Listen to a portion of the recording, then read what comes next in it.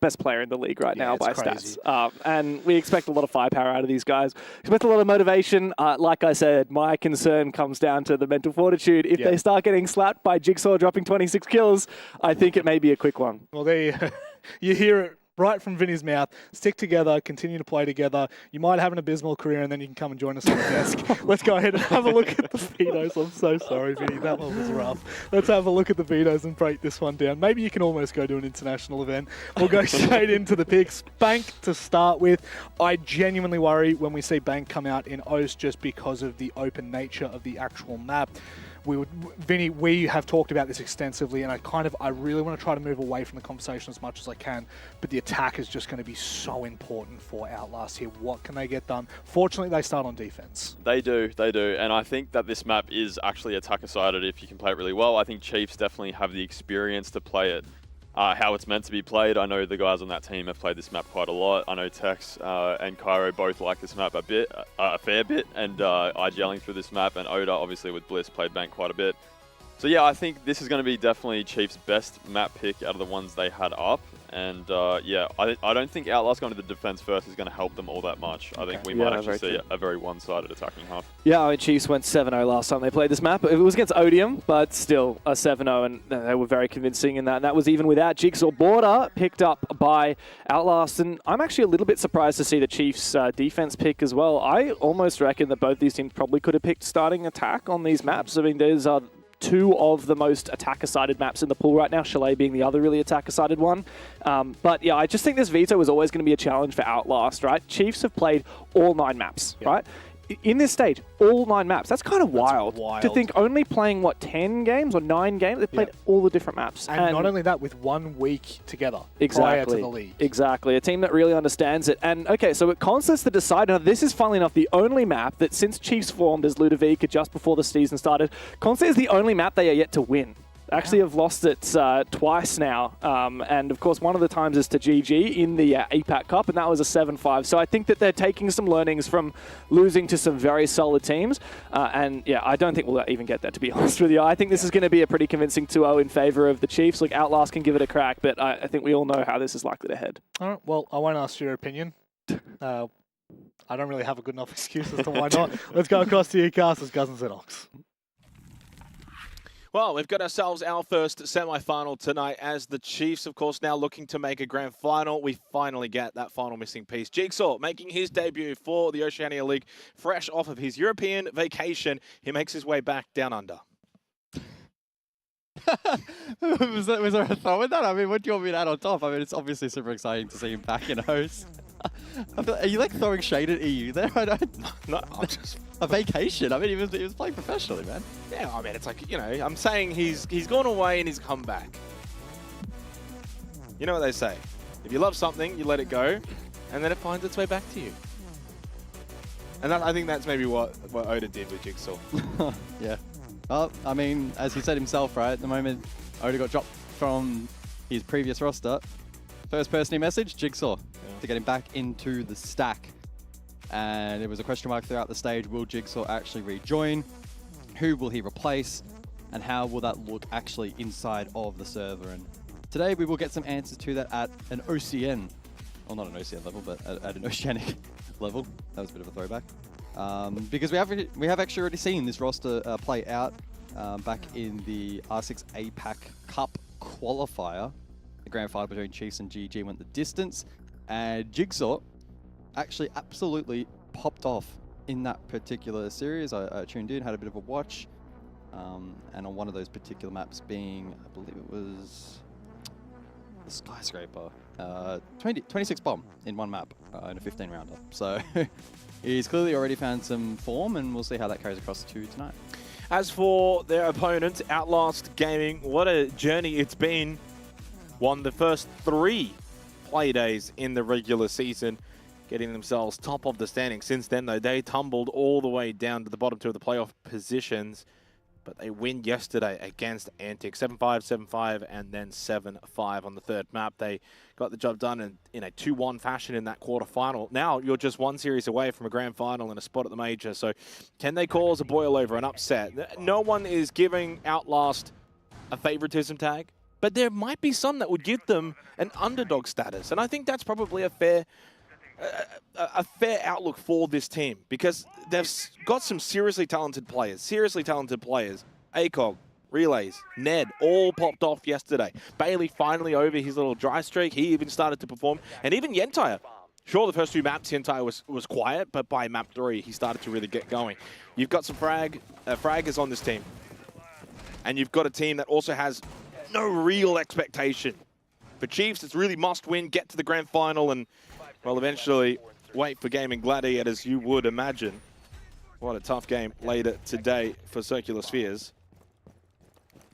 So Chiefs, first time that we see Jigsaw in the Oceania League at Pro League. Sure, he made his debut in the APAC Cup qualifier. Well, this is a different beast altogether, though. And of course, all eyes will be on how he performs. And he's going to be the kind of player he's not going to have any kind of pressure on his shoulders. He's not going to feel overwhelmed. He's been here, done this plenty of times before. If he can go over to EU and frag out, he can certainly do it here. No massive standouts in terms of the ban phase. The Monty will persist. It's at a 72% ban rate here in O. So I have Nook listed as a 0% ban rate, so this is the first Nook ban of the stage, so I suppose that is of note. On a map of the scale of Bank, it's not something that Chiefs will want to deal with in their second half defensively, and don't feel the need to bring it here on attack. Relays is fan of the Nook. Yep. I wouldn't go as far to say target ban, but certainly more just to not allow Outlast to be able to play that particular operator. Chiefs map pick here, Bank. They are, well, statistically, the best attacking team in the league. Really? Yeah, Xenox fun fact. Above GG? Above GG. Wow. 57.14% to 55.81. You want to know what the third team is actually Circular Spheres on a whopping 43. A big gulf between the top 2 and the rest in this competition. 90 seconds remaining in this opening round of the semi-final. Nothing really to note. Drop down elevator from Bailey. Outlast is the kind of team that if you give them confidence, they can certainly flourish. Drone gets shot out. Still so many remaining, though, for Chiefs. Glass is activated early here from Relays, maybe expecting a mid-round drop. The aggression from Chiefs, you know, it can happen at any time. Adrenal Surge activated. There was that drop from Oda. Relays was watching it, but then turned his attention over towards Admin. The timing just gets caught out. So unfortunate. Basement here on Bank in this region has actually been the most attacker-sided that we've had out of all of the sites on Bank. Yeah, unfortunate there for Relays. Didn't really get util dumped properly by Chiefs and was running the Warden anyway, despite that some poor timing on his behalf, and so Chiefs able to capitalize on that. Prior to that, everybody else did consolidate back down on Basement, and Chiefs with some really good drone work throughout this round. Still with 5 up, by the way, have been able to note that. They have the advantage. They should know the default attacking pattern now. Jigsaw to rotate main, but slapped down by Yentire. Not the best of starts here for Jigsaw, and he is going to be under the microscope this evening. Certainly will be. Cairo was forced back, but makes his way back in towards site. ACOG with the Veto, very good against Oda. That plant, though, will be successful from Cairo, so that's a retake scenario. And Tex gets a big kill as well on the exit frag, but lost his life to ACOG, a second found. 2 in the round. And Cairo looking to rotate to maybe go and play this hatch over towards Staff. Quiz by himself in server room. They could double swing together at the same time. Please don't peek 1 by 1, and it's a slow walk from Ned. A catastrophic error, and it may just cost Outlast Gaming as ACOG cannot swing and clear Quiz. 2 solo pushes will be their downfall. For Chiefs, though, a good way to start the semi-final and attack a ground win. Yeah, I think during this series, it's going to be very fair to frame Chiefs in such a way that we don't quite expect perfection, but near to it.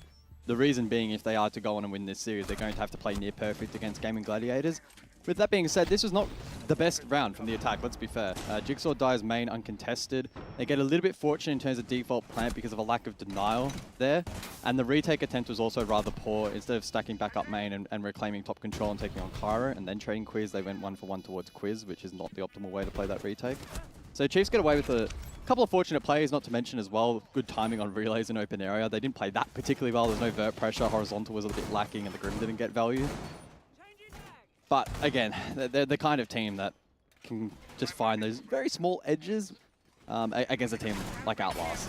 And so able to still get that result across the line.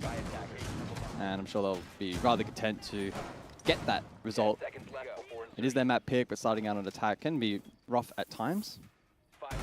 So it's now about just continuing this momentum forward and continuing to sharpen as the match progresses. Attackers are moving to defuse a bomb. Despite the fact that Chiefs ended up winning that round, I think there's some takeaways for Outlast. They could have played that round so much better, yet it was still quite close right to the very end.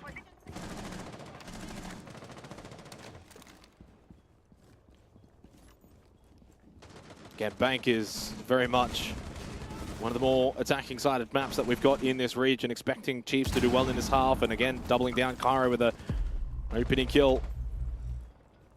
Relays 0 and 2 to start. 1 to watch for Outlast, one of the top players that they've got. They've got quite a few, though. ACOG yesterday was sensational. Head as well, especially in that third map, along with Yentai. Both played really well in that decisive third map. Red ping information for Jigsaw. Knows there's one playing over towards that stock hallway. Janitor window already dealt with in terms of the mirror. Bailey. I mean, he's the kind of player that I wouldn't be surprised if he pushes up to that stock window and tries to clear one over towards Terrace, but he's got to be mindful of the fact Chiefs will be watching for those pushes. Early Adrenal Search from Quiz on the Finca. I'm expecting that particular operator to get used quite heftily by Outlast as well in the second half. Into airlock we go, off of the Candels from Tax, and he knows, right side though, nicely done from Bailey. Ned as well wins his little battle. Chiefs trying to pick the pace up mid-round. Still lots of time inside round. Jigsaw 0-2 to start. Janitor finally cleared out. Quiz and Oda against the Entire. Oda finding the double has been able to salvage this round for Chiefs because it wasn't looking great. Their entries into sight, into airlock were all being met pretty nicely by the defense. Yentire with a lot to do. They've got a square cam. They know exactly where he is. They had the information. That is a bot square cam. He's now top. Plan to go down. They know exactly where he's coming from. There was a headshot angle on the bomb chassis. Oh, what a shot from Yentire onto Oda.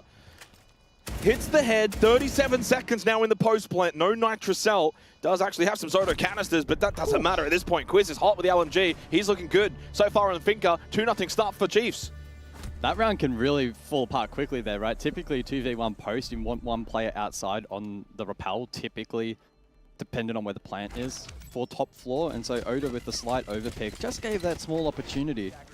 The Quiz is looking really sharp with two really clean post plants from him. Ned gets a little bit of a minor shout out in that round, did some good work on the castle up close, and was able to disrupt the plan, which did hinge largely on the Ying and helping create space and pressure on toward that defense. But the rest of the brute force there from Chiefs was pretty clean. But again, I don't want to be overly critical again, like I sort of said before, but that's 2 rounds now where the Chiefs have played pretty far from perfect and pretty far from the level that they'll need to against GG. It's going to work here in this matchup, but just looking for a little bit more polish, especially on their map pick. But as the series progresses, I'm sure that may happen. Yeah, I mean, in fairness to Outlast, though, they did really well to deny that airlock push, and the mid-round entry into sight is not something we typically see in the Oceania League from a lot of these teams. It's usually a little bit more towards the end of these rounds rather than the 90-second mark. 4 kills to start for Oda, 4 kills as well for Quiz. Of course, as much as there's going to be noise made around Jigsaw's return, this is very much a stacked roster even without him. Well, Quiz is the top-rated player on the team, so by a pretty significant margin, which I don't think was on many people's bingo cards heading into the stage. I mean, don't get me wrong, Quiz is solid and has a lot of experience dating all the way back to Apex South, but maybe this is his time. He was never the X-Factor player, right? He was always rock solid, but he was never the X-Factor player. Yeah, I wonder if maybe there was talk about, did he join Knights a little too early in his career? Yeah, I remember that experiment, right? It didn't really go well. Feels like he's finally coming into his own. Well, Outlast have been somewhat competitive in the opening 2 rounds. They haven't been clean sweeps for Chiefs. They've had to really work to clear out these defensive sites, but it's about time now Outlast look for a counterpunch. Can they get aggressive early? Can they find a way to get on the front foot, get a couple of kills, put Chiefs on the back foot? Right now, just holding 5 basement probably isn't the right way to go about it. You're just giving so much time and space for Chiefs to do what they need to do. Ned over towards blue stairs, holding a very critical position. Does have some help behind him, Bailey. And as soon as that hatch gets opened up, he doesn't even contest blue stairs anymore. Yeah. And that's fine. It's the safe way to play it, but we have seen certainly some smokes that like to just keep themselves in blue and try and take one with them and continue to deny time. But also, those gas babes are really good for the late round. Yeah, and on the topic of plant denial, Kyrie's done a phenomenal job here on those shock drones to deal with double Vulcan canisters on that default plant position. So with a minute 20 to go, this is really good time management from Chiefs. They're going to have plenty of opportunities here to try and get this plant down, provided they can start forcing that smoke denial. Relays probably needs to ensure that he's in a key position, and he is currently in red, so that Nitro can come into play, because that might be the biggest win condition for the defense late round, dependent on how effective these smokes end up being. Well, certainly one of the slower rounds that we've had. Opening kills 113, 232 in the opening 2 rounds, both going the way of Chiefs. Plant going down from Cairo now, as he did in the opening round. Kendall thrown out Tex, and the drop as well. Knows they're in garage. Good headshot onto Bailey. Still has the information on the prone player. How is he getting away with that second kill onto Ned as well? Tex eventually does lose his life, but the damage done in this round. They've got the plant down, and they are just wiping the floor with Outlast Gaming. As Quiz gets the kill onto Relays, it's now a 4 versus 1 with Gentai the only one left remaining. A very clinical attack from Chiefs. You mentioned the first 2 rounds. Certainly they left a little bit on the table. Not in this round. Jigsaw's on the board as well with a couple in that round. And Chiefs with a 3-0 start and a bit of a statement. And this is not going to be an easy time in the semi-final for Outlast. Yeah, I mean, I will be openly far more positive about that round, right? It was far better executed from Chiefs. Really good time management. The top floor clear was pretty uncontested. They flushed out blue. And then the Ying here was ultra effective. We haven't seen a ton of Ying in OS this stage, right? It's had a 12% pick rate when available, and equally a low ban rate of 15%. And this might be a bit of an eye-opener as to teams looking at the Ying now and being like, okay, we know she's good. Maybe we'll take the risk and actually implement her into more of our execute strategies, because it was such an effective tool in flushing out red. It dealt with the plant denial potential. It facilitated that diffuser to go down and just applied a real ton of pressure. And Tex backed it up by dropping the hatch and committing his life to that play. Who's Ted? I don't know. I somehow like merged Tex and Ned for some reason, the 3 character names. Good work from Chiefs. And look, that's a clean first rotation, so can't really ask for much better starts this series. 5-0 for Quiz. He has not faltered whatsoever. Border to follow after this as well, and I'm not going to lie, I don't know if that's going to be a friendly time for Outlast either. Yeah, I wonder what the Chiefs border is going to look like, right? You think about Prime Jigsaw on Bliss on border, like far out. That was crazy. That was also at the time where they were insta-banning the Solace, so that dynamic has changed a little bit. But if anything, you get the free Solace ban now because you can't use a gadget in prep phase. So you think about the pre-placed drones for Chiefs and send Jigsaw in past border of detention. Yeah. Wow, that's going to be a real contest. Well, Outlast really need Relays to get going. 0-3. He is the star player, top 7 in the league. Plus 25 KD coming in. Only +1 on entry, but from 29 engagements means at least he's breaking even. And so far, 0-3 and no impact from really their star player. Next behind him is ACOG, but he's at least been a little bit more functional in this map of Bank. Chiefs just have all of the control here on the attack. Now, don't get it twisted. I think Outlast have got the capabilities to do somewhat similar. Again, Bank's going to be attacker-sided. You've just got to find a way to just bunker down. Can you get 2 defensive rounds here in the final 3 rounds of this half? That's all you need. Get 2. I mean, right now, you just got to focus on getting 1. Get on the board. Just try and dispel some of this pressure that's being applied. But it's another opening kill, guys. Another one. This one to Quiz. So you've got 4 opening kills in a row to 4 different players. Oda, Cairo, Tex, and Quiz. That is actually a hallmark of a really strong side. Good shot from Bailey, though, onto Quiz. That's his first death, finally. But they lose Yentire at the same time. So now Chiefs still with that player advantage. Outlast finding it difficult to match this pressure at the moment. Potential engagement below. Is Ned aware of Cairo's position in lockers? He's checking it. Loses the fight. Yeah, I mean, it's not a bad clear from Ned. He just loses the fight. Yeah, it's boss G diff. Just not much else you can really do about that. He gets one hit and down and then dead. And now it's, well, seemingly quite difficult for Bailey and ACOG. One spotted towards blue stairs and then he just pops back up. Jigsaw gets the kill. 3 kills in a row for Jigsaw until that death by the hands of ACOG, but Kyra very quickly to finish it all off. They just look very confident right now, very comfortable. First half here on bank for Chiefs.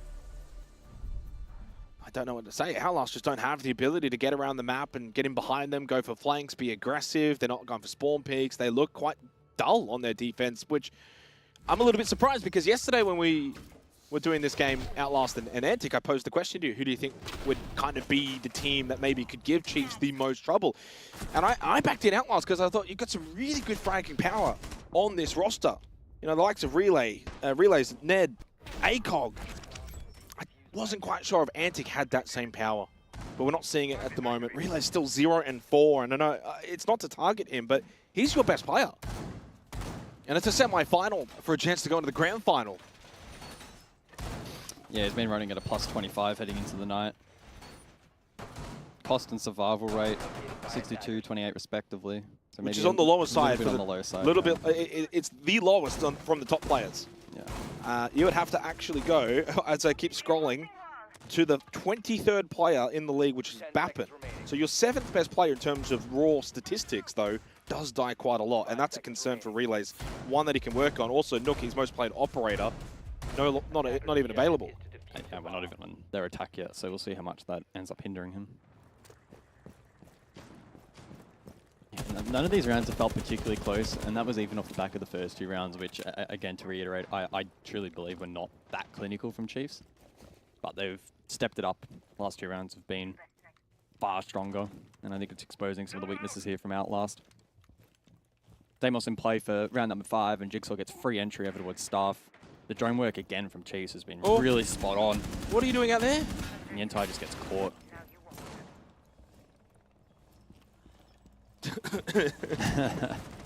It's just a massive difference. Jigsaw's probably like, oh, if EU was like that, I would have been still over there. Well, that actually confirms what is one of the more fun statistics I've ever seen. 5 different players with the opening kill all in the same team. And it took Jigsaw until round 5. Kyra, Oda, Tex, Quiz, Jigsaw, all getting an opening kill in the first 5 rounds. That is quite an anomaly. And that is a damning statistic if you're Outlast. Was that a random kill onto Relays? I'm not entirely sure. Wouldn't surprise me with the way that this game's going. And he is finished off as well from Tex. Wow. Strong on the I think rappel. this may already be just an example of Riku go next at this point. Should be a kill. Yeah, freebie from Jigsaw onto ACOG. I think there was a game yesterday where it was like 3-0 and I said GG go next and we're at 4-0. It certainly is that case right now. Flawless from Chiefs. They're getting better. They're getting better, guys, as we continue. They're making less and less mistakes. The opening 2 rounds was, you know, a little dicey. Those feel like now, in hindsight, the 2 rounds that Outlast probably should have been able to get something. 100%. Too late now. Chiefs have activated. Yeah, this is the 6th preference map for Outlast. They've banned it 6 times this stage and only had it banned against them twice. So it's not a particularly comfortable map for them, and so it gives me the impression that this Veto is very much a case of they're going in with a 2-1 expectation. Bank was never realistically on the cards for being a great map for them. Consulate is obviously the biggest wild card because they are yet to actually ban it themselves. They have a couple of playtimes on it and a 1-1 record, so things look a little bit more hopeful on Consulate. Border's a bit more of a wild card because, again, 2-5 ban record, so 2 by them, 5 against. It's a little bit more split in terms of preference. So Border's going to be a grind, and then Consulate again a little bit more of a... But I think Border's the kind of map that can also play into the strengths of Chiefs. Now that you've got Jigsaw on the roster, you've got that extra firepower. And you get this warm-up map to get the jitters out. Mate, well, he started 0-2, he's now 5-3, so he's been 5-1 since the opening 2 rounds. Took him 5 rounds to get an entry kill, which... Well, I thought he was just going to be the one entering every single time and finding all the kills, but it's a testament to the rest of the team just finding these opportunities. You can look at it as a negative, and I certainly would not. It's not a negative, it was just unexpected. Yeah. The fact that you can have 5 rounds in a row where everyone on your team has now gotten an opening kill is quite... That is almost unprecedented. That is bizarre. But it's so good for Chiefs that everyone has the capability. Attacks breaking out. There was certainly, I think, the early and middle portion of the regular stage, Tex was not playing well. And I wouldn't be surprised if it was down to kind of like Tex or player, and then towards the back end, Tex really picked it up. And he's actually peaked at the right stage at the right time. He's been fulfilling the Ying role really well for these executes, and the rest of the team continues to play around. This is wealth of information that's available. They seem to always have a read as to where these roamers are, how they want to cut them off. Good example here, Jigsaw. He's just going to get Kyra a free kill. You know, has a perfect read and almost catches him on the drop. Relays. There, oh, finally is an opening kill for Outlast, but it doesn't last long. As Tex was able to quickly get the trade, converts that now back to 4v4. Oda from above! I love that angle. From the top of main stairs, he gets both kills. Relays is still on a donut and may end this map on a donut with how quick Chiefs are looking to lock it up. Yentai and ACOG, all that remains in the final round of the half on defense to try and formulate a defensive round win. Chiefs are looking for the clean sweep. They're looking for 6 attacking rounds in a row. Oda looks comfortable. He looks confident. And why not when you've got a pretty star-studded lineup behind you, working with you. And they're not taking shortcuts, right? They are being super clinical in just confirming these rounds and not throwing them, which is really good to see. Well, in years gone by, a roster like this would be regarded as the best in the region. We are quite fortunate with where we're at now with both Chiefs and Gaming Gladiators. Shot from Quiz. What a player. I mean, you could make arguments right now as the best player in the region with the way he's played this stage. But he won't want to answer that question until maybe the end of the grand final, depending on what happens there and then. 6-0 Chiefs. I mean, not much else to say in that half. They were just utterly dominant. All facets of the game. First 2 rounds, a little shaky, as I said before, but since then, they've been perfect. Yeah, Bailey getting the opening pick in that round as Relays drop down on 11 HP, but a very snappy trade. Swift control over towards that default plant position, and again, Outlast getting exposed with a severe lack of denial. And so a perfect half for Chiefs on attack. And a 7-0 really should be the case here. I kind of want to say this, but I also feel like it's going to jinx it. But I'm going to say it anyway, because then you don't know what I'm going to say. Okay, go. But I have a feeling today could actually be quicker than yesterday. Only because... We have 3 big O3s, Jake. I know, but one of them involves Gaming Gladiators. Okay. And right now, this is a 7-0. Finish before 10. It's going to be a race. Well, I don't think that's happening. It's going to be a race, but we'll see. Look, We might finish before 3 AM. are you more... How do you view this right now? Are you disappointed a little bit in Outlast, or is it just more actually pleased with what you're seeing from Chiefs? I think as the matches progress, Chiefs have continued to get better.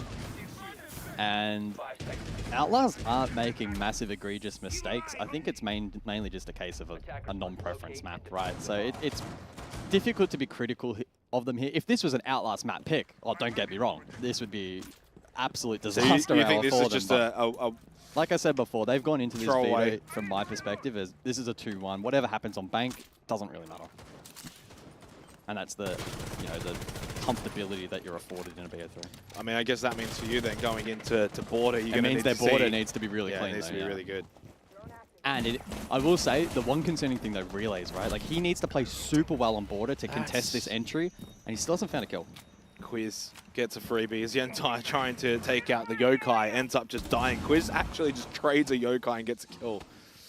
Yeah, Quiz has been looking really good as well, which is a concern for sure. It's not been a one-man show from Chiefs, it's been very much a team effort.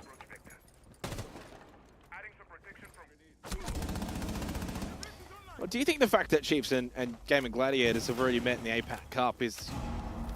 Who's that more of a positive for? I think both teams would have been rather happy to scout the other out, to be honest. Maybe GG raised their eyebrow a little bit. It was quite a competitive 3-mapper. I'd say probably Chiefs benefited from it a little bit more. But any game time for Chiefs at the moment with Jigsaw in the roster is really needed. So. Yeah. Especially against quality opposition. Yeah. played better, actually, against Game of Gladiators than what he's done right now against Outlast. Dare I say, he's probably been the most underperforming player for Chiefs. He hasn't been needed, though. Like. Yeah, no, he hasn't. There was a down in the background. That was It's just Quiz Quiz. again. He's got 10. 10 and 1 for Quiz. Wow. Not much really to say from this, unfortunately. Relays needs to find a stat pad before border, just at least get a kill. Yesterday was so competitive. Well, the second quarterfinal was a strange competition, right? Where it was 7-2, 7-2, 7-2, but or 7-1. But yeah, this is something quite different. Not what I expected to begin a semi-final. Well, Okay. Quiz eventually goes walking in through stock. Yokai right on the roof watching top square as Bailey makes his way forward. That's an easy yellow pin kill for Cairo to play off of. Tex has been the ultra support wingman in this game, and then he gets the gunshot as well to land onto ACOG. Repel in, dead, 7-0. What a way to start your semi-final for Chiefs under this new organization. With Jigsaw joining, they're one map away from a grand final. Look, I don't think the path forward is going to be quite as easy as that first map, but that was just absolutely clinical from them.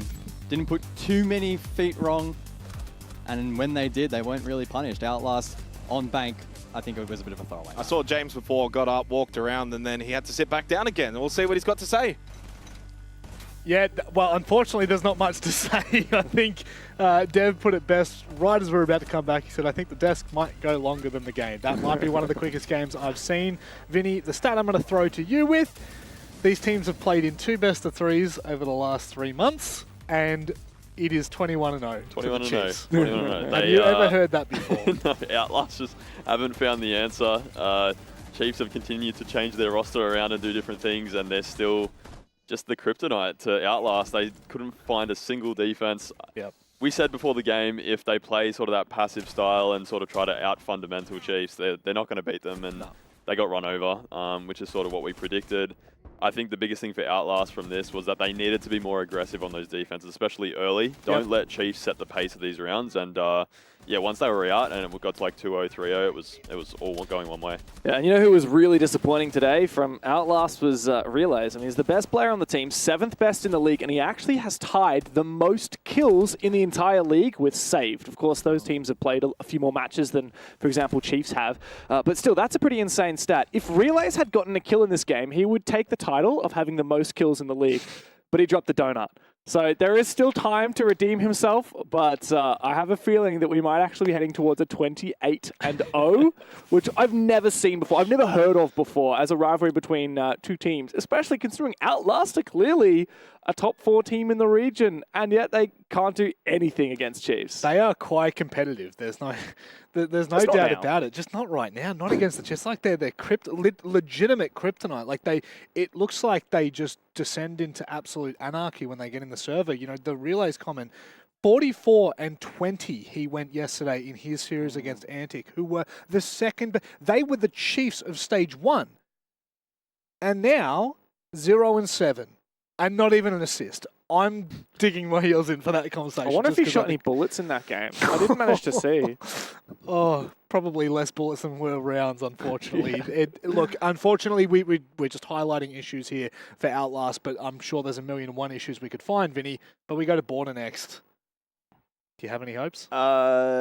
Maybe. They're attacking first. Yep. We know that Border is an attacking-sided map, especially if the defenses, as the same with Bank, if the defenses play very passive, then it's definitely attacker-sided. But in saying that, if you're a team that can be very aggressive on those entries on defense, then you'll have a much better time. And attacking actually becomes quite difficult because you've got to find a way into the building and you have to take about 6 gunfights before you get anywhere near there. Yeah. You need firepower on Border. That's the big thing, and we didn't see any of that in that match from Outlast, particularly from their top fraggers. We said Relays, even ACOG, who's their second best player, had a bit of a quiet one, and we need to see them filled with confidence after getting 7-0'd to start on the attack on Border. It's going to be a massive challenge.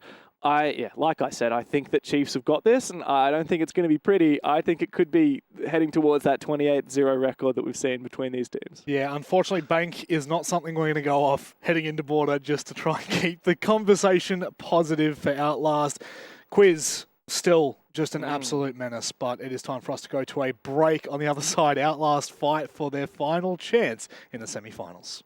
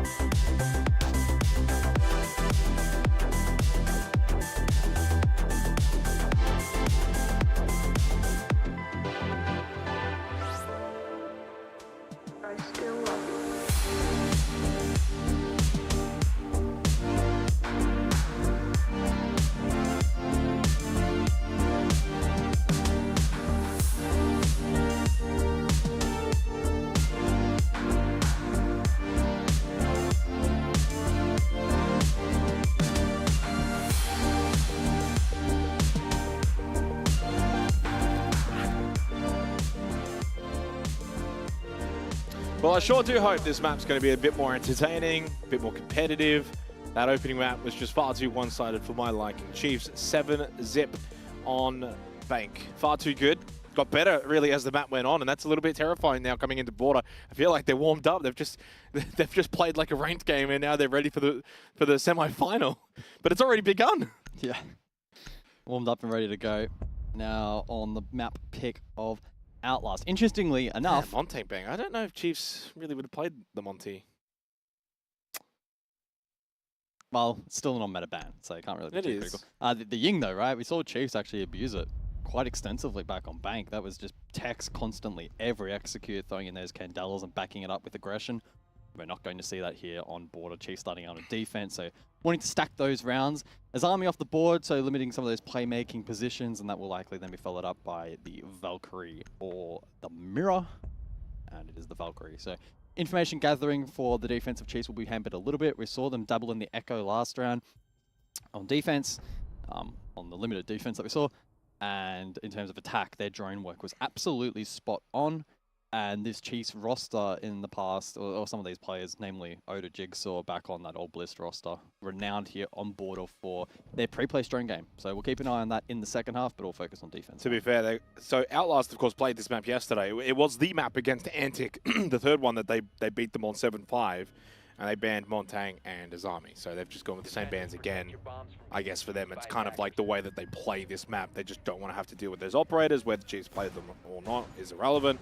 The Ying also got banned out yesterday. So really the only difference between the Outlast Antic Border and this one is the castle's now available, but the Valkyrie has been banned. So that's the only thing that's changed. Even more importantly, Outlast began yesterday on attack. They got a 4-2 half. They begin attack here against Chiefs as well. They're going to have to do well this half. They're going to have to get rounds, but a round as well would be nice, because it's 7-0 right now in the semi-final, best of 3, as you can see on the top right. But this is their map pick. They should be more confident and comfortable. Unfortunately, their bank was so poor and the Chiefs were so good that I just have, well, very little belief that Outlast can get the job done here. I mean, Relays went 0-7. Ned went 2-7. Yentai 3-7. They got beaten to a pulp on Bank, and it's going to take something very special for them to bring it back here. I know it's a new map. These guys are pros. They will forget about that first map. But Chiefs are well and truly warmed up now, so this is going to be a very tough ask. Yeah, the first couple of rounds are going to be super telling. I still hold on to a bit of faith here for Outlast. I don't know if that necessarily pitches them as favorites on this map for me, but I do anticipate a much more competitive performance here. But Relays especially are going to be under a massive microscope. Top-rated player for Outlast heading into the night and having zero impact on Bank. So looking at him to step up. With Castle available, we see this extension over towards Break Room in combination with the Mirror, so that makes that part of the map very difficult to break down, requires a lot of utility investment. The attack can elect to go more direct over towards Archives, maybe try and hit double wall and clear half wall. Armory as well to try and avoid it. So we'll see what the approach ends up being here from Outlast. They got no map control though. I mean, they're just so slow to enter. Even now, minute 14, you're only just opening up break and it's contested anyway. Stark contrast to yesterday, I mean, but admittedly, very different opponent. Of course, Antic versus Chiefs is quite the scale up. I mean, they have presence in customs, but that's about it. That's it. And Ned's been in there for a little while now. He's trying to obviously play the death mark down below and see if he can get a couple of kills, but yeah, little movement. Castle, of course, was banned yesterday, being played now by Oda. Interesting that they're marking Oda. I don't know if they're anticipating him to be the one playing 90. But Oda's safe on this brick position. They need to be marking Cairo. It's a triple stack below from the attack. It's only a minute left, guys. I mean, this is quite a slow attack. I think from their perspective, they feel it's very necessary to find an early pick from the vert below. But Cairo has now started to join them from down below, and it will be an opening kill on the Nitrocell from Jigsaw. Does get traded, though, by Relays. Keep an eye on Cairo, still lurking, main lobby, 30 seconds. He's going to be the one to swing around. He did lose his life to Yentai, who was holding that ankle so deep in the round. Fair play. Now triple stack up metal. Suddenly, Outlast has got potential from behind, though. Tex just wipes them out. One more still below. He doesn't hear him running as he runs up the stairs. 2 versus 2, and Tex, what a pain in the backside from Bot Metal. Gets the double kill. More coming up now. Pistol ready, makes the push. Relays hits the shot, and so does Yentai. They both win their ones, and Outlast are on the board here in the semi-final. What a strange old round to start Border. Bit of a battle of mid in that round. Yeah, Tex allowed to drop hatch, go for the flank, successful, untraded. And then an act of desperation there from Outlast, proving successful in the dying seconds. There was a bit of an unusual round from the attack, triple stack down below, then trying to snowball that up metal. And caught right here from Tex, who almost got the third, which ironically probably would have won them the round. If he had got that kill initially and got all 3. But even more importantly, if he doesn't vault that and get off of metal and they actually continue with the triple stack up, he then gets probably all 3. So, yeah, I mean, look, a close margin there. It's a strange round. Outlast going into this without that castle banned out should probably be anticipating, you know, that high-level strategy, that break room extension with the castle is rather on meta globally at the moment, and they showed almost no interest in wanting to contest that at all. And being their map pick, I would have anticipated them to actually try to contest it. Now, equally, right, you can sometimes exploit weaknesses elsewhere on the map, but the Vert offered them almost nothing. So, yeah, a little bit fortunate to scrape away with that round, but it is at least something on the board, right? They're able to finally end that streak. Yep. And that can help build into a little bit more confidence. Absolutely. I think getting the first round in the first round is just a big circuit breaker for Outlast. You're finally on the board, the 7-0. Yeah, it's certainly not a fun statistic in that opening map, and to begin the second map with a round win straight away would at least calm any nerves.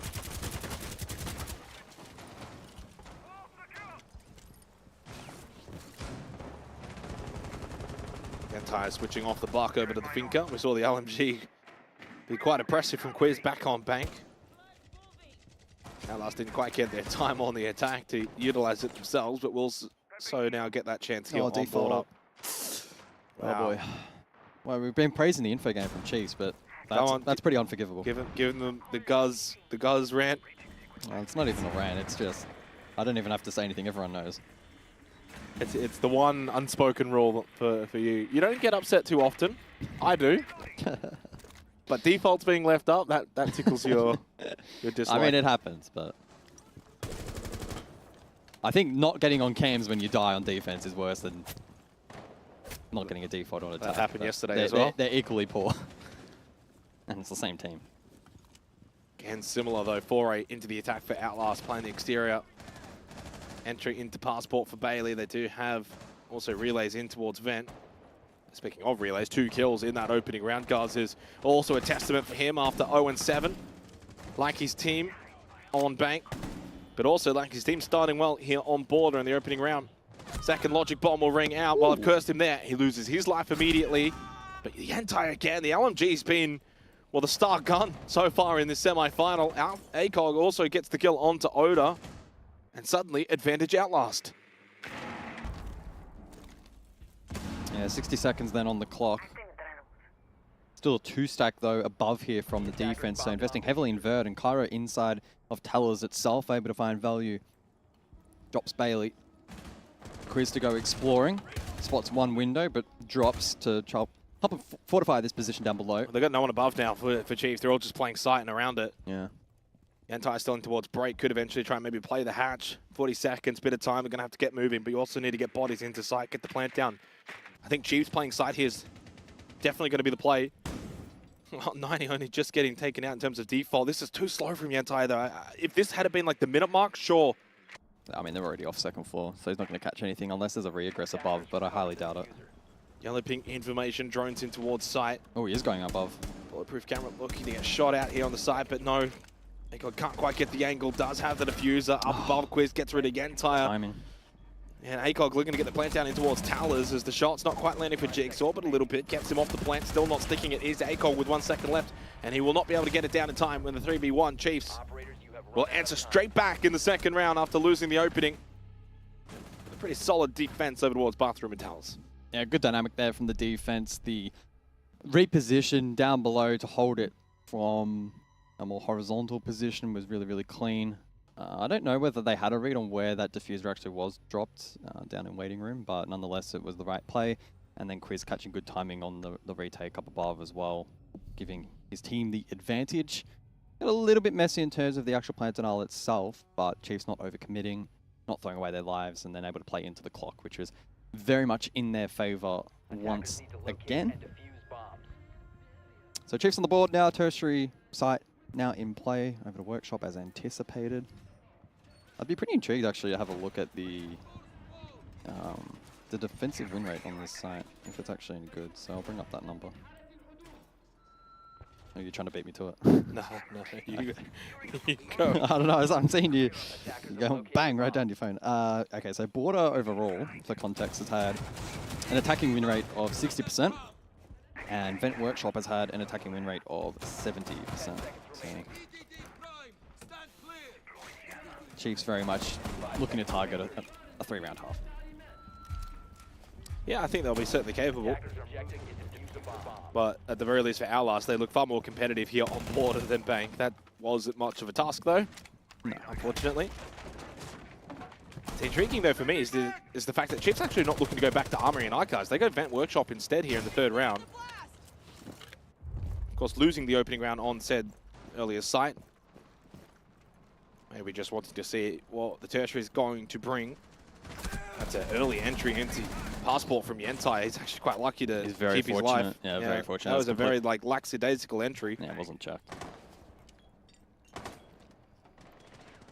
Those are the kind of movements and entries that against other teams that may work and catch someone off guard, but not against Chiefs. This is aggressive from Quiz, and Bailey Wall's ready for it. Maybe the over-aggression there from Quiz, not warranted. 1-2, trying to do a little bit too much. Doesn't need to go for that bolt out. That doesn't need to be the kind of gameplay that Quiz is needing to produce. Just play smart Siege the way that you did back on Bank. We didn't see anything like that on Bank. I mean, here's the Capcan. You can set those EDDs and then, well, forego your life. Your utility could still find a kill from the grave. It wouldn't shock me. But opening kill for Outlast, you'll take that. It's a handy start in this round. It will be their first opening kill here on Border as well. They only had one back on Bank through 7 rounds. ACOG will give them now a 2-player advantage, getting the kill onto Jigsaw. The Oryx dealt with. Bit of hallway controlled as well. 90 cam done. And they've still got good presence as well here. This is looking like a pretty well orchestrated round from Outlast. Yeah, we'll see what the conversion's like though. Because Border sometimes lean itself into being challenging to confirm rounds at times, but at the moment they are trapping these defenders in awkward positions. The round will be theirs. Kyra will pad the stats. Unlikely to win out this clutch, of course. He almost got that kill actually onto ACOG. So 2 rounds for Outlast. Yeah, far better from them so far on Border. They're meeting the means test, that's for sure. But really, this is not what you need to be doing if you're Quiz, giving them any kind of chance.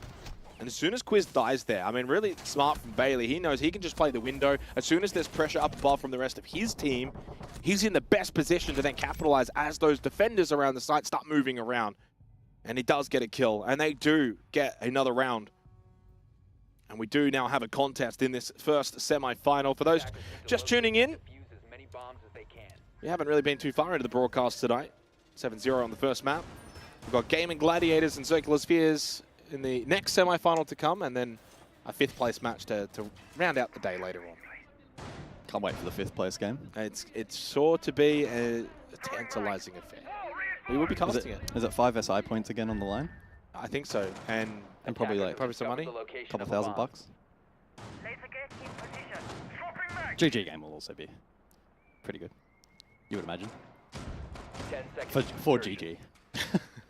I think CS could put up a bit of a fight. Yeah, I mean, they could. 5 seconds to insert. I mean, they absolutely go in with no expectation. Somewhat similar here with Outlast, I guess, against Chiefs, but even to a higher degree. We see the Blitz, actually, for the first time. We haven't really seen Shield play in this series, of course, the Montaigne being banned out. No Oryx this time around, but Legion and Fenrir in play to counter. Seen a heavy reliance on the Aruni as well for util burn in this half from Chiefs. We don't see the castle strat board this time around, so Ode has been freed up onto the Warden.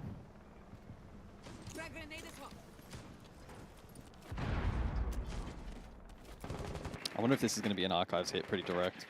All signs indicating that that might be the option here, especially when Ned's posturing at the moment. Could work out. Got to remember though, those smokes into Warden pose a threat for the attack.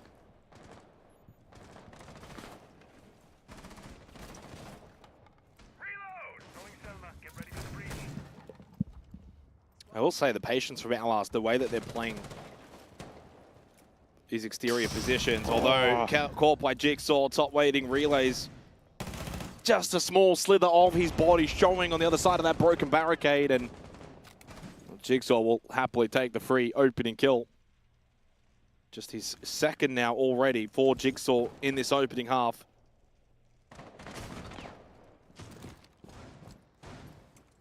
Losing the Ashe isn't massive in terms of the overall win con here for the attack.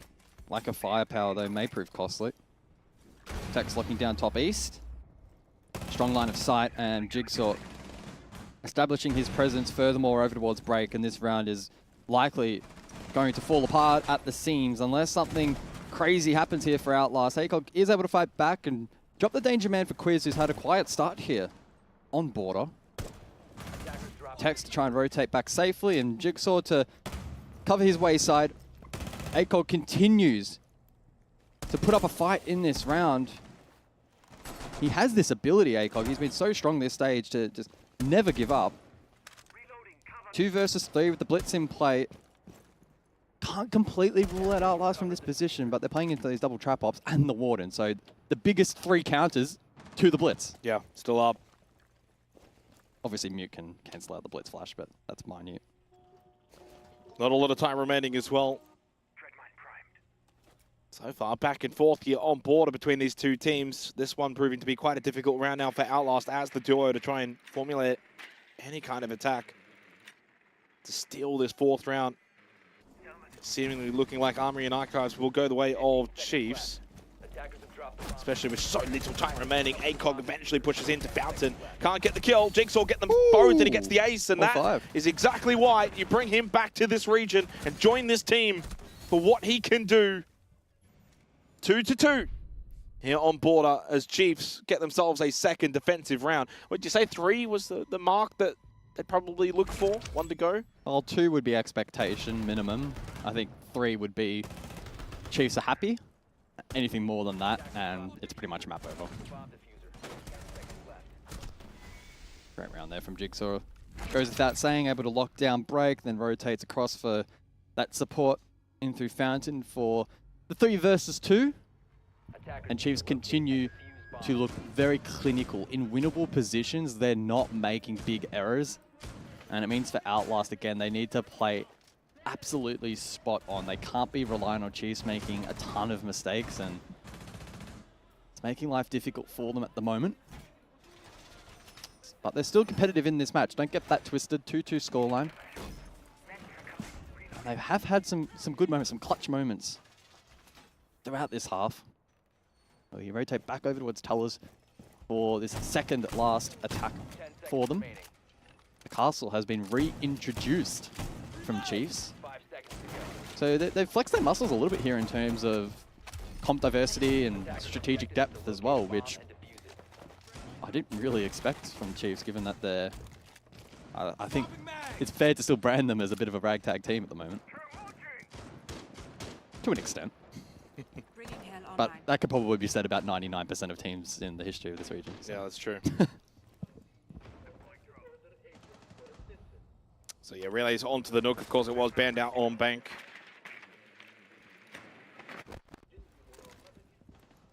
Most played attacking operator for him specifically. I don't know if it was like a necessary hard ban or hard target ban on Bank, but... Just a minor thing there as well, right?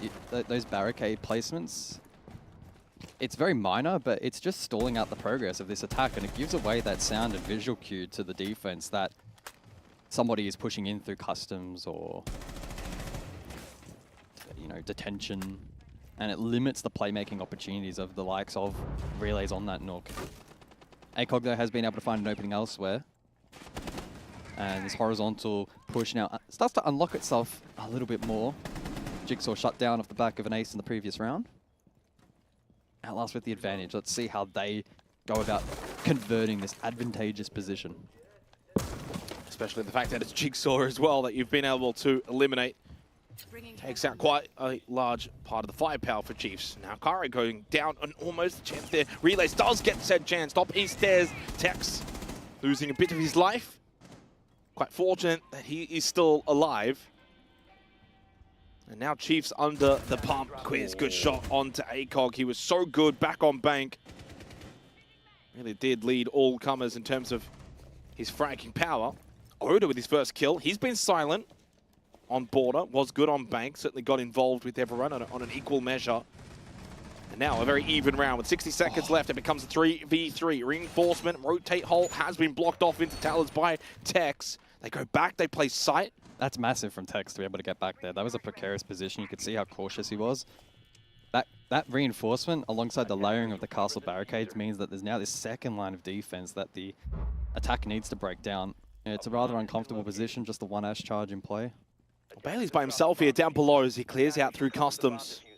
Two teammates up above and only just now Ned rotating outside. There's not a lot of time remaining in this round. Outlast really need to get this third attacking round. Drone goes in, live drone for relays. The Nook drops down. Only one drone remaining, 20 seconds left in towards site. Are they even aware though that he's made the drop and that he's inside a bathroom? Yellow ping information. Well, he's been spotted now on the bulletproof camera, swinging around on the other side of bathroom. Good shot from Oda to win that up close. Knows there's one. Why are you shooting your teammate? Quiz chops down. Oda takes him out, but luckily there's no time. Chiefs win the round anyway. Smile from Oda as Quiz, I think, scared the shit out of him. I think he's sick of seeing at the top of the stats. I mean, at that point, he's probably wondering if someone's dropping that hatch with 5 seconds left. It's got to be a bad guy, right? Yeah, for the trade. That was a bit awkward. I mean, he shredded him. It's a sharp shot.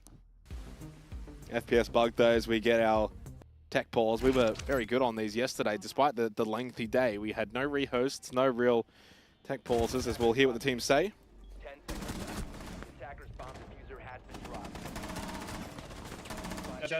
No, wait, play time. Nah, forget about playing time. Just kill him. Kill your teammates while you're at it. Well, they get to 3 Chiefs. It's been far more competitive, at least in this first half of Border.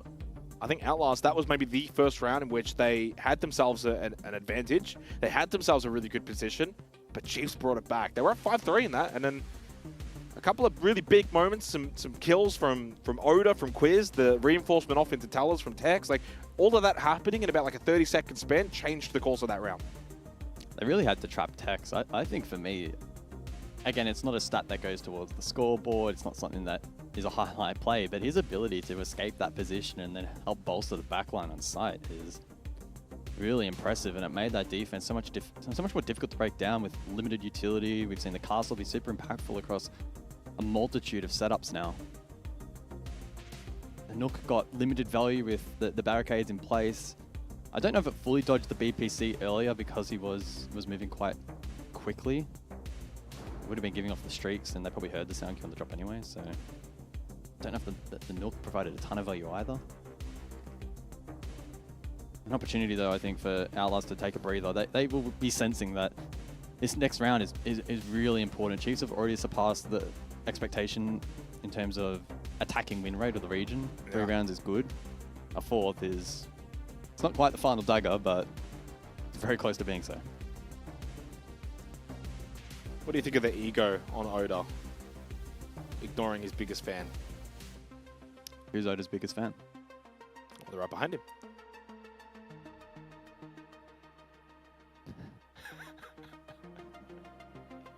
He is a big fan. They must be a big fan. They get access to the room as he plays. VIP over the shoulder. Yeah. Oh, back in, no rehost. That's nice.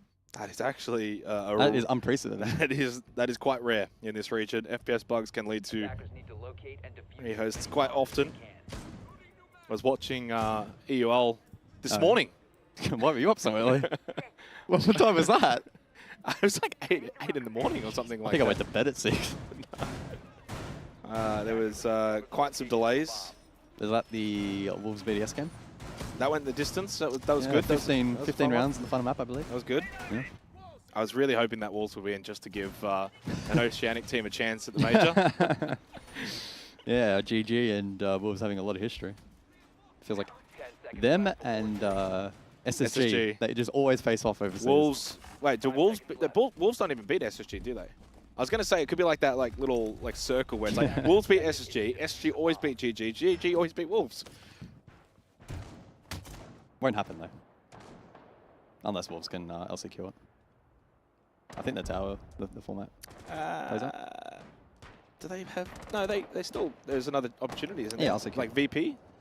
Yeah, LCQ. No, they have LCQ as well, but there's still like a third seed or something. I don't know. They're a major region. They get 4 spots. We're gonna get 1 here, so Yeah, it's all a little bit different. We're used to working the small leagues. For us, it's like this is it. If you lose this series, you're done. There is no second spot. There's no third spot. There's no 4th spot. Oh, there is a major core match Yeah. against VP. Yeah, that's right. VP looked pretty poor. I was talking to James. He was casting that game. They got absolutely... Oh, James does EUL. Yeah, he does. Oh. Team Secret wiped the floor. Virtue, the Aussie over there, doing well. Maybe we should go do some NAL. My sleep schedule's bad enough, mate. That's true. Now, final round of this half coming up. Chiefs have already gotten to that magical 3 number. Can Outlast do the same? Unfortunately, Ned struggling a little bit. 0 and 4 on the Grim this round. Even still, Relays, overall 2-10 in this semi-final for the 7th best player in the region, your best player on the team. Oh. Quiz knows this one on the rappel.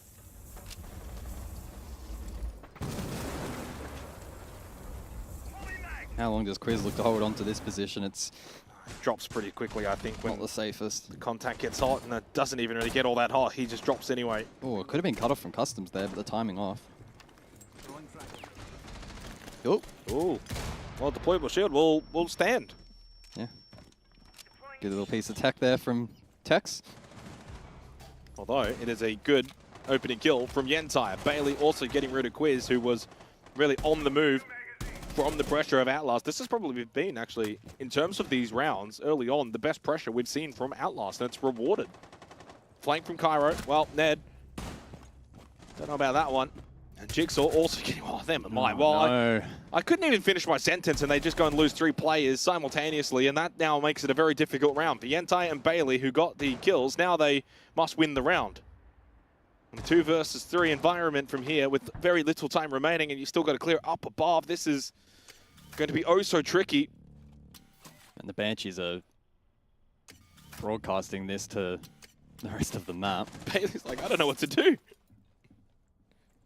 Yeah, it's all dirty. On inside of security. That being, of course, Cairo. Smoke him off. Default gets shot out. Was being watched. Guz. You'd like that? Cam's being watched. Oda's actually on a bulletproof camera at the moment, and it's on the bulletproof camera that is spotting Bailey. Pulled the goo mine out. Now tries to renegotiate his position over towards deeper into server. So for the point going down successfully, although never mind, denied. Yentai did get a kill, but I'll tell you what, did get a little spicier than you thought it should. Still a 4th round acquired for Chiefs, and they take themselves a little lead here on border. Pop. Yeah. Absolutely now in pole position to be able to close out this map, Chiefs. Unfortunate for Outlast. Good start in the round. Able to find the double, but the regress above caught off guard by the members of Chiefs that didn't forfeit that control. And then, ironically, able to maintain it and hold it. Able to deny plant vertically. Attackers need to locate Good information on side, and those defenders making sure that they were watching it. And so heading into the second half now, Outlast on defense. Not the favored side here for Osporter. I think this has also so far been a really good series to highlight for Chiefs, right? They've got many different avenues as a team. on Bank, it was the quiz show, and he was super aggressive, and he was getting lots of kills, and it was all working out. It's not quite working out here on Border. It hasn't worked.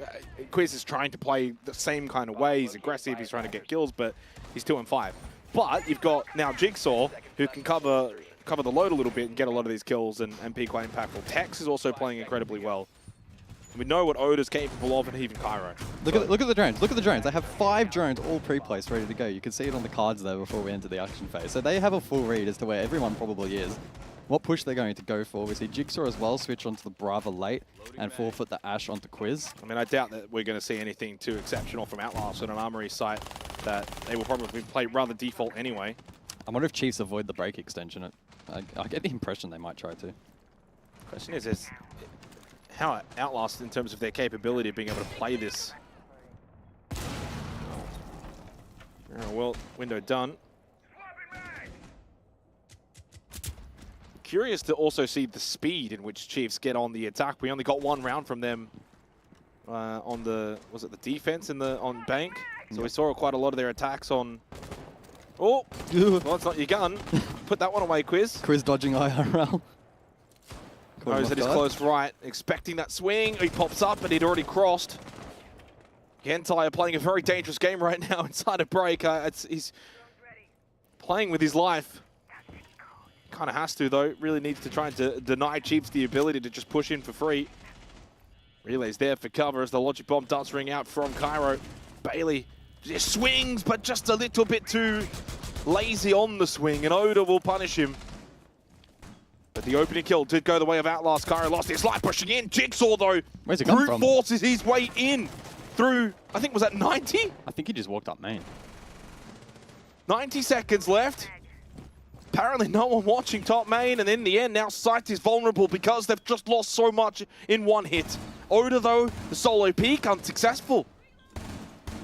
Good shot from ACOG. 2 versus 3, lots of time still remaining. ACOG got an 8K and he's looked really sharp tonight, so I certainly wouldn't rule him out. But Chiefs have so much time on their side, 5 drones available.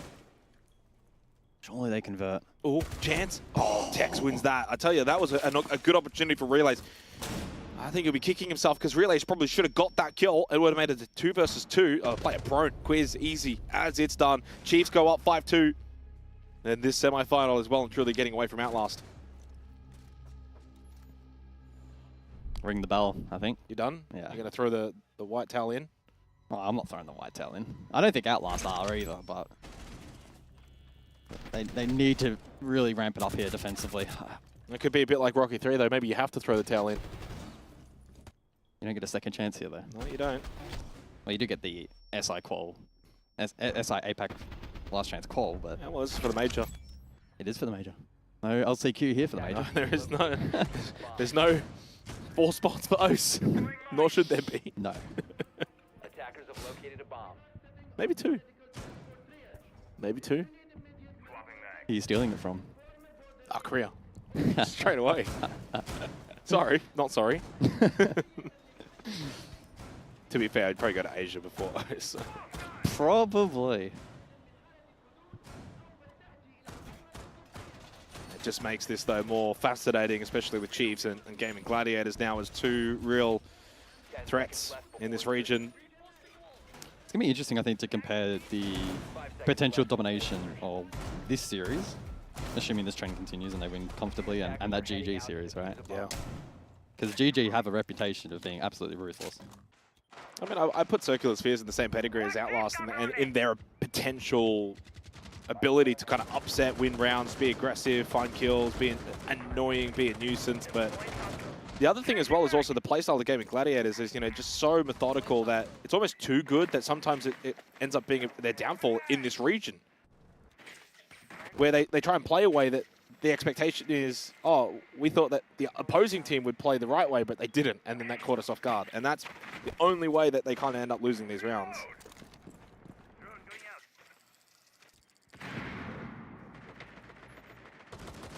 Is there a way back for Outlast on the defense here? Now it's very much do or die in the semi-final. 7-0 on the first map. Did seem. Chiefs 2 rounds away. Whether you see him or not, maybe you still got to expect to play East Stairs, and Could push up. Quiz, though, now holding the left side angle in towards the hallway. Not sure, though, could there be someone that pushes top waiting? Ned actually has, fortunately, made the wrong kind of contact down to 11 HP, but it is ACOG that gets the opening kill. But doesn't matter. The advantage was very much short-lived. Trades across the board, 3v3 remaining in this round. Still no kill yet for Ned. Could he find it here on the Fenrir? I mean, Jigsaw's, I think, posturing again to try and exploit main stairs, but ACOG at least was watching it. We'll go back to monitoring main stairs now. Oh, Jigsaw gets one here. 3, 2, I think he's 3. He's waiting for a Q elsewhere. 3, 5, 4, 3. That's not happening. Oh. No, he's giving up. Attackers recovered the bomb. It might be a late flank. They'll be waiting for a bit more pressure elsewhere. Okay, Kyra's in sight. I didn't even spot that. This is an awkward round now for both teams. Oh, Bit of a Bailey, standoff. no, there's one just to his right. Well, inside, it's Kyra inside of Talers, Tex as well. No, he's heard the plant. I think. Actually, no, that's on the other side. I don't think they know. Yeah, no, actually, I don't think. Well, now they've caught on, but they're playing so offside. They've just basically given it up.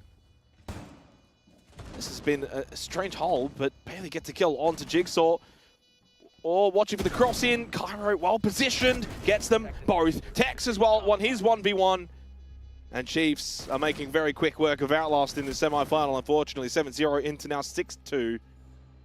And this is turning into a speed run. Look, I think Outlast in futures, we're coming to the close here in the semi-final. I do want to quickly say, before we go to the desk and before we close this round, like I think there's a really good team there in the making.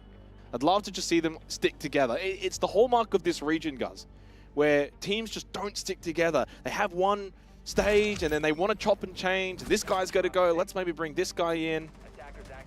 Look, if you make one player swap going into the, SI quals, that's one thing. But there's something there. I think you've got a team that can certainly improve and get better going into next year. And they look like a young team. They don't look...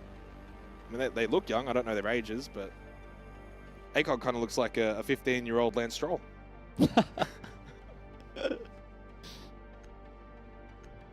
So final tactical timeout then for Outlast. We would imagine here for stage number 2 of 2024 and a final roll of the dice to see if they can scrap together a recovery effort on border.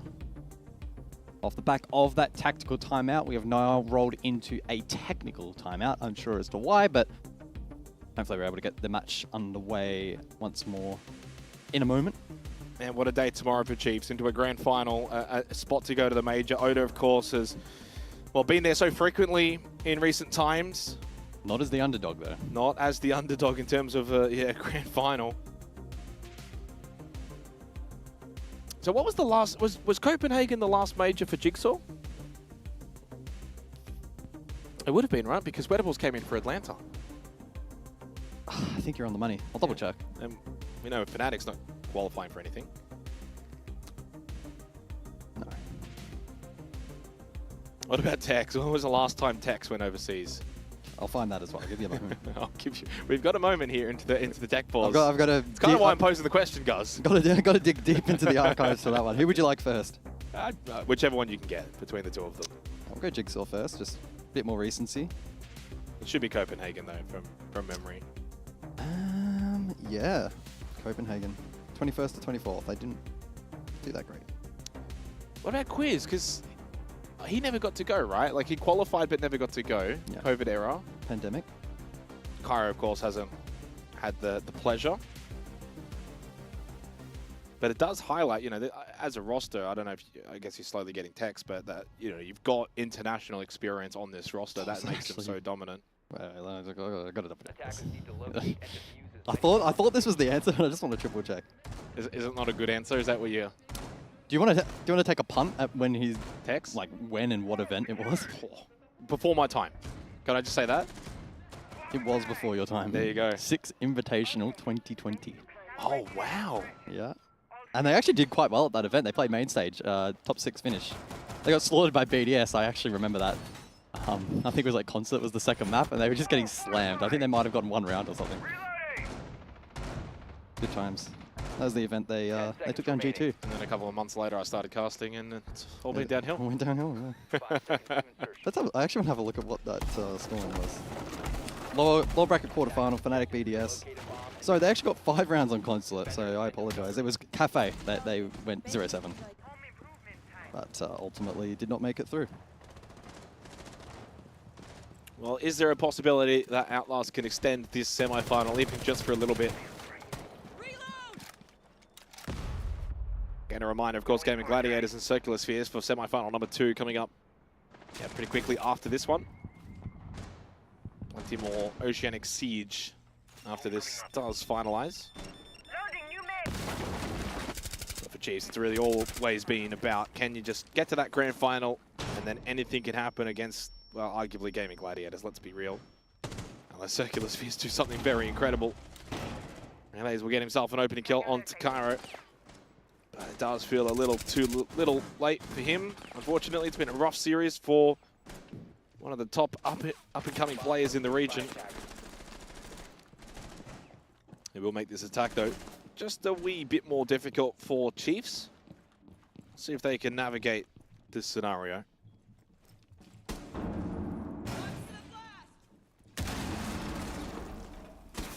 There is a player there. Right, Grenade will dislodge. And that will be almost a kill. Relays has just eaten that up, and he's able to heal himself back up over towards Fountain. I was going to say, of all the players as well, it is the Doc, so he will just use the Stim Pistol, get back up to full HP. But they do clear out that mirror window position and deal with it.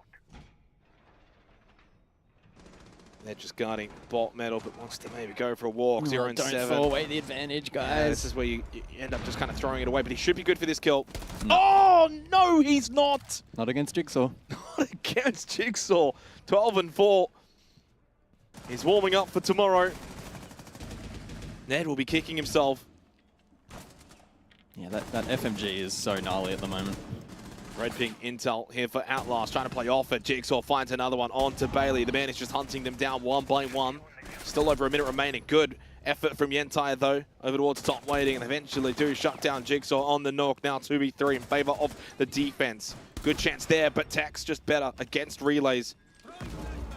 Flashbang thrown out for White. Somehow Tex still alive on 2 health points, and he ended up getting the kill onto ACOG with a pistol. Now down to a 1 versus 1. 2 HP though for Tex. It's not enough, as Yentai will get the double at the end, and we continue in this semi-final.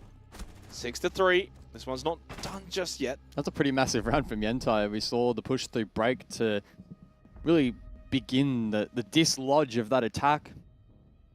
We saw the earlier self-res and then a later pickup as well with the Stim pistol. So he got really good value from that Doc utility. Yeah, ate that. Ned went searching below and got slammed. He ended up shooting the metal support beam. Yeah. Yeah, big round from Yentai. ACOG did a good job Fountain as well. He was able to get picked up by the Stim pistol, held Fountain for quite some time. Tech's not really with many other options there, but to try and cross for the plant. Smiles in the Outlast camp. Yeah, it's good to see. It's really good to see. I think, you know, even as players, as much as you want to give yourself every opportunity and every chance, you can anyone can see the writing on the wall here. So they know, I mean, the pressure's probably off for them now. 7-0 down, 6-3 down, 3 match points, 3 series points for Chiefs, and you're just going to have some fun here for your final games of Pro League officials for the year. Again, I think that's definitely something to work with, though, for this team. It's one that if you can just continue to stay together, keep screaming, keep practicing, keep trying to improve, have the right mentality. You know, you think about it, it's always very difficult to envision that you could be one of the teams that can make yourself one of the best in the region, but a lot of these players on Chiefs, a lot of the players even on Gaming Gladiators at one point or another, you know, had to start their journey somewhere. And coming up from Tier 2 into Tier 1, etc.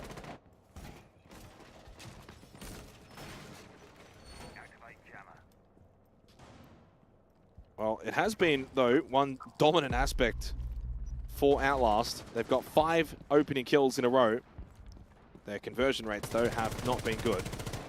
In fact, the last round was of the 5, the only one to convert into a round win, but certainly a statistic, although one now that has been cut short as Tex will find a kill. There's one in towards break. Hasn't been spotted. That is relays Ripping. on the tuber out. Is there a chance? Tex will spot the head. He dials on the left side. Good reaction time from Tex. 13 and 5. Matching Jigsaw on this very map as Oda looking to compound the advantage and Chiefs looking to also close this one out so that they can go and have dinner. Yeah, the drone work. Unrelenting. The pressure. Oh, pop. Nice one for ACOG. It's been a good day for ACOG. He's been so good this stage. He's been really good. There's been lots of positives. Again, I think Relay's disappointing semi-final, but he had a tremendous stage. You should be proud of the stage that he has had, as his team has had. Definitely a team on the rise in this region, but their time, guys, is not now. It's the time for Chiefs to make a grand final. What a redemption arc for Oda and co, especially for Oda. Back into yet another grand final. This time, though, he may be an underdog. We shall see. Still another semi-final to get through later today. But for now, one thing we do know, Chiefs are on top. Certainly are. Jigsaw playing very well tonight as well, but certainly a team effort. No over-reliance on any individual this evening, and that will serve them well in the grand final. Well, congratulations to Chiefs. Commiserations to Outlast for Outlast. A decent stage. They should be pretty happy with themselves to make a semi-final. Sure, it wasn't ultra competitive, but they had themselves a very good stage. Chiefs are into the grand final. How good's that, Rob? Up the boys. How good is it? Like, can you give us a number or a stat? I honestly like. How good is it really? It's S plus. It's S plus. It's S plus. It doesn't get much bigger and better than this. Actually, if GG doesn't make the grand final, that's S plus. That's so toxic. Genuinely came into this series with high hopes for Outlast. But Vinny, I think it just goes to show the skill discrepancy, the level at which Chiefs is playing on top of any team underneath them. And then my big concern is how much further does GG add on top of Chiefs, and how big is that discrepancy becoming? Well, we're going to find out, aren't we? I mean, obviously, GG hasn't qualified for the grand final yet, but based on this game and sort of, the skill discrepancy between that top two and the middle pack, we can probably pretty safely assume they're going to be there, and tomorrow we'll get to find out. But yeah, I mean, as Xenox alluded to, Outlast had a pretty good stage. I mean, they had a few good performances, especially early on in the stage. They sort of worked their way later into the stage and had a few harder sort of results. But in saying that, I think the big standout for me, I think a lot of people are going to talk about relays, but for me, the big standout this stage was ACOG. I thought he was super consistent, like by far their most consistent player. Playing a lot of those second supportive roles, some more of those sort of anchor roles on defense as well, but really had an impact on a lot of those rounds. So I think he's definitely going to be one to watch for the future. Dev, do you have any specific takeaways for Outlast in their stage? It's been phenomenal. Third, fourth place in your first debut stage as a team, and 3-4 players haven't ever played at this level before. Yeah, which is incredible. So credit to them. I mean, this has been a very weird stage of Rainbow Six and Oath. We just had so many changes compared to stage one, not the least of which is, of course, Chiefs coming into the picture. And I think that maybe has shifted the conversation, because it used to be we had kind of 7 teams that were all on reasonably more or less even footing, right? And then we had, everyone knew that Bliss or GG were a cut above the rest. Now the conversation is changing. Outlast, though, the fact that they've come through and immediately, like, well, they're better than Antic, they're better than CS, maybe we will potentially get to see a match between the two tomorrow, and they're better than all these guys that have been in the mid-pack for a really long time. That's saying a lot, especially for such a young, upcoming roster. So credit to them, a lot to take away from it, and of course, performing so well in the off-season tournament, the Rivals, is a great benefactor as well for these guys. Hopefully they stick together, like what you were saying before, Vinny. What really matters is we have quite an off season now. Just stick it through and come back next year firing. Maybe there will be a chance to sneak into the top eventually. But for now, Chiefs, we have a real competitor to GG. Hopefully, fingers crossed, here in the region for the first time in what feels like bloody forever, which is incredibly exciting. And even though it wasn't the 40-0 that we were personally hoping for, a phenomenal series where they only dropped 3 rounds across the 2 maps. It's absolutely unbelievable. A great prelude, hopefully, to the grand final tomorrow. But it is time to welcome in the Chiefs leader, Oda. Welcome him in for the interview. I can hear you laughing, so I assume you're there, Oda. Love with That's dirty. That's dirty. No. Come on, mate. You've got to admit. Out, RJ. How you doing, Oda? A very convincing semi-final there, mate. Yeah, look, feeling good. You know, bringing Jig in. There's definitely stepped up as a team, I feel like. Obviously, no bad credit to player, really good player. I just think he doesn't have the experience that Jigsaw has, obviously, like going international and whatnot. But, yeah, no, I think we're ready for GG, to be honest. Does that excite you? Oh, absolutely, Yeah. it does. Yeah, I just wanted to talk about those maps. You guys elected to go defense first on border, which we thought was a little bit surprising. Was that based on preparation, or is that the guy is that the side you guys favour? I don't know. I wasn't there for Veto's, eh? This guy. No, honestly, like, we're pretty comfortable on all our maps at the moment, so I don't think side really matters. I think that's why we picked to pick our map first, and we didn't really care about like, picking decider map or whatever. So we're pretty comfortable at the moment. So, yeah, I don't know. Sides don't really matter. I kind of prefer attacking first, not going to lie. But, yeah. Yeah, cool. You mentioned GG. Obviously, it's the big question on all our minds. They're yet to qualify for the grand final. You guys are already in. We're likely going to see GG in that tomorrow with you guys. But you did have a chance to play against them just the other day in the APAC Cup qualifiers. Sorry. Yeah. Do you guys need a minute? Can you hear Jig? Yeah, he's bloody loud. Jig, shut up! Get him in the interview. Get him over here. No, he's saying tomorrow. Tomorrow's interview. Okay. Well, good lead up, mate. So my question for you is, how was it playing against GG in that BO3 yesterday? And how did you feel like Jig fit into the roster in that match? How did Jig fit in? Oh, 26 bomb first map, eh? No, honestly, from versing them in the stage, I think the boys had a lot of nerves, like built up, like we had to win or had to show something. And I kind of said to them, like, you know, they're the best team for a reason, but we can match that. And that's what that showed on the weekend is, you know, we're here to actually compete against them. Bringing in Jig, you know, we got that frag card to compete with, like, Brendo, Tuhan, Wet. I think, and we've already showed, like, a map pool is big enough to contest them. I think we've played all maps, I think, including the Japan quals. So, I don't know. I don't think there's anything holding us back. Maybe, like, we had, like, 2 days prep with Jig, but the other day showed that we don't really need that prep. We can compete against them, and we're ready to show it. Scary times, mate. Did either of you have any other questions? I know we could talk forever with him, but I'll ask the rest tomorrow when they beat GG. yeah, cool. You can do Thank you, that. mate. Thank you. Yeah, well, obviously, wait. So Jigsaw, just very quickly, Jigsaw's playing with you at the house.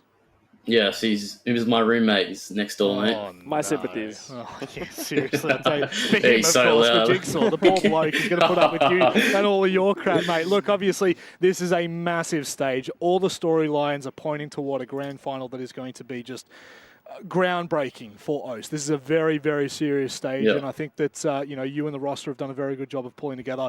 I'm not biased at all. I'm not bandwagoning on the Chiefs. You're such a shill, man. I am an absolute shill, and that's okay. I'm allowed to be a shill, okay? Oda, anything you'd like to say before we let you go for tomorrow's grand final? I would like a pre-game interview with Wet. Oh, my days. Before the game. And I want him to tell me why I got benched. No, Are you actually serious? Do you want a pre-match interview with him? yeah, do it, run a pre-game. I know they won't because they're too focused or whatever, but I'm suggesting a pre-game Wet. I'm putting it out there.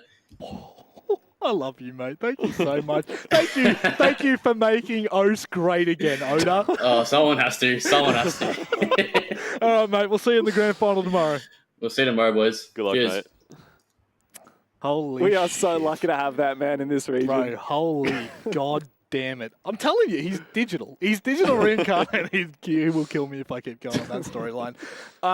The confidence for me, Dev, that you see when you're talking about all the things that could potentially go wrong, right? We're talking about the fact that GG are the favoured team, all these different map selections.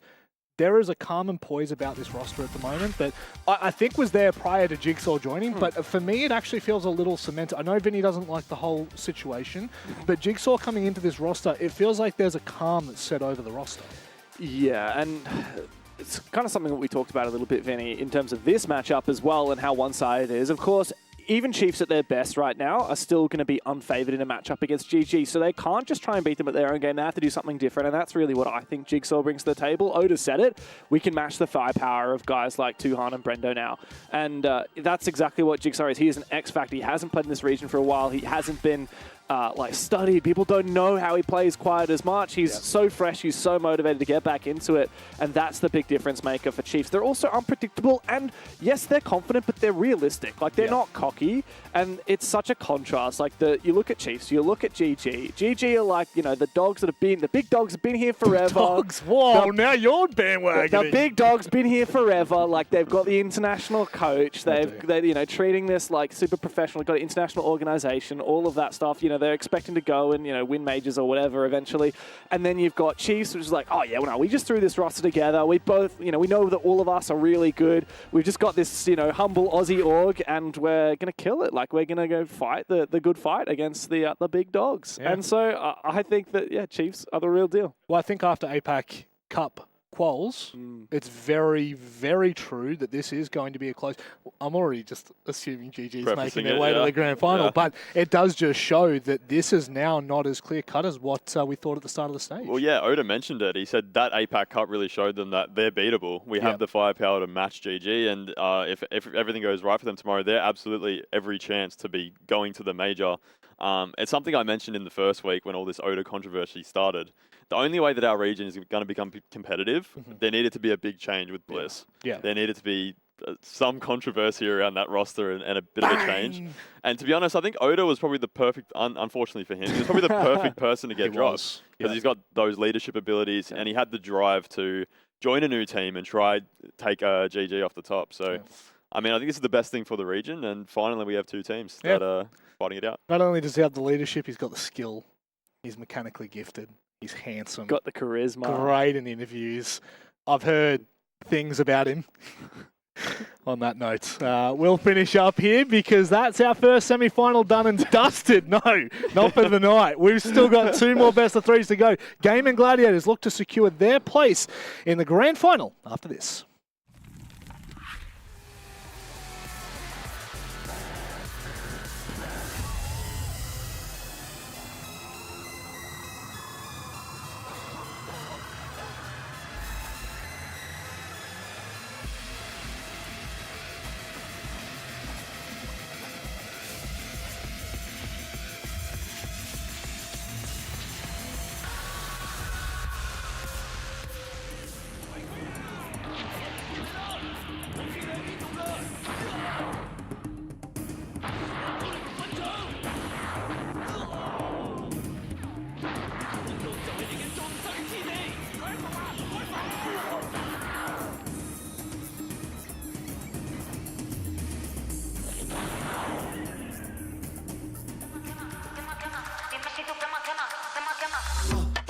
Tap, yeah, I want that. No lines, I don't cut back. Sweet, salty, and all that. Let loose, come get that. Can you play that back, back, back? Can you run that back, back, back? I'm trying to play that back, back, back. I want that. Tap, tap, let's go, let's go. Tap, tap, let's go, let's go. Tap, tap, let's go, let's go. Right here, can you feel? Let's go. Tap, tap, let's go, let's go. Tap, tap, let's go, let's go. Tap, tap, let's go, let's go. Right here, can you feel that? Ooh, you feel that? Ooh, the real back. Ooh, I'm still that. Ooh, you catch that? Ooh, I guess that. The best back. Yeah. 30,000 up on my pallet. Might jump out if I'm wildin'. Catch my flow, I'm so stylish. Tap, tap, real smooth. Can you play that back, back, back? Can you run that back, back, back? I'm trying to play that back, back, back. I want that. Tap, tap, let's go, let's go. Tap, tap, let's go, let's go. Tap, tap, let's go, let's go. Right here, can you feel? Let's go.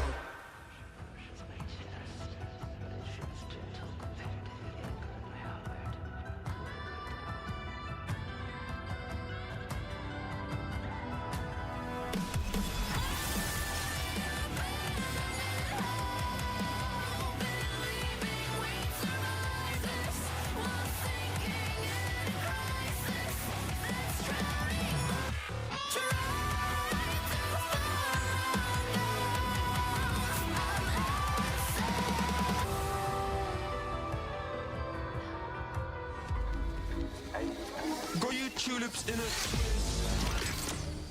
Hand up boss like communist.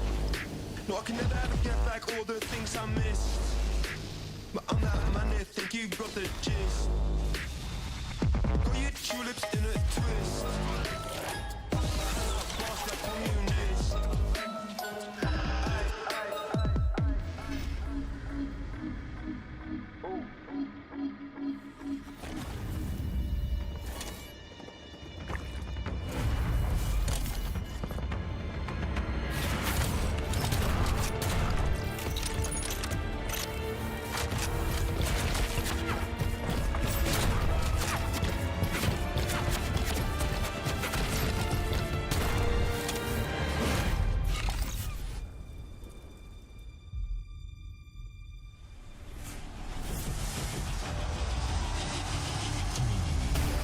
It's total calamity, total mayhem inside of the server.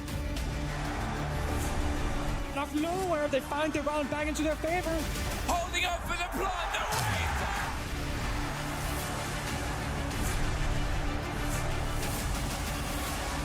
And I think he might just find it!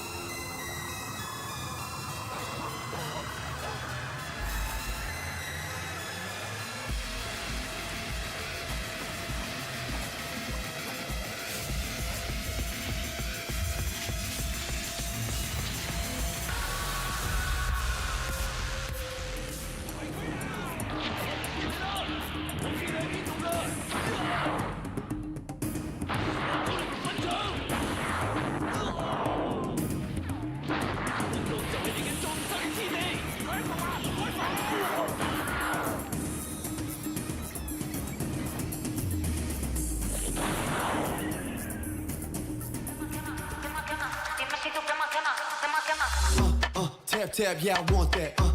No lines, I don't cut back. Sweet, salty, and all that. Let loose, come get that. Can you play that back, back, back? Can you run that back, back, back? I'm trying to play that back, back, back. I want that. Hey, tap, tap, let's go, let's go. Tap, tap, let's go, let's go. Tap, tap, let's go, let's go. Right here, can you feel? Let's go. Tap, tap, let's go, let's go. Tap, tap, let's go, let's go. Tap, tap, let's go, let's go. Right here.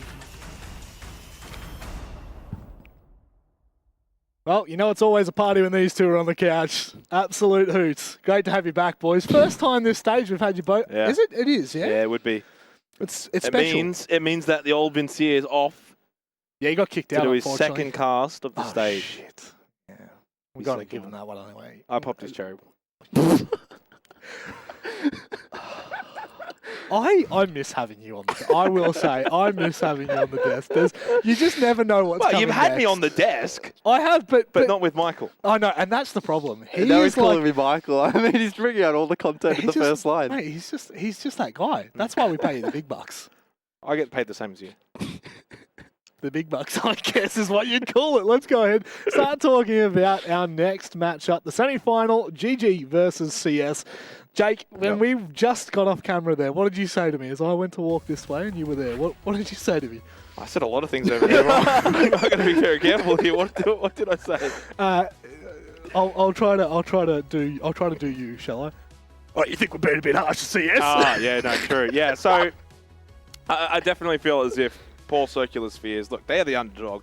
No doubt about it. We know that Gaming Gladiators are the team to beat, even going into the grand final. If it ends up being Gaming Gladiators and Chiefs, and we saw how good Chiefs just were then, they're still the absolute favourites. And so for Circular Spheres, you know, similar position to Outlast. They come in, underdog status, very little expectation, basically no expectation. Not at all. I think you said, Rob, off air, you were like, can they get 5 rounds over the whole I'll series? shave my head if they do.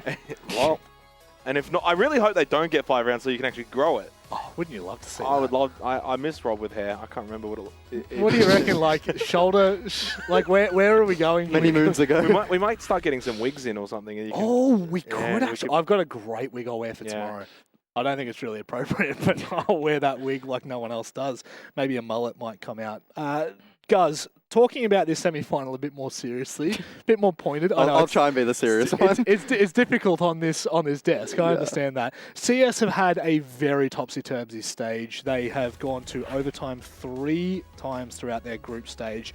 And of course, they've only had realistically 2 outright wins. But they've got the number 1 player on the best player in the region. literally the best player in the region. Like, he has just been on another level. How have you kind of tracked the progression of this roster?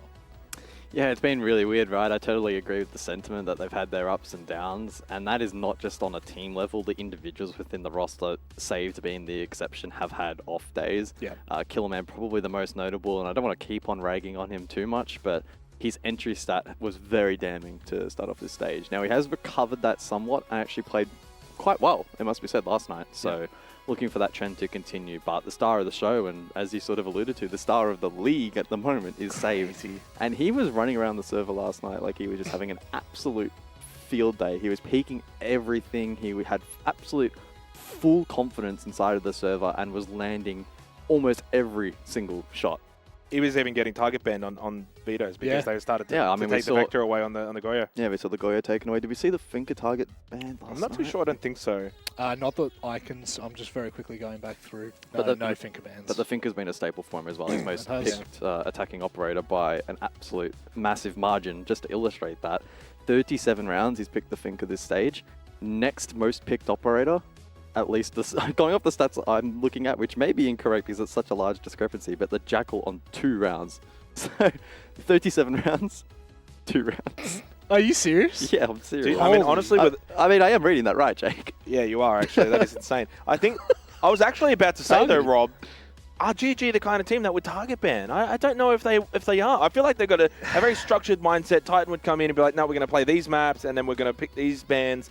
But when you look at a stat like that, That's insane. that's to the level that I actually think you're not doing your homework if you don't just ban out Vinker. Defense is the same. 25 rounds Goyo, 6 rounds on Valk, 4 rounds on Frost, if he wants the magnified scope. So. Yeah, wow.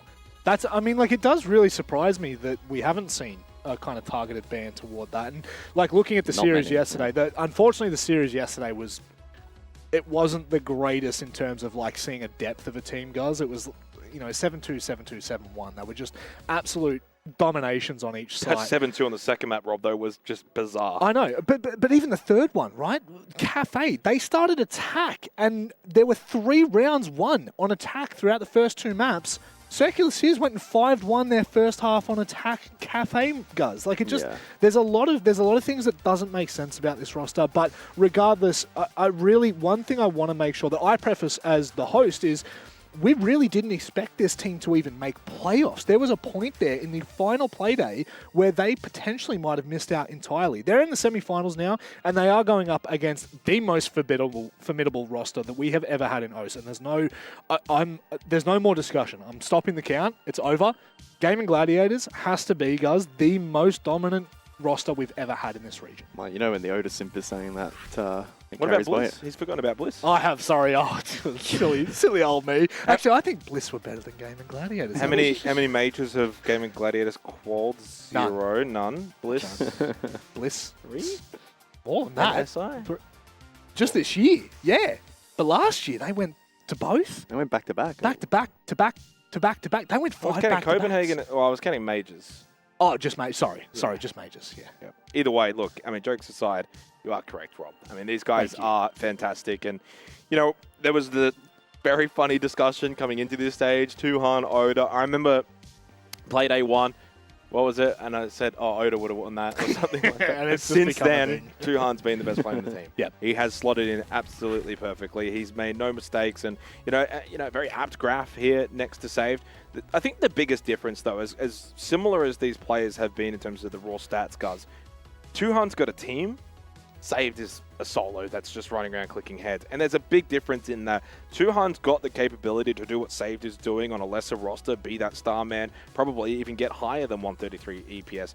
He's done that so many times in his career, though. Now it's time to actually play on a team that can win, and he's still doing it. And he's the one that has actually added to the fragging power. Jigsaw coming into Chiefs has added fragging power. Well, I hate to say it, but Tuhan over Oda has added more fragging power to GG. Yeah, and to add on to that team element, I think a stat that reflects that quite well. It doesn't show on the graphic, but I'll highlight it regardless. Tuhan has a survival percentage rate of 49, which as an entry, farming the stats that he is incredibly impressive. Compare that to saved, 27%. Wow. And that is significantly lower than any other player in the top 10. So it goes to show that saved playstyle, I think, is a little bit more volatile, probably significantly more volatile. Probably has higher highs at times, right? Yeah. And we have seen that. However, for Tuhan, consistency is super key because of just the depth that the team has to offer.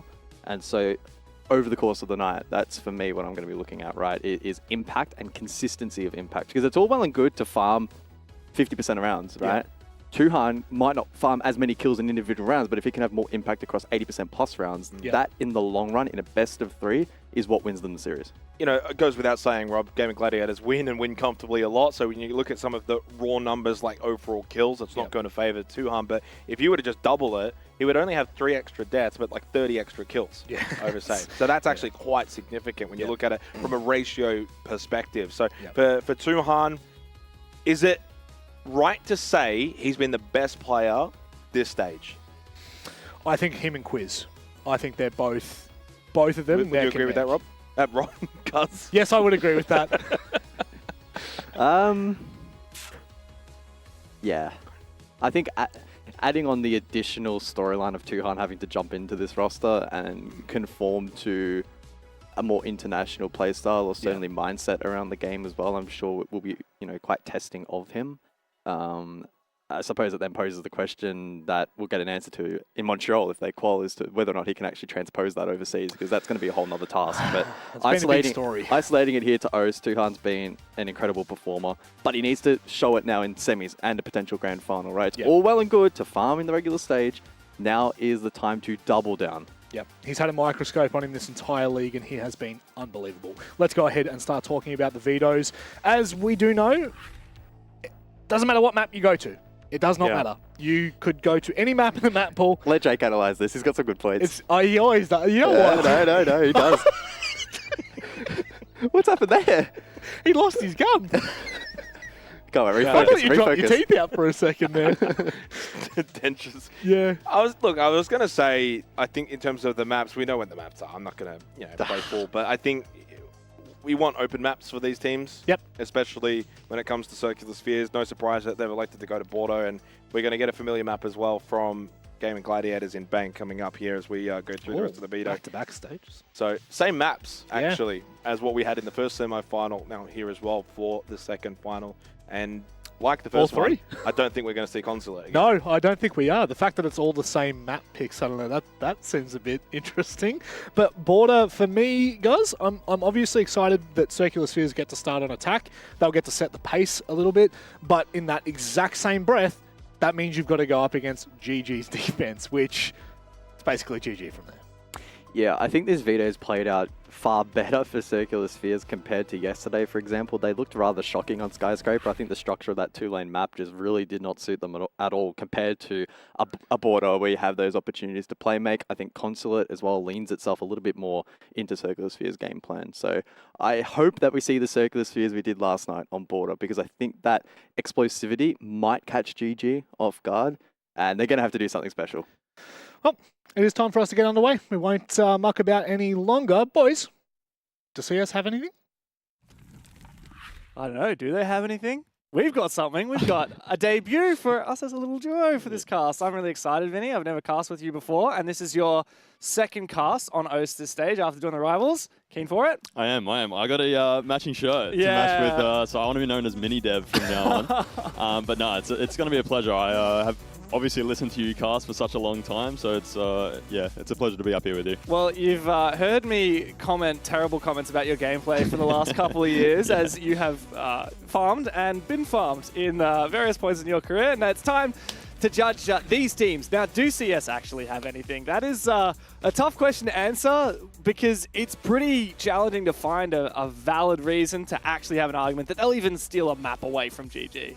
Yeah, but this is kind of surprising, right? That we're going to border first, obviously Circular Spear's pick, and GG decided to defend first. It's something that we saw in that first series, and to be honest, I think that's the only reason that the other team was able to get any rounds on the attack. So, yeah, this is kind of interesting. Obviously, we saw that Clubhouse was the last one before border that GG ended up banning, and they haven't played it in over a year, which is also very surprising. I think that's one of those maps that they could probably control the pace a little bit better. Obviously, with their fundamentals on a map like Club, they can really dictate that game. But as we start to get into the bans here, Finka and Monty out. Monty, not a surprise.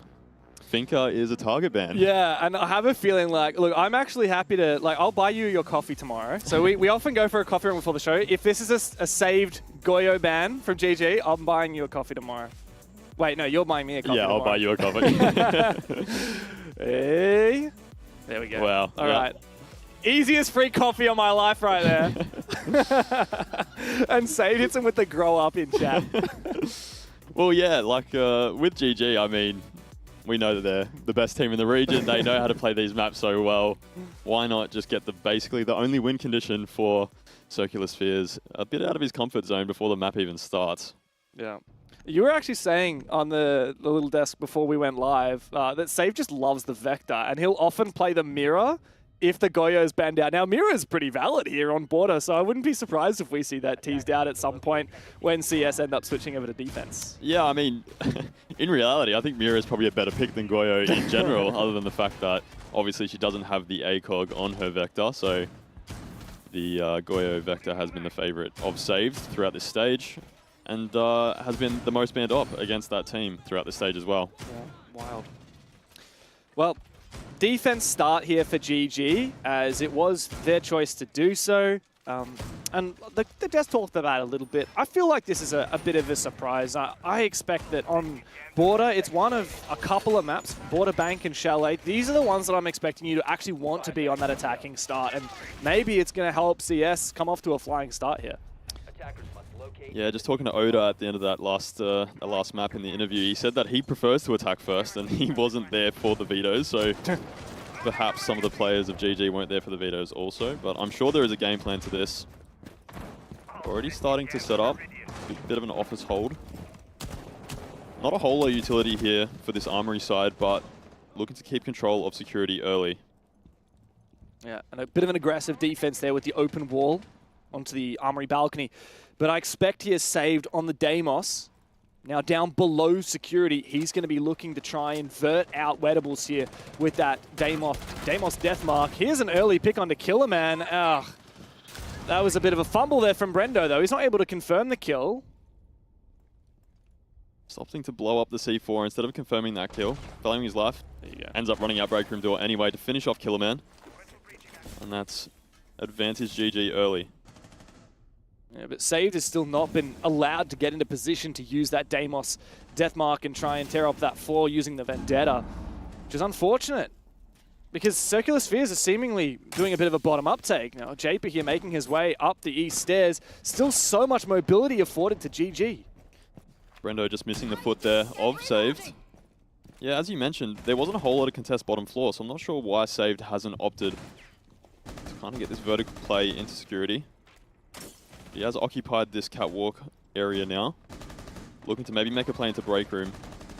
Oh, what a shot, though, from Wettables. Long angle there with the ACOG. The most dangerous player in the server, but also in the league at the moment. Saved has gone down. Numbers advantage to GG. Sage is on the floor. There might be a res opportunity here as the bees will come out. Fish has died, so Circular Spheres are inching towards being able to redeem themselves and bring themselves back into this round.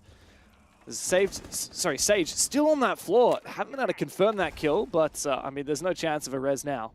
Yeah, no chance. So this is basically a 3v3.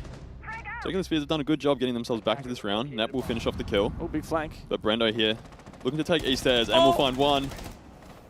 Still fighting, and will find a second. Physics will finally get retraded by Nep. And he's left in the 1v2. Yeah, wowee. All right, that's just Brendo things, right? And now Neptune has got to 1v2, 50 HP. He's got that diffuser, though, and Honestly, not a bad shout in terms of the util available. He's got this deployable shield to play behind. It's up to Tuhan and Wettables to play it well. Tuhan's got a pre-placed C4 on the shield. What is that forethought? This man is a prophet. Yeah, that was genius. I think it was sort of in the middle between planning on the shield and planning on the bomb chassis. So I think with the way that the C4s work, that would have probably covered both plants. But yeah, you're right. A bit of forethought there from Tuhan and a great round win from GG. I think they're going to need as many of these defensive rounds as possible for when they get onto that attack. But not a terrible attack from Circular Spheres. Able to bring themselves back into this round. Wettables hitting a crazy shot there onto Saved. And we've mentioned for quite a few times, Saved is going to be the win condition for this team. They're really able to sort of propel themselves on these attacks based on his entries. And I think GG probably read into that a little bit, getting rid of the Finker. Deimos isn't quite the operator I want to see on Saved. We want him on that entry. We don't want him downstairs sort of looking up towards Vert. Yeah, Vert is always going to be a different skill set. I don't know if you can speak to this, but like being able to be a good entry player, like taking fights, taking ground, very different to sitting there with this like crappy little pistol trying to shoot people through floorboards. Yeah, I mean, I prided myself throughout my career on my ability to be an entry, but you would not catch me on the buck or the sledge very often. More of an Ash main. More of an Ash main. I left that stuff to Gio, and he was very, very good at it. But yeah, you're right. Completely different set of skills. But maybe we're missing something. Maybe Saved has got a bit of that vertical skill set in him. Well, he switched over to the Nomad, and I know he's a big fan of this ARX. He was running this a lot when Yana was heavily in the meta as well, and he's a great operator with this very deadly weapon. But for CS, the biggest concern for me in that first round was just the lack of vision and unity. Like, you've got a player dying on a balcony, and then people just funneling from east stairs with no support on the top floor, no support from the armory balcony. It didn't feel like a very inspired attack, and so I have much higher expectations for this second round now. Yeah, and with Brendo's flank, obviously no flank watch on that balcony, especially considering someone had just died there. So maybe just missing a few of these early steps onto these attacks. JP has been able to take break room control, and now Rafters. Looking in towards Tellers. And it looks like we're going to go for an office push here. Step one will be getting that triple wall open from east stairs. Although we are sort of surrounding office. Finally, Physics will get this open with the ace charges. And Fisher, guys, the one that they want to clear deep in that tucked position behind the single reinforcement. He has support from Brendo in Archives, and now that deployable shield has been spotted. A Twitch drone goes out, the first to be taken down. Good crossfire. 3 players from GG set up here. Yeah, it's going to be tough to break this down without utility. I think if CS decides to sort of just walk in and start peeking these angles, it will be their death. Beautiful. Perfect use of utility there from Saved and Japer. Using the nade and the flash to work out that sandwich position. Brendo will get a retrade onto Killerman playing east stairs. Oh. And Japer nearly caught out with the nade in his hands as Brendo continues to hold this power position. Yeah, but he's about to be forced out. The Selma taken down. That's a big aggression, though, from Tuhan. And a second kill for him as well. The new pickup for GG, holding down the line on Armory, as I believe Brendo's been able to get out. No, he's actually hiding. Look at this, prone in the corner. And the flick not quite there for Physics. It's up to Japer now in a 1v4. Wettables finishes him off. Never dismantled, never taken out in that fountain position. And it's a fairly straightforward round there for GG. Yeah, unfortunately not able to get it done. I thought once they cleared out that sandwich player, perhaps they could start breaking down these angles and working their way into office, but still ended up being sort of a one-dimensional attack. 2 players funneling in from that armory side with Tuhan just standing there with a shotgun. Maybe just a lack of information. Obviously that security player droning him out, but able to get the double. Really big double for his team. And then, yeah, as you mentioned, those crossfires into office were perfect. Just understanding the angles that they needed to peek for each other and not over-peeking when they needed to. Obviously, Fisho guy dying off the utility, but... Can't blame Fish for that. Forced out. Yeah. But that is what we want to see from Circular Spheres, right? We want to see them using their utility to kind of clear out these angles. The biggest thing about attacking on border is that once you have map control, it becomes a lot easier to take further map control. The biggest problem sometimes is getting in the building, but they seem to be doing that just okay at the moment. It's kind of the nature of these attacker-sided maps as a defense side, because if you just sit there and wait, the attack has an advantage. You have to force fights a lot of the time. And that is pretty much what Tuhan did on that armory position. Well timed though, and as you said, like, it's all about those micro decision makings in that moment. There is no impenetrable defense setup on this map. Like, it's just not physically possible. You can't bring my Jaeger for Fisho to sit in that little tiny corner, right? This isn't 2020 anymore. Yeah, the util meta is long gone, unfortunately. Unfortunately. My favorite meta to play in. Yeah, because you were actually winning something back then. Yeah, I mean, I enjoyed it. It was whoever used their util better generally won the rounds. Gun skill wasn't super important. Says the entry frag. I mean, it helped me a fair bit, but yeah, we're moving into this third round now. A lot of good info here from Wettables. Just using those Velt cams to suss out east stairs and security. Sage on the pole, so definitely a very info-heavy sort of setup here from GG. Oh, that was almost a good catch there from Brendo. I think it was spotted just in time by JP. He was ultra cautious of those C4s. And now he's checking for Valkyrie cameras. He's spotted out one of them, wants to take it down, but meanwhile he's lost a teammate. Look at this aggression from Brendo though, running out from detention. Takes down Saved, who has not shown up today, not yet. And GG are just collapsing. Circular Spheres can't find a damn thing. Yeah, GG, understanding the win conditions of these rounds so far, just playing really aggressive on these entries, not allowing Circular Spheres any space. And from there, just able to sort of snowball these rounds out of control. Tuhan is down to 3 HP. So somewhat of a silver lining for the attack, but Japer and Physics have a lot of work to do here. Still a lot of info on the board. Obviously, Japer with the IQ. We'll be able to find out the rest of these Velt cams and perhaps the Pulse as well. But it doesn't look like GG is going to give them anything here. Just sort of falling off and playing these crossfires now. Yeah, and Jape is just fishing for a pick. This is not an easy gunfight to take, though. He can't actually walk into East Stairs without destroying that Keeper barrier. Wettables has been great here on this Azami, as he is spotted by Japer, but there's not much he can do about it. He's actually going to have to drop below. I don't think it's been heard, but it doesn't matter because the cross is covered there by Brendo. Swinging through from Passport, all up to Physics now. And they know where he is. It's a 1v5, and he'll be lucky to find a consolation frag or two. He's just going to bait it here. And Sage is watching him there with the cardiac sensor as well. Maybe GG will get aggressive to try and pad their stats, but yeah, a C4, it doesn't really matter at this point. Circular Spheres have struggled on their attack. 3 rounds in a row from GG, and yeah, feed a pick or two, it doesn't really matter. This round is unfortunately over. Physics doing his best to find something, but Wettables will finish off the round. Beautiful crossfires towards the end there. It looked like Wettables might have been caught out, not hearing that drop, but 2 other players already trained on waiting room.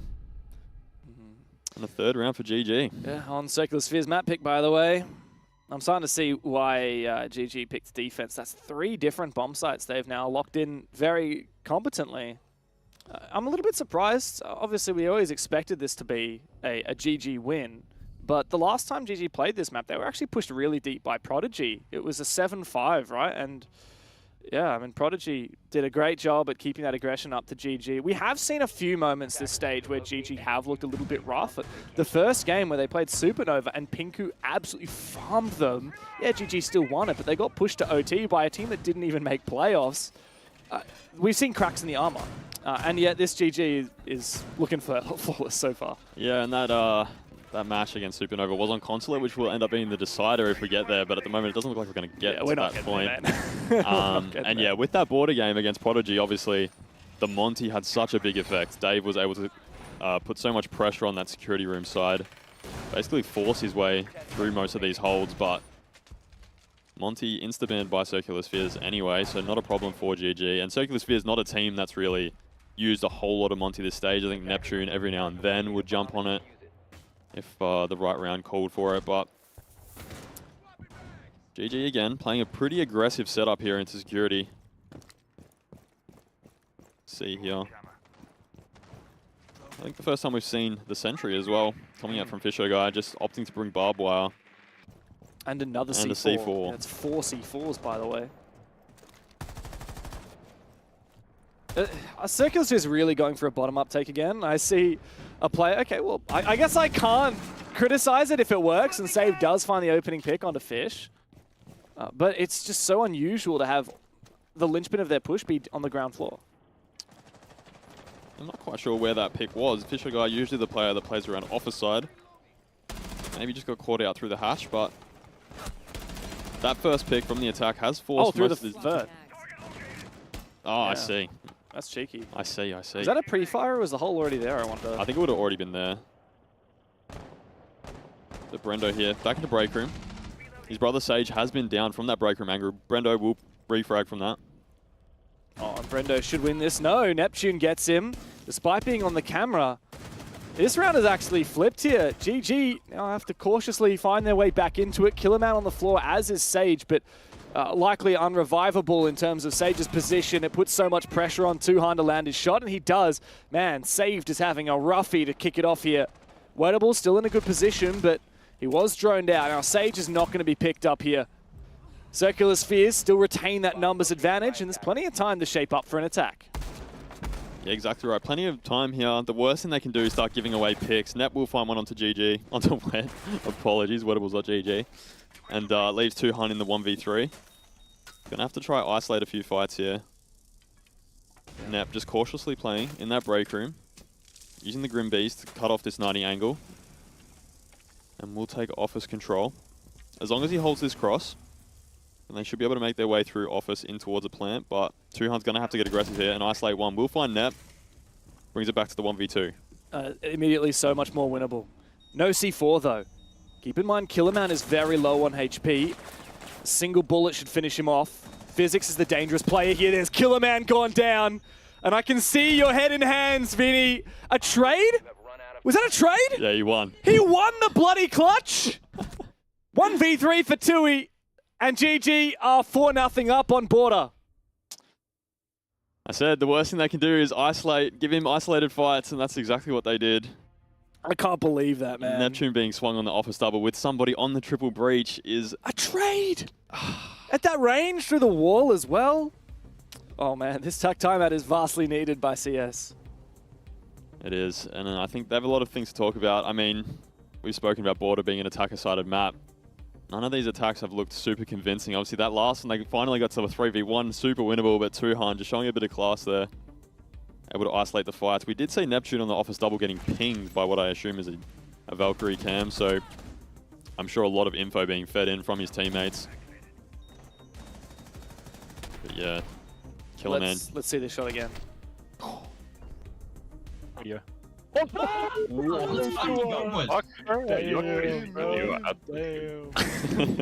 love the gas up from Sage. He's like, you're crazy, man. You're absolutely crazy.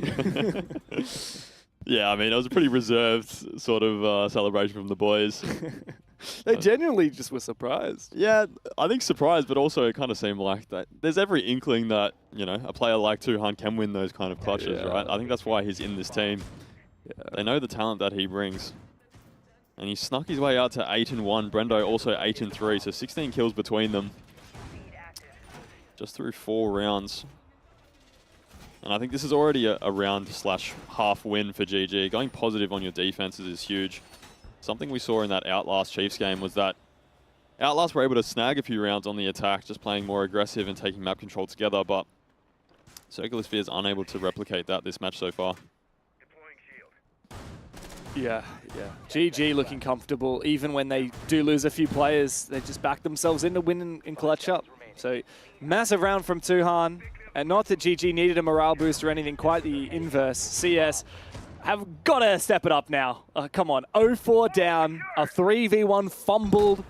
It's time to get back on that bike and start firing on these attacks, which we expect something. We expect, you know, an even half, maybe a 2-4 is redeemable if CS have solid defenses, but I wouldn't count on it. So GG, I mean, they've already exceeded expectations, and now it's about just going for broke and making this the one-sided affair that some of us theorized it might be. Yeah, I mean, I don't know if it's time to throw all strategy out the window, but it might be time to just sort of push the pace a little bit. Don't let GG get comfortable here. Jape has done quite a good job here finding these Velt cams, using this IQ throughout the rounds. Has security control. Saved getting a little aggressive into archives early. Just looking to clear out this top floor before going for a vertical take onto what I can assume will be Vent Workshop. His defense is very spread out. Once again, these crossfires are very strong. What a shot there from Killerman.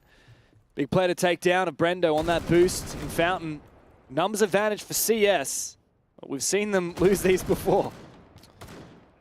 Yeah, but a good start from Killerman. He's one of those players that we really need to step up if CS are going to have any chance in this series, let alone this map. 2-round's going to be called, and a flash is coming in now. We'll be fully blinded. Killerman will find a second onto Wettables.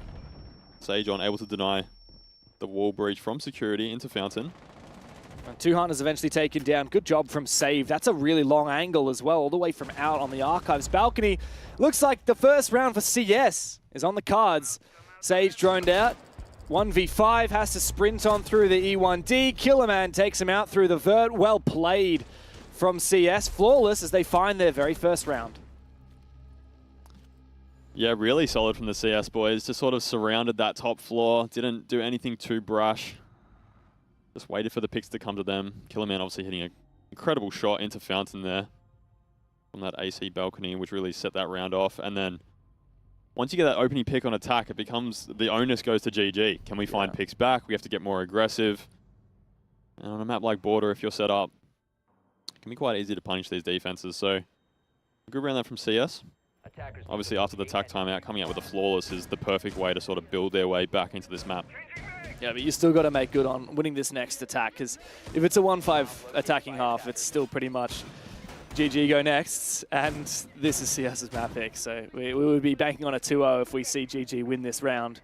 I know it sounds like a big call, but it's kind of, I don't know, one thing leads to another. A 5-1 attack half against you, and then moving into the second half, you know, it's your map pick. Moving into Bank, which, by the way, is one of GG's best maps. You mentioned we saw them 7-0 Odium on that map already in the stage. Saw Chiefs get a 7-0 just earlier today on that very same map as well. Chiefs is second 7-0. They also 7-0'd Odium, by the way. And Odium really suck at Bank. Yeah, they were opting to pick it a few times during the stage, which was pretty confusing. Only against the two best teams in the region. But yeah, I used to enjoy playing Bank a lot as well. I thought it was one of those maps where you could really punish teams if they weren't quite up to scratch on the map, because there's a lot to do on those attacks. And on defenses, it can, again, be pretty beneficial. Yeah, as we move into the final round of the half, Vinny, you've talked so much about how this Valkyrie has been massively impactful here for GG. They picked it every single round, and we've seen every single round the response from Japer on this IQ. And yet we're still seeing these cameras consistently netting benefit for GG with those yellow pings, with those early engagements, and with those late round clutch opportunities. As Japer's now looking to hunt down Brendo, the Valkyrie himself, bit of a rivalry, the IQ v Valk. If Japer falls, though, that's his util gone. Whereas if Brendo dies here, he can just jump on and support his teammates with those Valkyrie cams. Brendo eventually having to fall off that position there. Make his way to bottom metal stairs, where he's going to take an initial fight with the Lion. Oh no, Japer. That's embarrassing. And another one for Sage, this time with the gun itself. Oh, that's such a big kill. It's the E1D killing the IQ, the operator that's meant to counter the Capcan. Embarrassment for Circular Spheres. Saved has a plethora of choices of who he wants to track. Any operator on this defensive lineup. It still hasn't used those death marks. Net finds one, traded back, 2 versus 4. We need to see Save step it up now. He's found 2 opening kills in this match, but this guy is meant to be the best player in the region statistically. We need to see him get more than 3 kills in the first half. Yeah, definitely struggling a little bit on these entries. It looks like these attacks haven't been super pointed, and it's definitely having an effect on Save's ability to get these entry picks. Obviously, with the IQ now gone, these Capcan traps and Valkyrie cameras have basically doubled in value. And as an attacker, it can be quite scary, not knowing what you're walking into, whether they can see you too hard. Oh no. The lack of celebration from GG there tells you everything you need to know. And look at how sharp Tui is with those 2 quick shots at the end of that round. 5-1 half of defense on Border for Gaming Gladiators. Circular Spheres might have found 1 flawless round, but it doesn't matter how well you win a round. You gotta find more than 1. This is your map pick, for goodness sake. And now they have to go flawless on their defense to win it in regulation. And that is a tall order, given who they're playing against GG. a team that prides themselves on their attacks.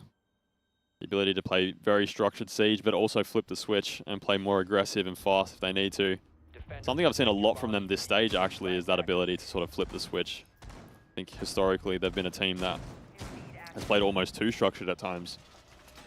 Something that even some of my old teams used to do. Obviously, Wildcard coming out of that 20-second meta. Infamous for refusing to let that 20-second meta go, you guys were. And yeah, definitely had a massive effect on our gameplay, but GG obviously have realized that they need to be a bit more dynamic on their attacks, and I think that's going to serve them very well going to international events in the future. I've wondered and theorized, like, what, because these guys are constantly saying, oh, bringing in Titan completely, like, he was like, no, we're changing our playstyle completely. Now, Bliss were great. Tried and true, a year and a half, they had their old roster, their old organization, and no Titan as a coach. But they wanted to evolve with the times, and Titan was very much, no, I've come from G2, and I have this vision of how we want to play the game. We're changing our playstyle. What does it actually mean? Like, how are GG changing their playstyle? Well, they're much more opportunistic on their attacks, so they're not going through the checklist every single round, making sure they have this to map control before they can execute. It's whatever's free, we take. If the opportunity to execute is there early, let's execute straight away. And I think a big part of that has been Wettables jumping into that IGL role. Sajon mentioned that all 5 of them are calling. Wet said that he calls a bit more than he used to, and obviously Fisho's taken a bit of a step back in that calling role.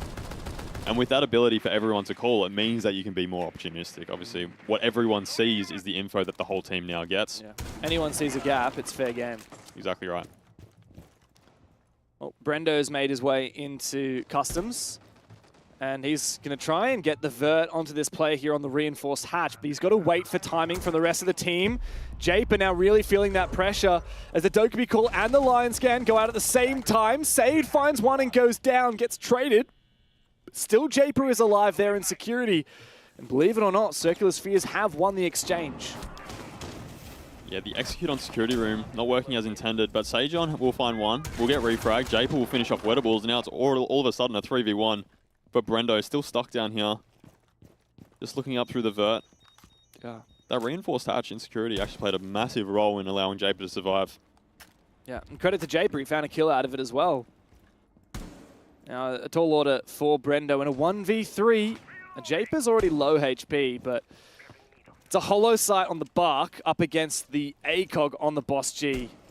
You can see Brendo, I mean, he believes himself. He says, look, Tuhan's already got a 1v3. Let's give it a crack. A little bit more challenging on attack without the timer on his side. He spots the player for a brief second.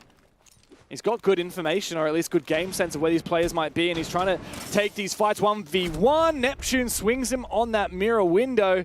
Circular Spheres on the board on their defense. Yeah, maybe not the right decision there from GG to go for the execute onto security room.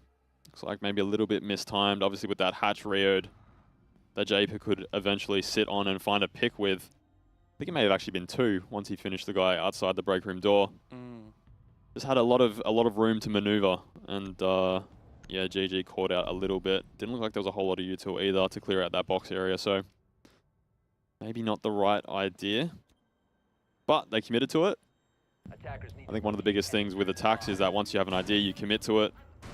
Yeah, just didn't pan out. Better whole-ass one idea instead of half-assing multiple ideas. Exactly right, yep.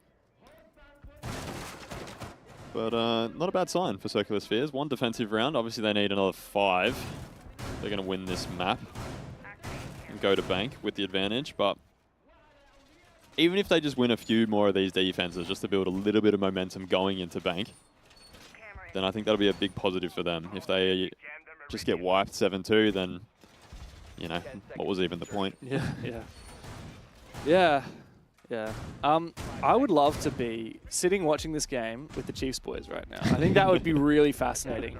Because of course GG would have been watching that Chiefs game earlier, or at least the support staff would have been. Very intent on what is going to happen tomorrow in that grand final.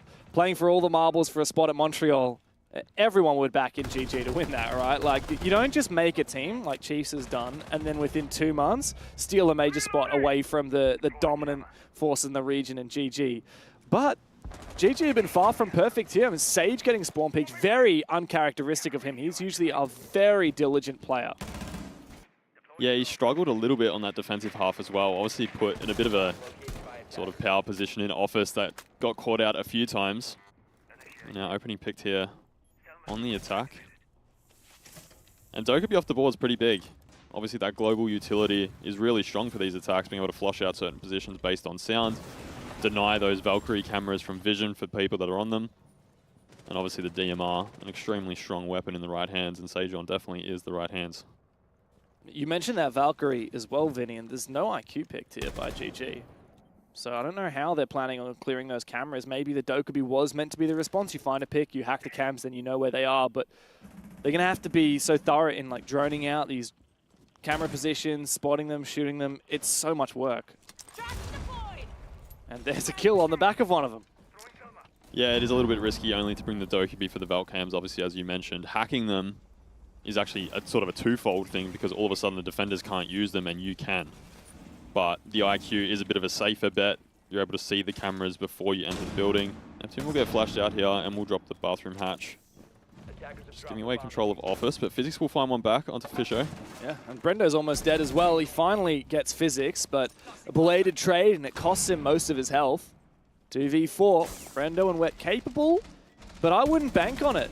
Circular Spheres are really starting to look comfy, and they still have information as well on this roam game. Yeah, I think that's going to be the biggest factor here. These Valcams were not spotted or cleared. Obviously the lack of IQ and the use of Dokkaebi resulting in that. Oh, what is that? Sade very aggressive on that flank. He's lucky it worked out though. Wettables now in a 1v4, and that diffuser is still on the ground. Circular Spheres should know exactly where it is, thanks to that Valkyrie camera. Wettables waiting for the peak. What a shot from Killerman! Circular Spheres have come to life in this second half. 2 defenses in a row. Yeah, playing very aggressive early round here on these defenses, understanding that's probably the win condition for them. And executing to great effect. Sejon getting spawn peaked early rounds by Neptune was huge. Obviously that Dokkaebi off the board, we mentioned how important it was going to be in that round. It was the run out from East Stairs. Yeah, I can't even blame Sage. I wouldn't have looked up there. But, yeah. A bit of an ego swing there from Killerman as well to finish off the round against Wet. Just building a bit of momentum here. 2 rounds in a row. I want to see Killerman get that momentum back because we were gassing this guy up so much last stage on Man LFO, and completely different Killerman that we've seen now on Circular Sphere. Sorry, on Antic when he was playing on Antic. He's looking so different, like a shadow of his former self now. Yeah, I think the environment would play a huge part in that. I think Antic were probably slightly more sort of structured, and I know that playing in a structured team allows for more playmaking because obviously you understand where the rest of your team's going to be.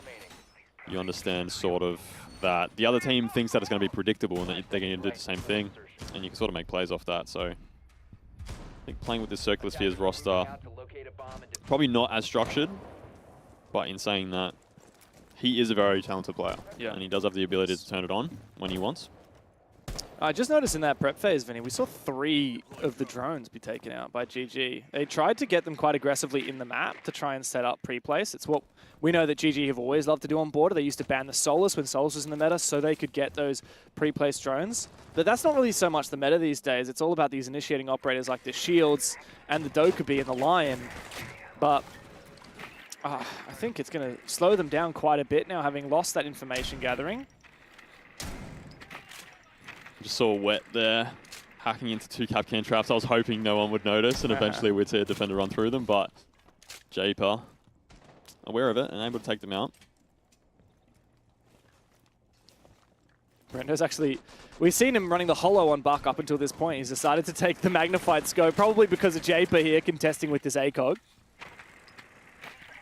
Yeah, and Japer not in a super safe position, definitely a fall-off position. Playing with no reinforced walls around him with the hatch open, so pretty obvious what his plan's going to be. Hopefully find a pick and fall off. Good frag. He's just going to slowly reposition, and he will drop back eventually, as you said.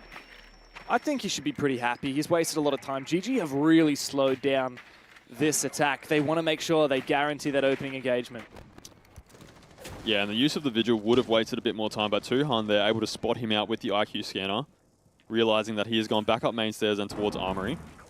Good spot. Once again, Sejon able to take towards that Archives control. Physics. First pick Physics. Yeah, there is a trade though from Fish, and Killerman is too aggressive there on the cap can. It does seem that Circular Spheres have recomposed, and indeed they win the exchange again. Neptune and Japer have been so hard to dislodge. Low HP on both of them, and this is so winnable now for Sage.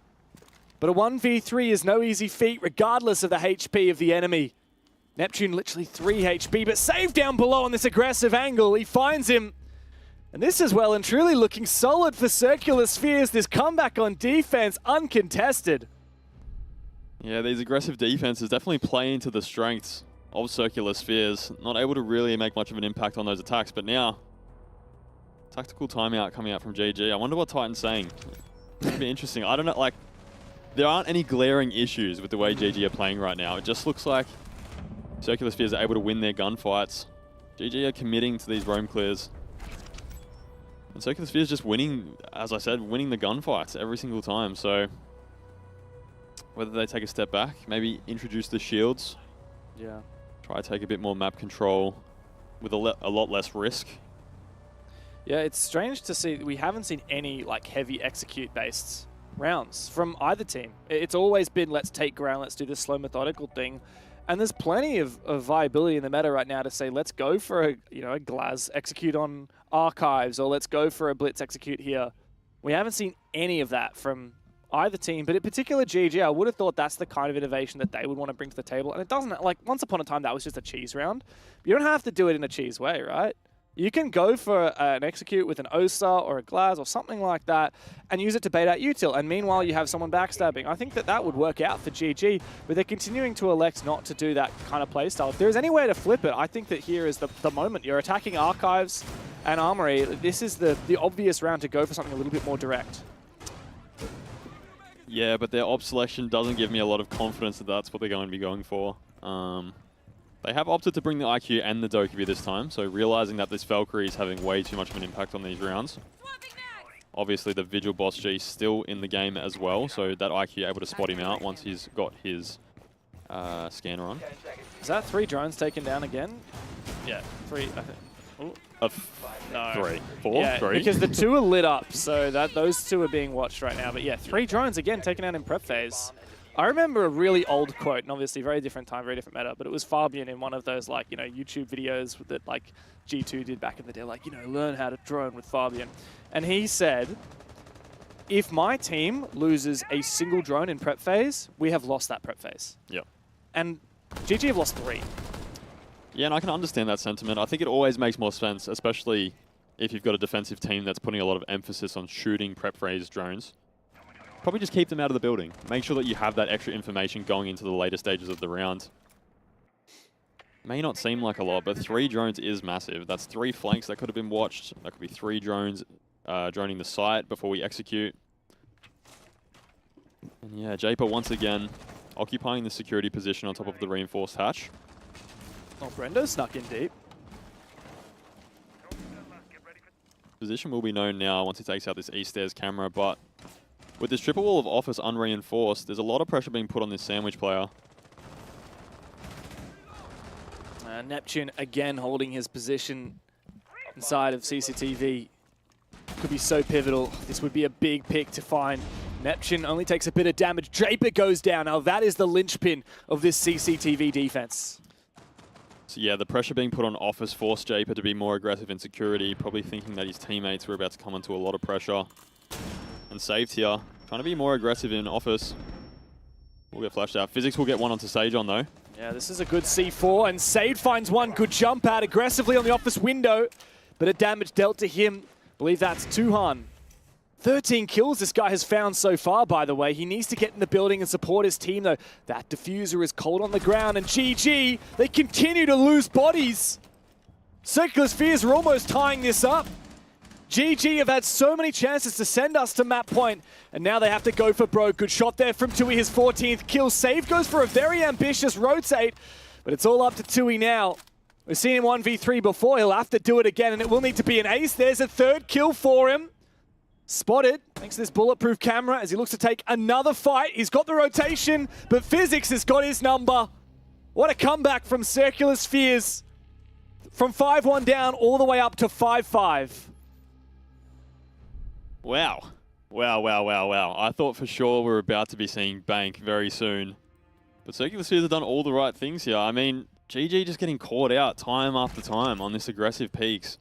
Saved jumped out the same window twice. Yeah, Fisher guy losing Kid here on the balcony. And eventually finding another one into East Stairs onto Wettables. Tuhan almost looked a chance to clutch up this 1v5. Or 1v3, sorry.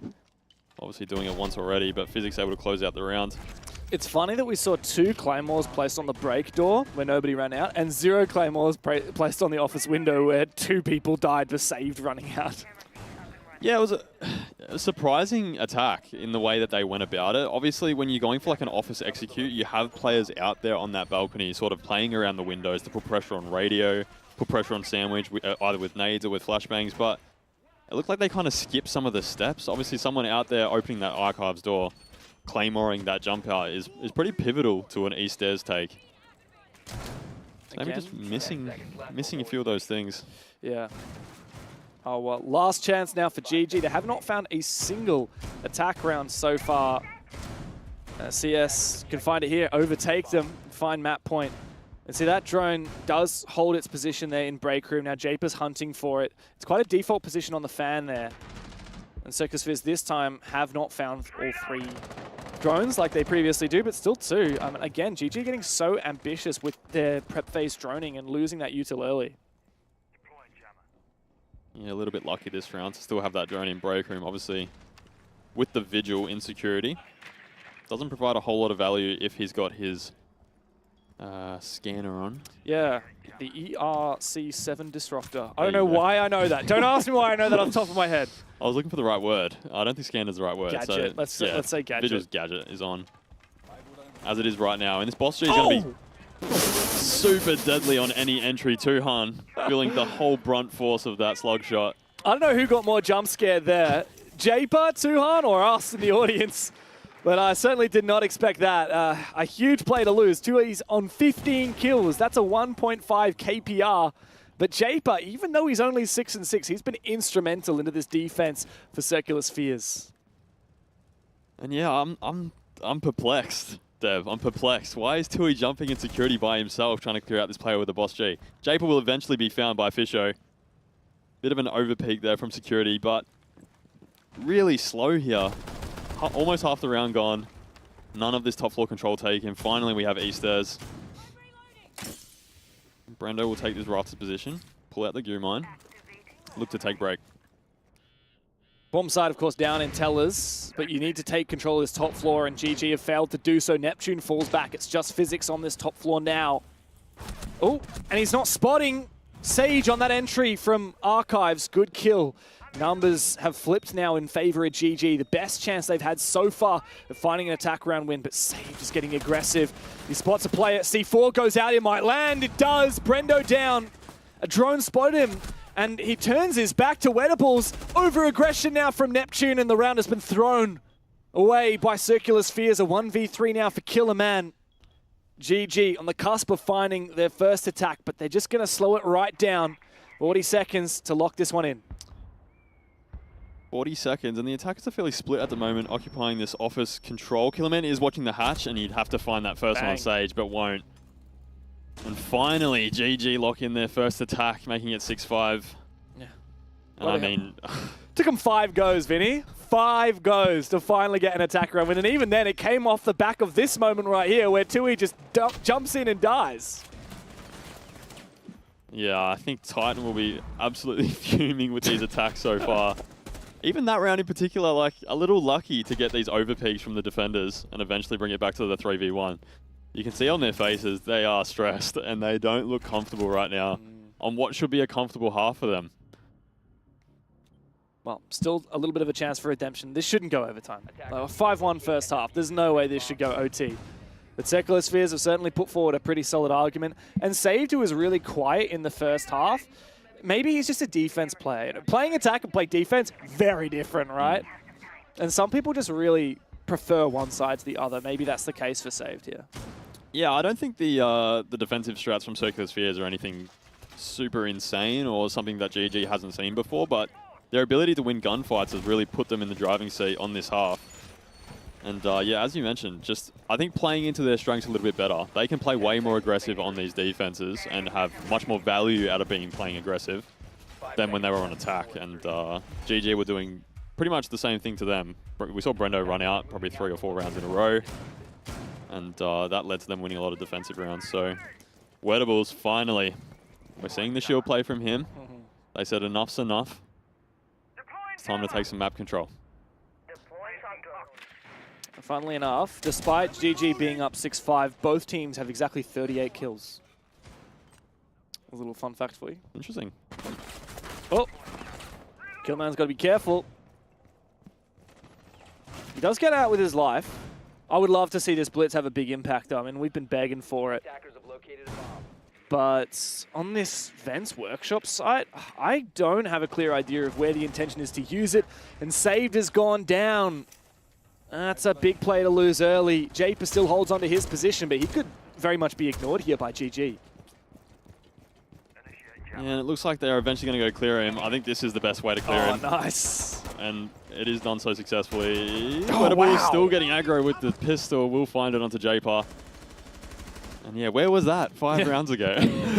Yeah, great question. That blitz certainly would have been helpful with clearing the Boss G a very long time ago. Boss G against blitz, like, Japer's never going to win against a blitz. No, Vigil's not the operator for it. And it's just, yeah, spiraling now. The Avalanche has finally started to gain a bit of momentum. And while Neptune can find one back, a 2v4 is still a pretty ambitious ask here for CS on this defense. Both players now downstairs as Physics has dropped down that hatch. Good timing for him as well, as Tui's just opened up a line of sight that would have cut off his retreat. Wettables has still got to have an impact here on this shield. Yeah, I think the presence of Wettables is what's going to make this 2v4 basically impossible for the defense. He'll be able to gather so much information. Oh, he's dead. There you go. Just like that, he's able to clear out positions basically all by himself, so Blitz is never really isolated. He is shot in the back though. Yeah, and that's a good kill for Neptune. 3 more to find though, and through the smoke, Sage finds it. A little bit closer of a game than we expected. From the 5-1, eventually we see GG seal the deal 7-5, just clinching it in regulation on Circular Spheres' map pick. But you can't deny that was closer than we expected. Yeah, I think GG will be very disappointed in the way they played out that attacking half. We saw it right there at the end. The blitz was up. Japer was there. And yeah, ended up working out for them in that last round anyway. Well, better late than never for GG, and I can't wait to hear the insight from the lads on the desk. Yeah, the lads.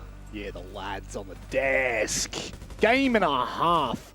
And I think it shows that Circular Spheres, maybe the comment you made to me as we were coming off the desk was actually true, Xenox. Maybe I had written them off too early. Well, I kind of writ them off as well in the game, to be honest. When it was up 5-1, I was scoffing down my dinner and I thought, I better do this quick. Yeah. So I said to Gus, what's going to happen first? Either I'm going to finish my Palmer or is the game going to be finished? Well, I finished the Palmer and then I came back, sat down, and from 5-1, it obviously got really close and it was a good comeback. And credit to Circular Spheres. I want to give a shout out to Save. Double digits. He got target banned on both attack and defense. We spoke about it pre-match, Rob, which I'm kind of glad we ended up speaking about it because, look, we both thought that GG would maybe go map-specific bans, but they put the time in and they said respect to Save. He's having a great stage and we're going to try and take him out of it. And even despite the bans, guys, he still goes in top frags for his team. Yeah, so obviously a standout performance from Save, but it wasn't quite enough to get his team across the line and push overtime. GG, just as they always do, and I use this phrase all the time, they find that extra gear. They get carried a little bit by Tuhun's massive 1v3 clutch that inflated the scoreline a little bit, and then they were able to ride that and finally find a bit of momentum. Those that were lagging behind the 8-ball a little bit, namely Sage and Wettables, actually very successful towards the tail end of this series, most notably the last round where we saw the Blitz finally have the kind of impact that we expect in this sort of meta. So it was good work from GG to get this round across the line. I do agree, obviously, with the sentiment from Vin that overall, GG are probably a little bit disappointed with how it played out. But at the end of the day, you win your opposition's map pick. So that's all that matters. And unfortunately for Circular Spheres, no matter how good they started the second half, which they did do quite well, you know, like you look at the rounds and how they transpired, a 1v3, a 1v4, a 1v3, a 1v3. That was, we were sitting here, Michael, and you're like, oh no, you know, it's been close. And then once we actually looked at the stats and we were like, oh no, these rounds have actually been really confidently going towards Circular Spheres. We thought game on. But GG do what GG does best. And I actually think, if I'm not mistaken, let me just double check this. I actually think this is exactly how their best of one played out at the start of the stage. Yeah, it is. No. Yes, it was with Supernova. Supernova looked really competitive. And then in overtime, GG found that second gear. We kept saying, like, they kept fumbling all these opportunities. But GG just, like, it's happened so many times. They find another gear, guys. And that's what's scary about them, is even when they're down, even when they look potentially out, they just find a completely different stratosphere to send themselves to. yeah, and the problem now for CS is Bank is going to be a very formidable map to take on GG, right? We know the strategic depth and the amount of experience that this team and these individual players have on this particular map. And it's not one that's going to necessarily lean as much into the chaotic nature of Border, so the volatility of the rounds that we especially saw back on map 1 probably won't translate over as well. Yeah. So it's very, very concerning for Circular Spheres. They put in a great effort, but the unfortunate reality is they just don't have anything to show for it. Saved got target banned. He popped off. But at the end of the day, they couldn't even quite push overtime despite a 4-round defensive streak on Border, one of the most attacker-leaning maps in the pool for OS. So it's got to be bitterly disappointing for them. And in the back of their minds, there's surely that seed of doubt now. Like, guys, we had to win our map pick to be any chance in this series. So it's going to take one hell of a fight back. Yeah, you could see it there on the overall story of the map. You know, the EPS, the costs so close to each other. Circular Spheres looked dangerously competitive. Yeah, and look, honestly, I was a bit worried for Killerman at the start of the game as well. We know we've been speaking about his entries. 3 rounds in, he's 0-2. Yep. But he was able to get some composure towards the end and kind of cut that down, but still another somewhat poor performance. And you kind of think of where were the heights that we saw from Killerman. What was it, end of last year? He looked invincible, but yeah. I think I agree with Guz. That was a map that they really needed to win, and now Bank's going to be quite difficult. But for me, there's still so many positives. Like, for a team that's lost in a semi-final, Circular Spheres really brought it back against Game of Gladiators. On defense as well, mind you. So, I mean, look, they can hold their heads high. I think they're clearly playing, you know, with house money. Yep. And I think for them, it's just now going into Bank and having some more fun. Will we continue to see the Finker and the Goya ban? Yes? I wouldn't be shocked. I wouldn't be shocked. Well, I won't be shocked to throw this one to a break. It's all the money up for Gaming Gladiators at the moment. All the chips. Hang on a second. It's been written in the stars, ladies and gentlemen. We'll be back after this with the second map of the semi-final.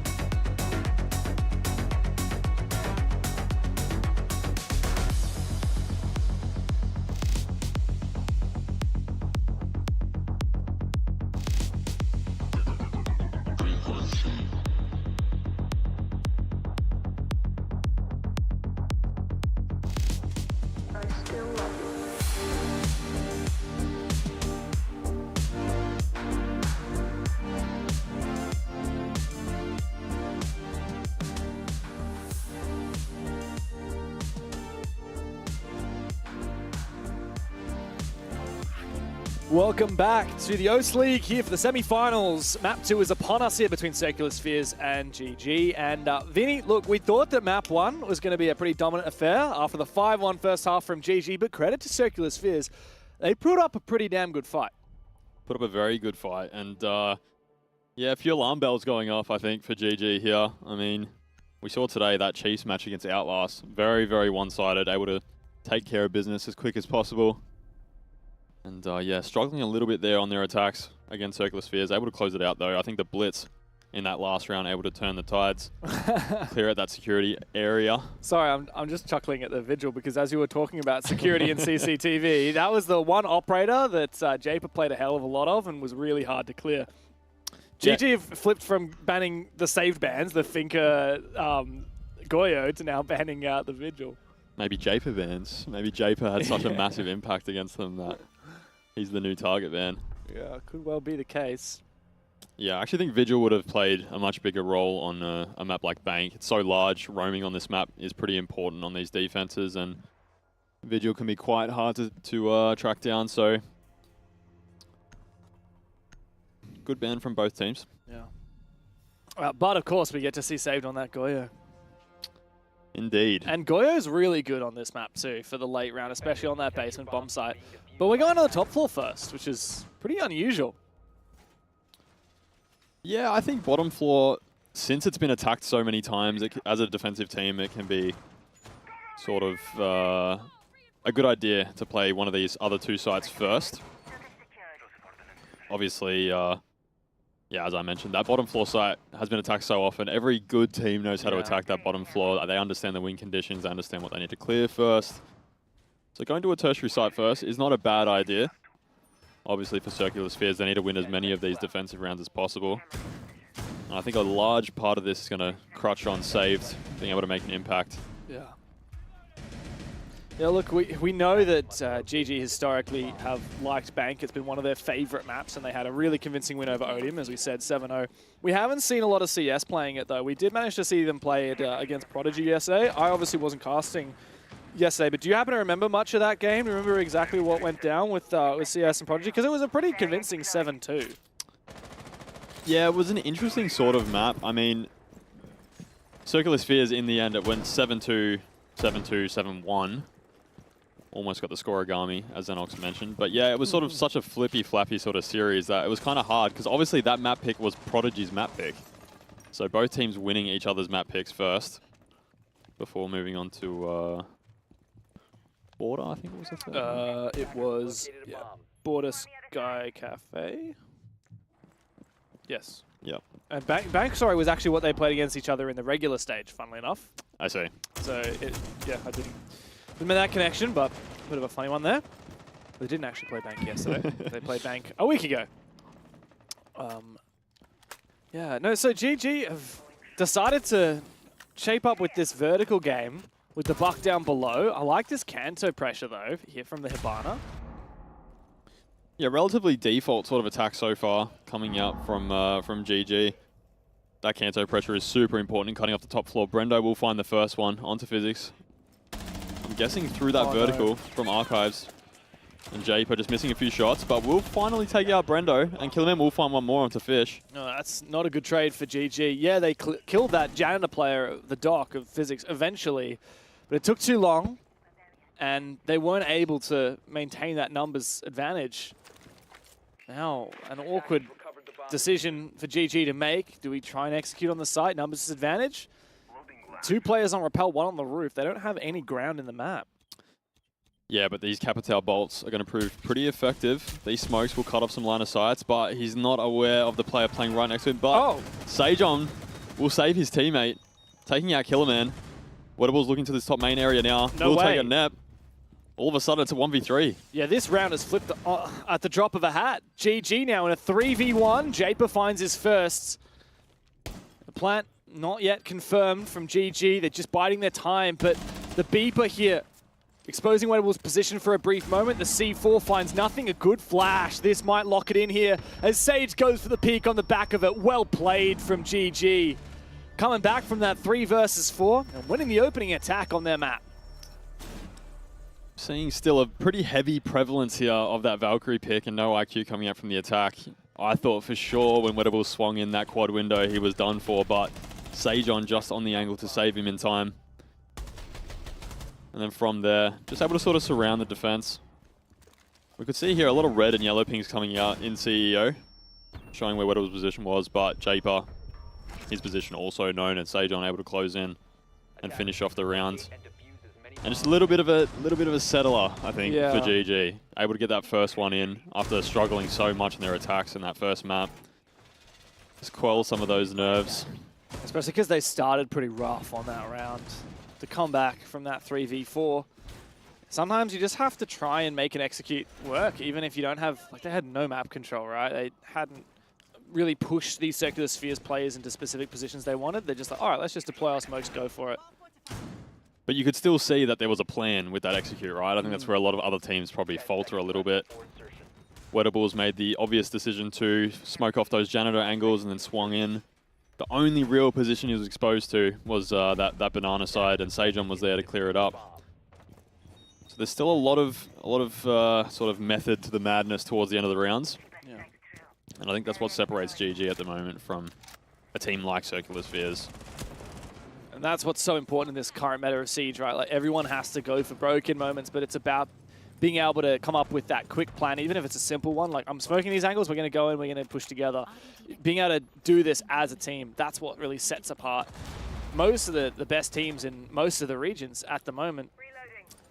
Yeah, and it's sort of what I mentioned earlier about them being more opportunistic these days. I think that's one of the strengths of Wetable's IGOing, is that his ability to sort of call those late round executes, especially when they're at the numbers disadvantage or he doesn't have everything that he would need normally for an execute. He has a really good understanding of just the real basics that he needs to get something to work. And he's one of those guys that when he commits, he commits. That was a bit of a commitment there from Killerman running out Garage. Both players take about the same amount of damage. Sage is now forced off that Kanto repel for now.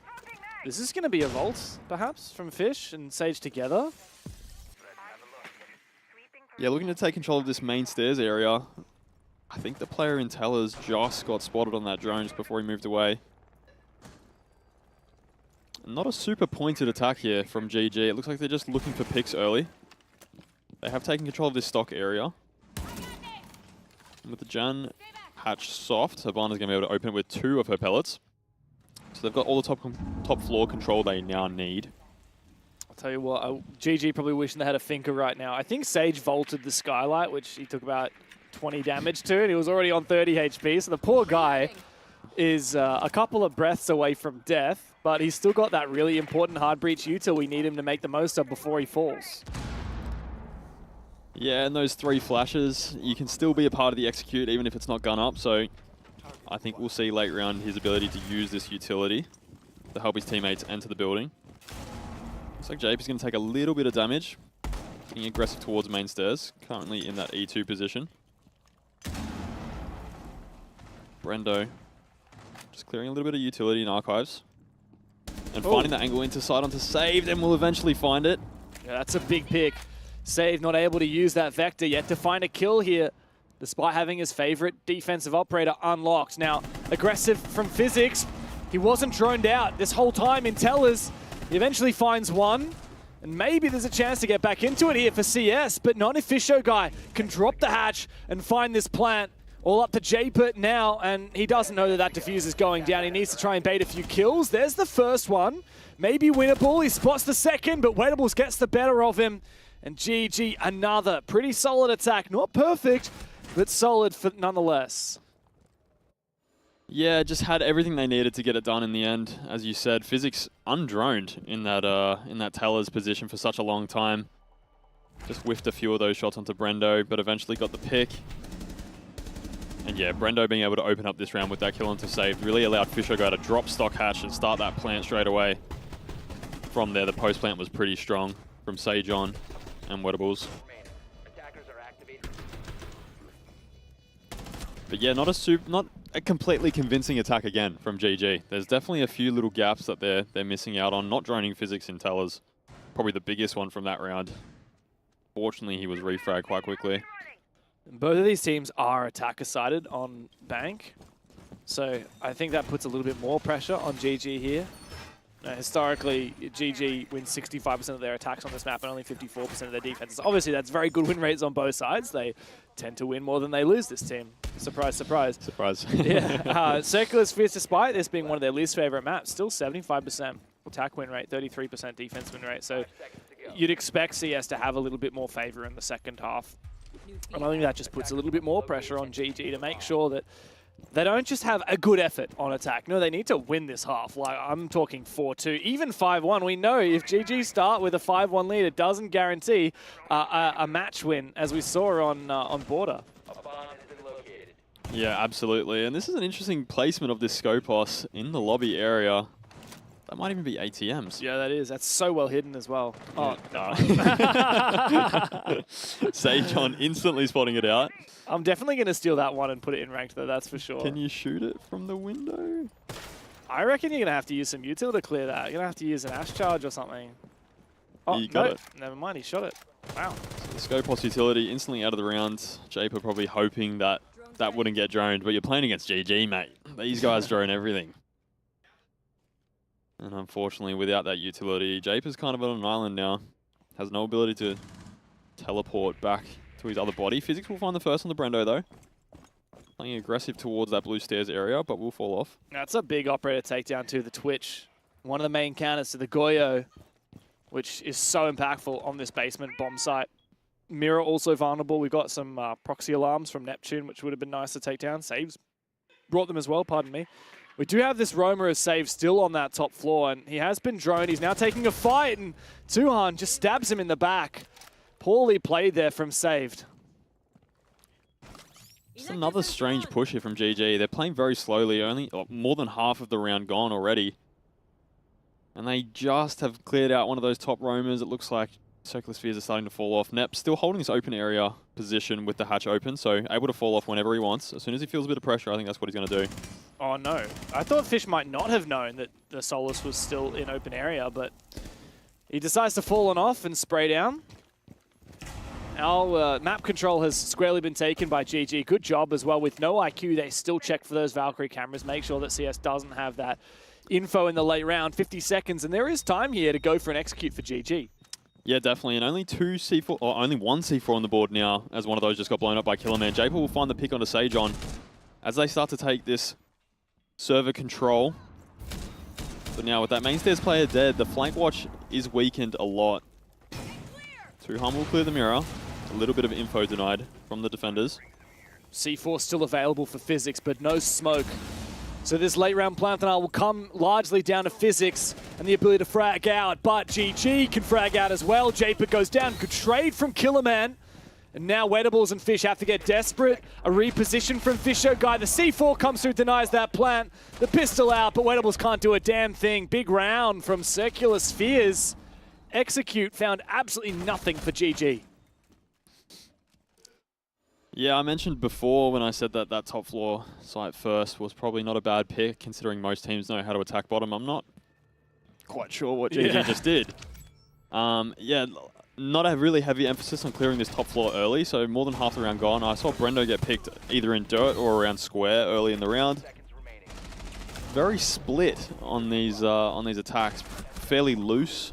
Perhaps maybe a byproduct of these more opportunistic attacks that they're trying to go for, but I mean, I think just going back to the basics here and just sort of top-down clearing, going for that execute onto the server area would work out just fine against Circular Spheres. Well, it certainly didn't help to lose Brendo early. In the end, Fish didn't have a lot of options about where to plant because of that Vulcan fire. So he went for a deep plant, and there was clear information for CS to go for that C4. I don't know if there was a Valkyrie camera or something. But yeah, time management certainly an issue. However, GG still should be reasonably happy with how these 3 rounds have gone so far. And now we reset the rotation. Circular Sphere is going to go back to the top floor. And this, again, actually looked really solid for them the previous time they played it. They had a 4v3, they just fumbled it. They did, and no IQ, again, from GG. So these Valcams are more than likely going to be staying up for the whole round, just feeding information over to the defenders.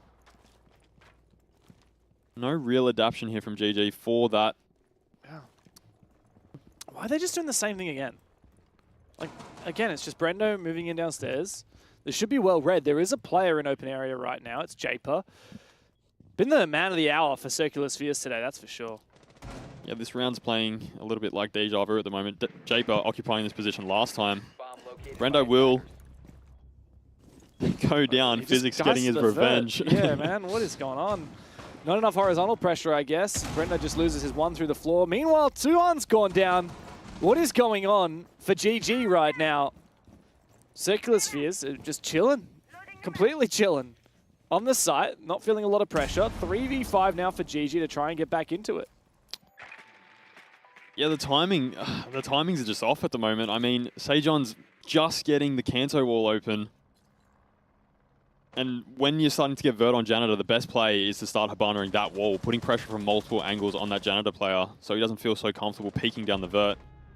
Fisher Guy eventually will find a pick back onto Killerman, as half the round is now gone. At least GG have good information. Here's a drone in lobby. They also had one in open area to spot out. Originally, when Japer was roaming in kitchen, he was spotted, and the drone was right next to that hatch. I'm not sure if that drone's already been taken out now. As a retreat down, the stock hatch has been opened up for CS. Yeah, maybe looking for a late flank if GG, or when GG eventually do execute. Pushing that Valkyrie C4 down the hatch and then maybe towards admin to get that C4. Obviously, with Brendo being downstairs, he's already opened up some of the rotates down there. Oh no. Good catch there from Wettables. Save thought he had a chance, but now Save and Wet have brought it back in favor for GG. Fish is in sight as well. Physics, though, has been an instrumental player in that Janitor's position on the dock. He needs to find another one. Spotted, but instantly revives himself, and Japer can refrag up to Wettables now, and Physics has got him. Big 3K for Physics that round with the self-res as well. The dock, the perfect operator for it. And CS have now tied the score. Yeah, a little lost for words at the moment with these GG attacks. I think we've all come to expect a bit more from them, especially on a map like Bank. It'll be very bread and butter for them, but really struggling at the moment with their timings. It looks like they're a little bit off, a little bit less coordinated than we're used to seeing from them. Yeah, I tell you what, if we see the GG that's playing right now against CS take on the Chiefs that played Outlast earlier today, I'm probably backing in Chiefs. I think I am too. Yeah. I'm a big GG fan, but at the moment they're not giving me much confidence in their ability to take down what you would consider a team that barely made playoffs. Oh yeah, CS really probably shouldn't have even made playoffs. They only barely scraped it on the final playday by breeding Prodigy, which in a way was considered an upset at the time. And Saved is currently 1-4, so the player that we're touting as their only win condition. Yeah, Japer and Physics want a part of that conversation because they've actually been really good. Even though Japer, holistically on the series, hasn't been wowing us that much. Japer's, what, 11 and 11 in terms of kills. I have felt his impact every round, especially on border, man. He's been massive. I've never seen somebody hold down that security position better, to be honest. Especially just like soloing it with Solo, Vigil Boss G. No Rios, just the Boss G and the Vigil gadget. But yeah, you're right. He did have a massive impact on that first game. Unfortunately, they weren't able to sort of make anything of it. Except maybe that comeback, as you kind of mentioned, gives a little bit of momentum into the second map, right? Like, it could have very much been a 7-1 against CS. And I don't think that if they got 7-1 on border, I don't think they're playing this well on Bank. No, I think you're right. I think it's just sort of that belief kind of thing where you're like, this team is beatable. We're winning rounds. We're winning multiple rounds in a row, 4 in a row, forcing them to take attack timeout, sort of getting under their skin a little bit.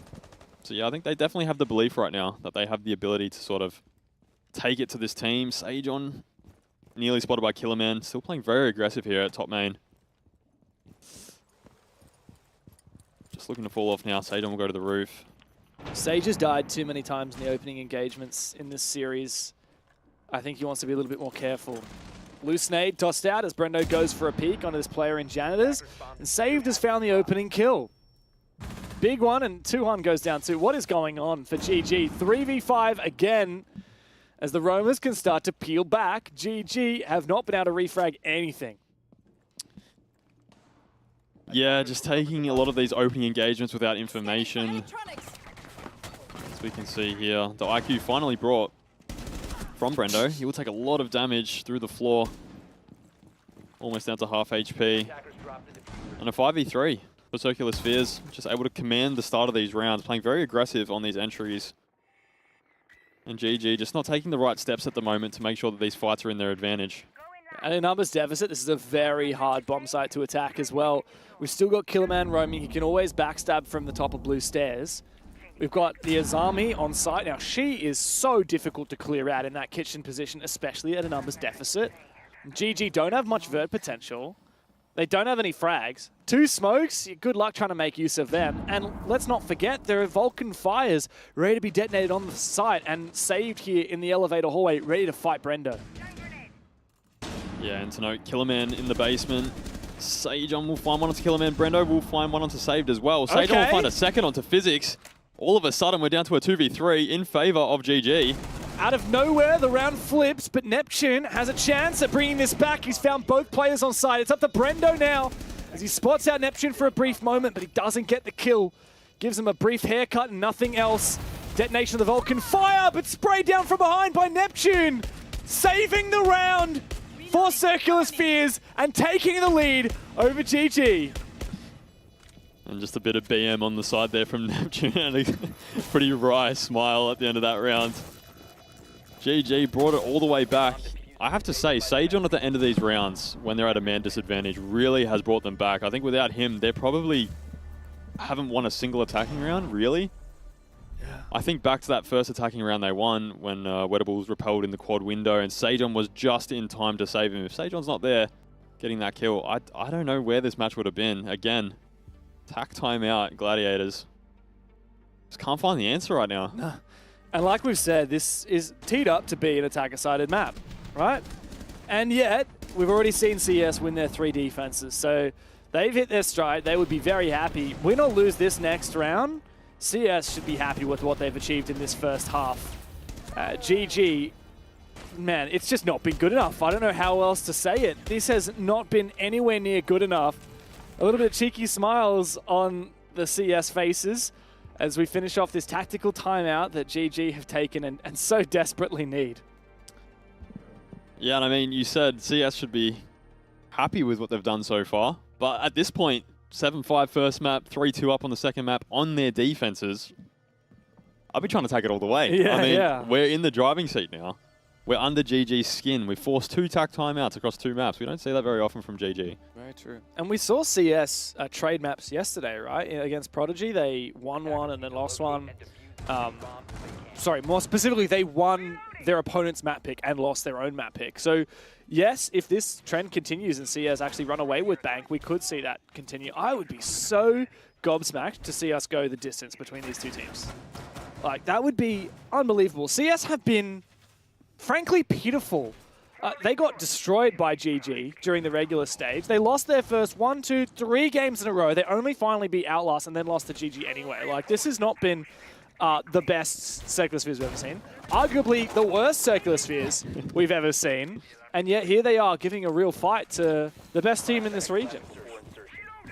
Yeah, I think it was Rob that touted them as the most consistently inconsistent team. They have the ability to take it to some of the best, and then they seem to just get absolutely walloped by people that you wouldn't expect.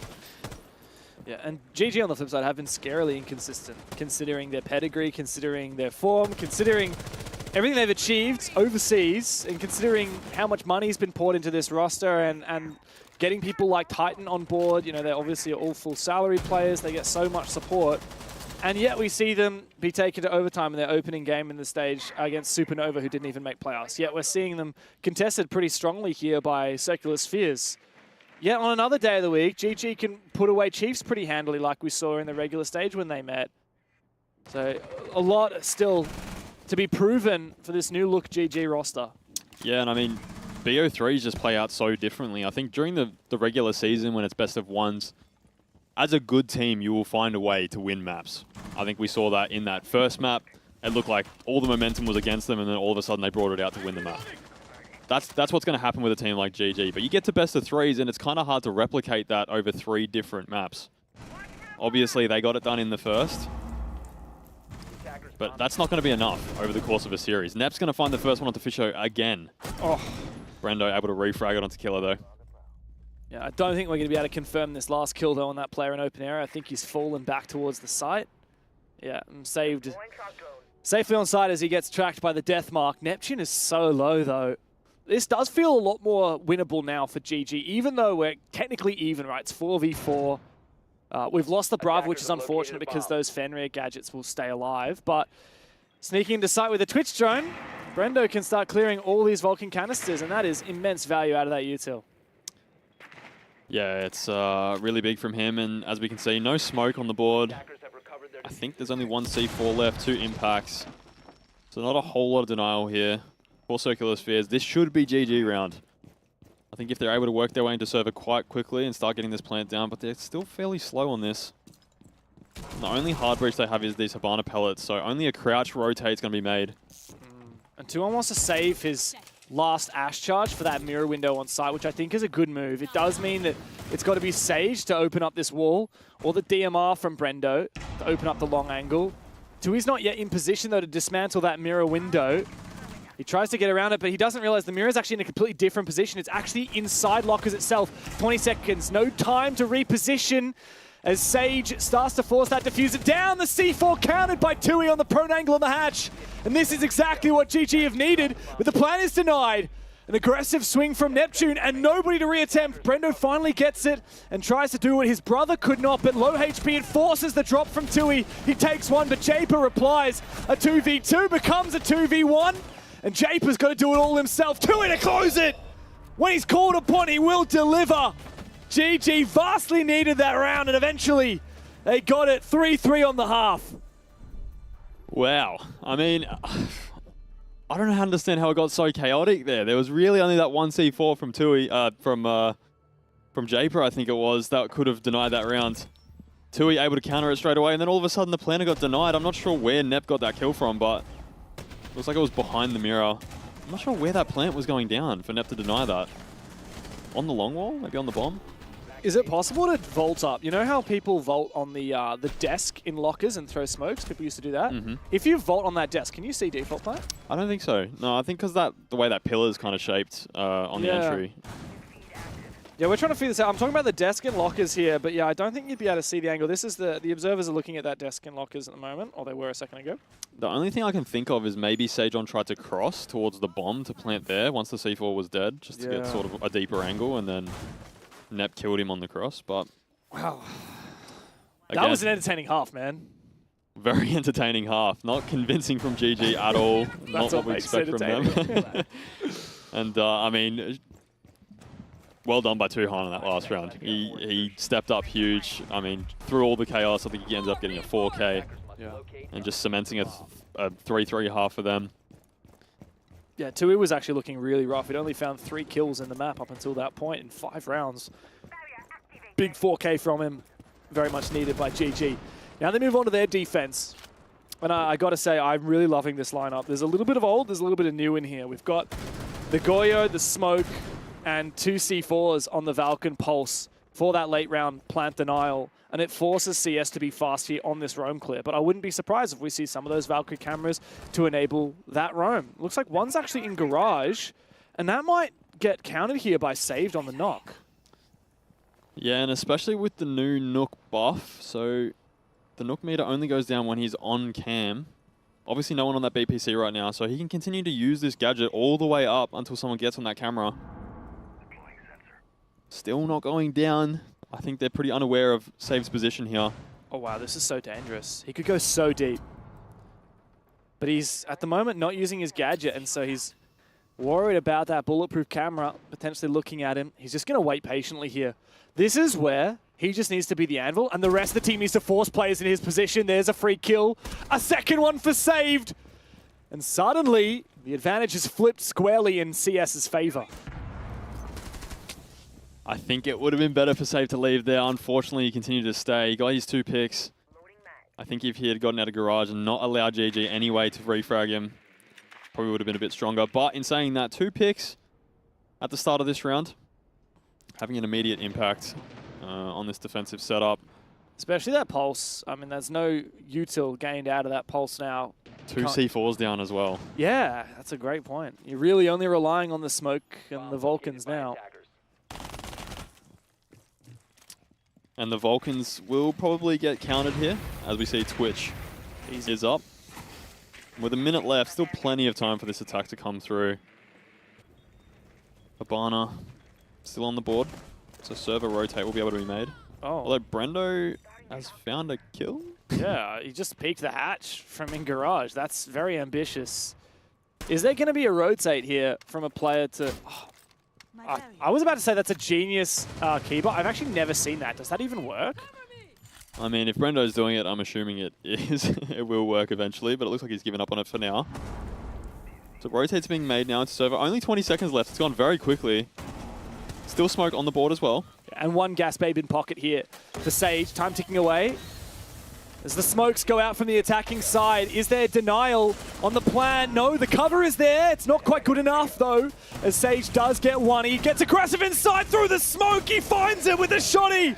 Physics now. He switched places with Sage, and he can't find anything. GG on their defense, start flying. Massive round from Sage on the smoke. He takes matters into his own hands, and he gets his team the lead. Yeah, I mean, I said it before. Sajon's having an amazing map. Even though it may not seem like it statistically, I think he's a massive reason for most of these round wins from GG. Just darting through the smoke with the shotgun out, able to deny. The plant save did such a good job at the start of this round, getting such a deep position into garage and cutting off two of the players. Losing that, right? Like, after 5v3 off that advantage, you should never lose those rounds. No, and Physics made the right call going deeper into server/CC to get this plant down. 10 seconds to go. Look at this. Bang! And then Physics, yeah, he actually vaulted into red at the same time. That was a very strange ring around the rosy through the smokes. So, yeah, I think what happened was Neptune dropped the admin hatch and then eventually got downed by Sajon, and then from there, I think one of the defenders actually run up main to retake the hatch control. So that's why Physics ended up getting off the plant and trying to go deeper, because I think if that hatch control had been maintained, they would have got the plant down. 10 seconds left before insertion. Yeah. Impressive that GG were able to win that from player down as well. 3v4 during that execute. I think every round they've won so far has been in a man deficit. Well, actually, now I look at it, the last 5 rounds in a row, Circular Spheres have found the opening pick, and GG have won the last 2. Credit to them. They're pretty solid at fighting back from those 4 versus 5s. We've seen plenty of 3 versus 4s as well, like that one. Yeah, and it's like we were talking about earlier. I think this is good enough for it to play against a team like Circular Spheres, right? As a good team, you will find a way to win those rounds where you're at a man disadvantage. Win those rounds when you don't have the right util, or, you know, that they're playing better than you. But against Oda and the boys? Against the Chiefs, I don't think this is going to be good enough. They will punish you. They will have no mercy when it comes to man advantage. I think 9 times out of 10, that last round, if played against, say, the Chiefs, that's a Chiefs win. Yeah. Oh. Assuming GG win this, we're teed up for a very exciting grand final tomorrow. But GG have to get there first, and they've proven it's actually not a guaranteed thing here. Circular Spheres have given them a serious run for their money. And finally, GG has started to run away with it on their defense, but still only 1 round in the lead. Plenty left in the tank here for CS. Yet to find an attack, though. When do they get that monkey off the back and start finding these rounds in the second half? I mean, this could be the one. They look like they're going for a bit of a lobby execute here. Physics has opened up that angle into Kanto. Killerman's taking a very aggressive sort of route up spiral stairs, looking to take this first fight on the E3 guy. Goes for it. It's trying to bait out that peak with the drone. Loses the fight, though. SMG-11 bests the SMG-12, it seems. That's a really important kill to find there for Fisho guy against Killerman, and there was no opportunity for a refrag. There was no one supporting. There was no pinch from the rest of the roster of CS. Yeah, this is a pretty one-dimensional attack so far. It looks like it was going to be basically a straight lobby with some early Windows aggression, but Tuhan sitting inside CEO right now. Oh! Wettable was able to find the long-range pick on the Physics. Tell you what, that Castle ACOG has really had a massive impact on how powerful Castle is as a fragger. Absolutely. I mean, saved, able to find one on Brendo though. Has taken stock control. Finally gets the Finker in his hands, and now Japer, once again, he is the difference maker. Neptune finds one. Numbers advantage CS for the first time in this round as they look to try and execute onto the site, but Tui's got a pretty solid position and he's looking fired up. He's got protection thanks to that castle barricade. No keeper barriers though to work with. Time is ticking away. Circular spheres, you've got the advantage. You've got to make good on that promise. And Sage is ready for this entrance from Saved, who gets the better of him with the LMG.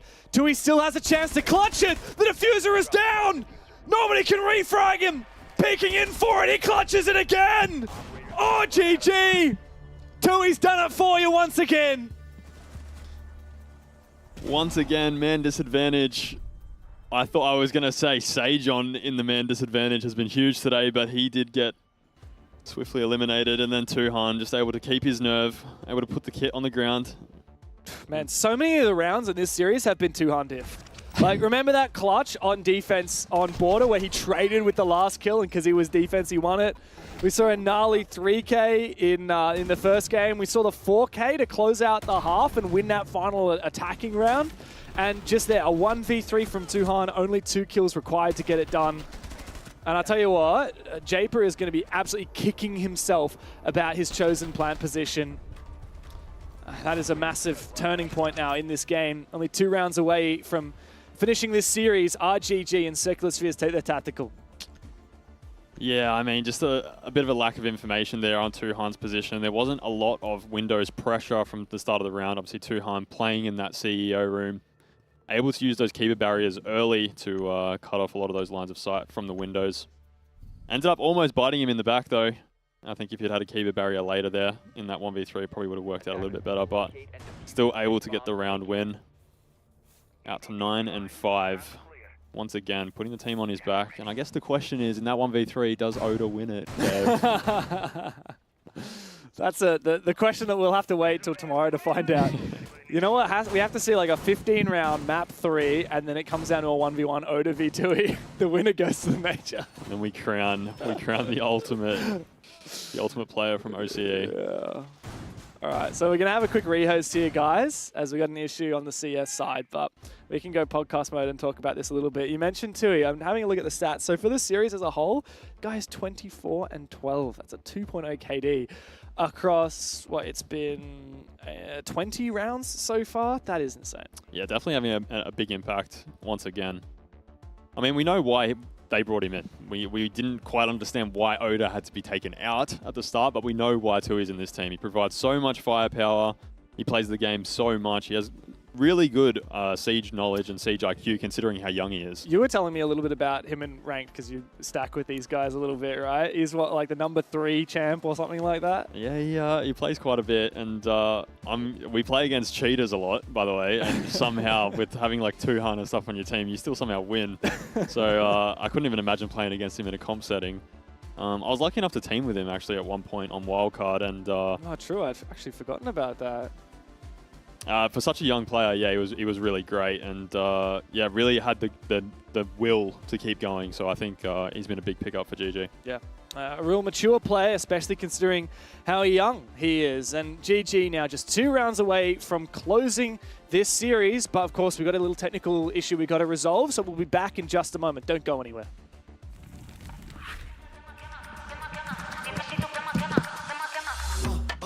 Tap, yeah, I want that. No lines, I don't cut back. Sweet, salty, and all that. Let loose, come get that. Can you play that back? Can you run that back? I'm trying to play that back. I want that. Tap, let's go. Tap, let's go. Tap, let's go. Right here, can you feel? Let's go. Tap, let's go. Tap, let's go. Tap, let's go. Right here, can you feel that? Ooh, you feel that? Ooh, the real back. Ooh, I'm still that. Ooh, you catch that? Ooh, I guess that. The best back. Yeah. 30,000 up on my pallet. Might jump out if I'm wildin'. Catch my flow, I'm so stylish. Tap, real smooth. Can Can you play that back, back, back? Can you run that back, back, back? I'm trying to play that back, back, back. I want that. Hey, tap, tap, let's go, let's go. Tap, tap, let's go, let's go. Tap, tap, let's go, let's go. Right here, can you feel? Let's go. Got you tulips in a hand up boss like communist. No, I can never ever get back all the things I missed. But I'm that man that think you got the gist. Got you tulips in a twist. Hand up boss like communist.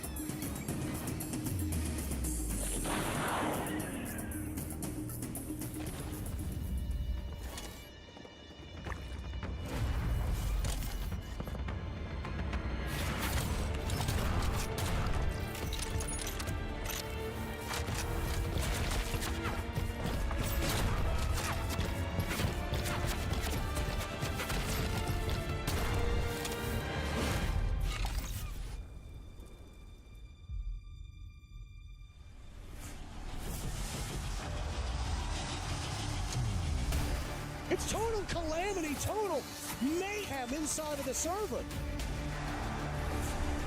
Out of nowhere, they find their round back into their favor. Holding up for the blood, the wave!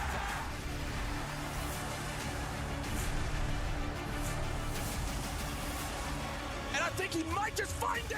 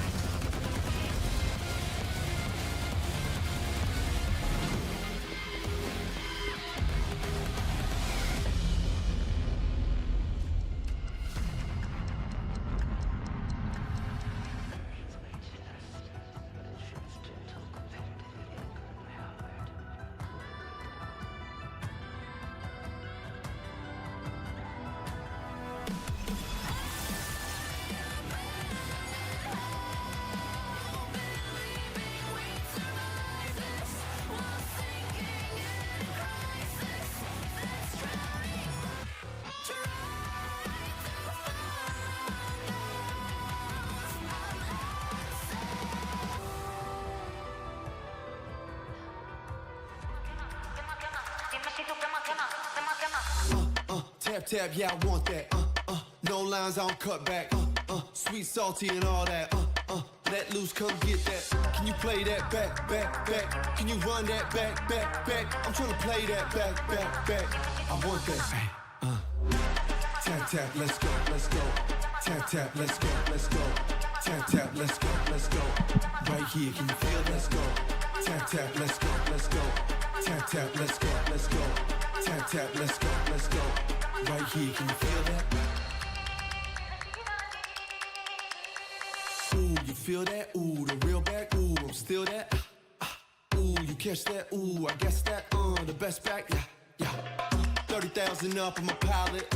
Might jump out if I'm wildin'. Catch my flow, I'm so stylish. Tap, tap, real smooth. Can you play that back, back, back? Can you run that back, back, back? I'm trying to play that back, back, back. I want that. Tap, tap, let's go, let's go. Tap, tap, let's go, let's go. Tap, tap, let's go, let's go. Right here, can you feel? Let's go. Welcome back, everybody, here to our second semi-final in the Oceania League. GG on the cusp of finishing off this series. A series that has actually been a little bit closer than we expected, Vinny. Particularly map 1. Good comeback from Circular Spheres. Wasn't quite enough. Back from the 5-1 down.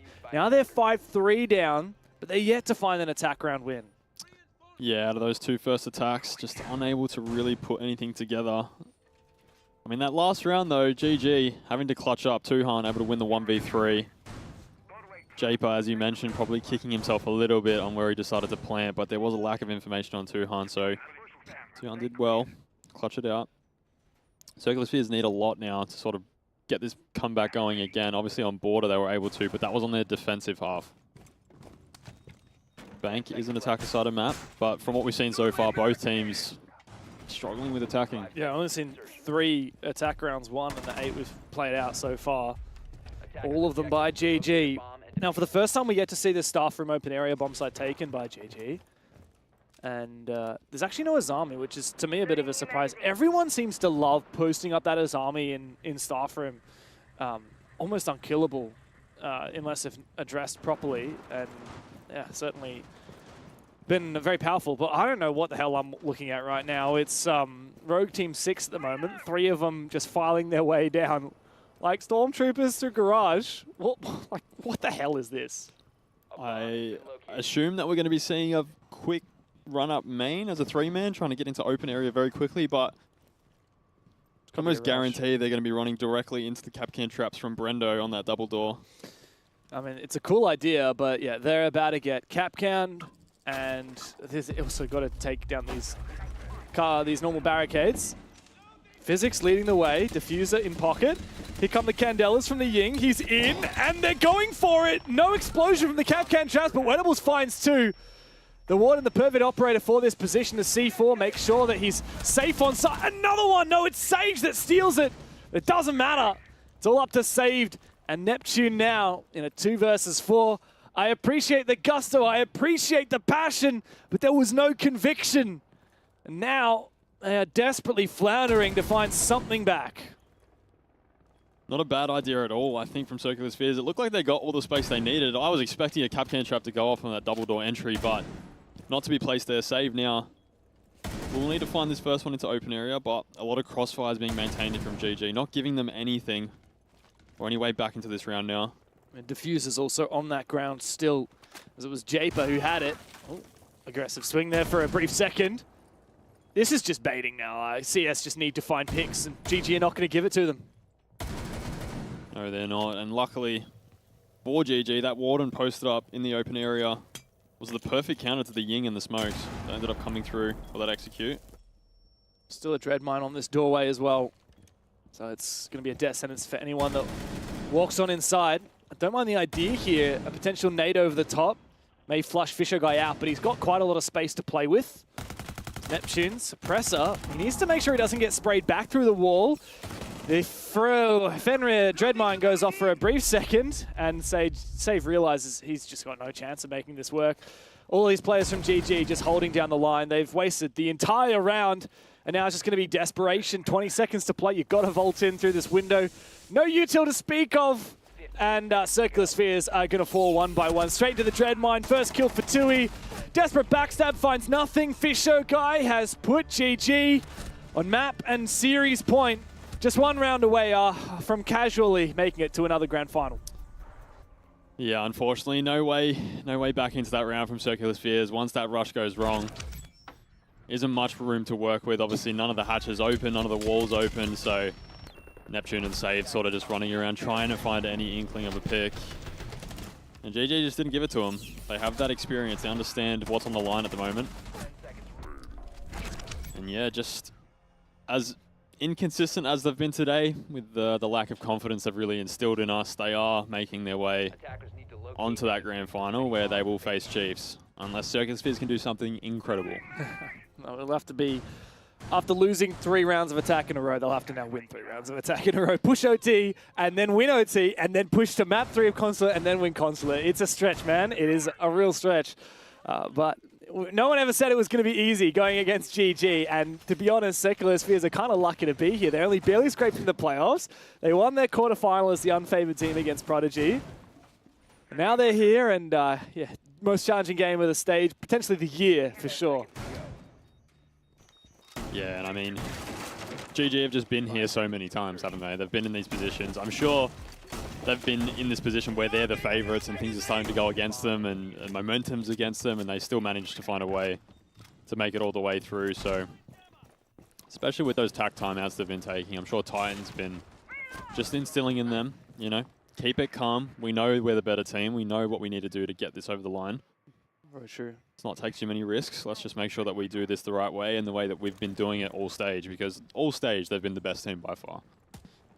They have. And yeah, a team like Circular Spheres hasn't been contesting them, and for them to be doing it today, I think it shows more of a lack of what GG has been doing than anything incredible that Circular Spheres have really shown. I mean, credit to CS. They have made both of these maps challenging for GG. Like, this was 3-2 up in favor of CS a little bit of a while ago. GG had to take their tactical timeout. We saw GG take their tactical timeout on map 1 as well, and that still was not like a magic band-aid solution for everything. They still had to fight for it to win 7-5. As GG now on the cusp of finishing off this series and booking a very tantalizing date with Chiefs tomorrow. And Saved once again picking this Nook and making his way into Garage. It looks like he wasn't spotted on the initial cross again. Only a quarter, or less than a quarter of his Nook meter, or gadget, has been depleted. Jape has made his way into admin. Should be a freebie. Good kill there. Brendo goes down. An opening kill sorely needed here for Circular Spheres, and something they've failed to do for the last 2 rounds in a row. Saved also lucky to find one. He reveals his position and doesn't get the kill. Yeah, but this position just puts so much pressure onto the players inside. He doesn't even need to really peek. He just needs to make sure that his presence is felt. You can see that Wetable's taking a lot of damage. That's 20 HP from that main stairs position.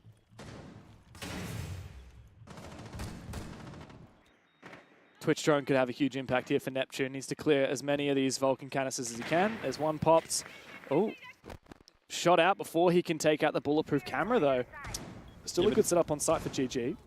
And he's got a second one here coming through Garage. I think the main focus of these Twitch drones will be to continue to get these Goyo canisters. Sage is going very aggressive up the Garage steps. That information from Neptune, but he is spotted out by the Fenrir gadget. 2Hum will find one onto Nep, who was on the drones in the first place. Sageon will eventually find Saved as well, just relieving a bit of that pressure from Garage.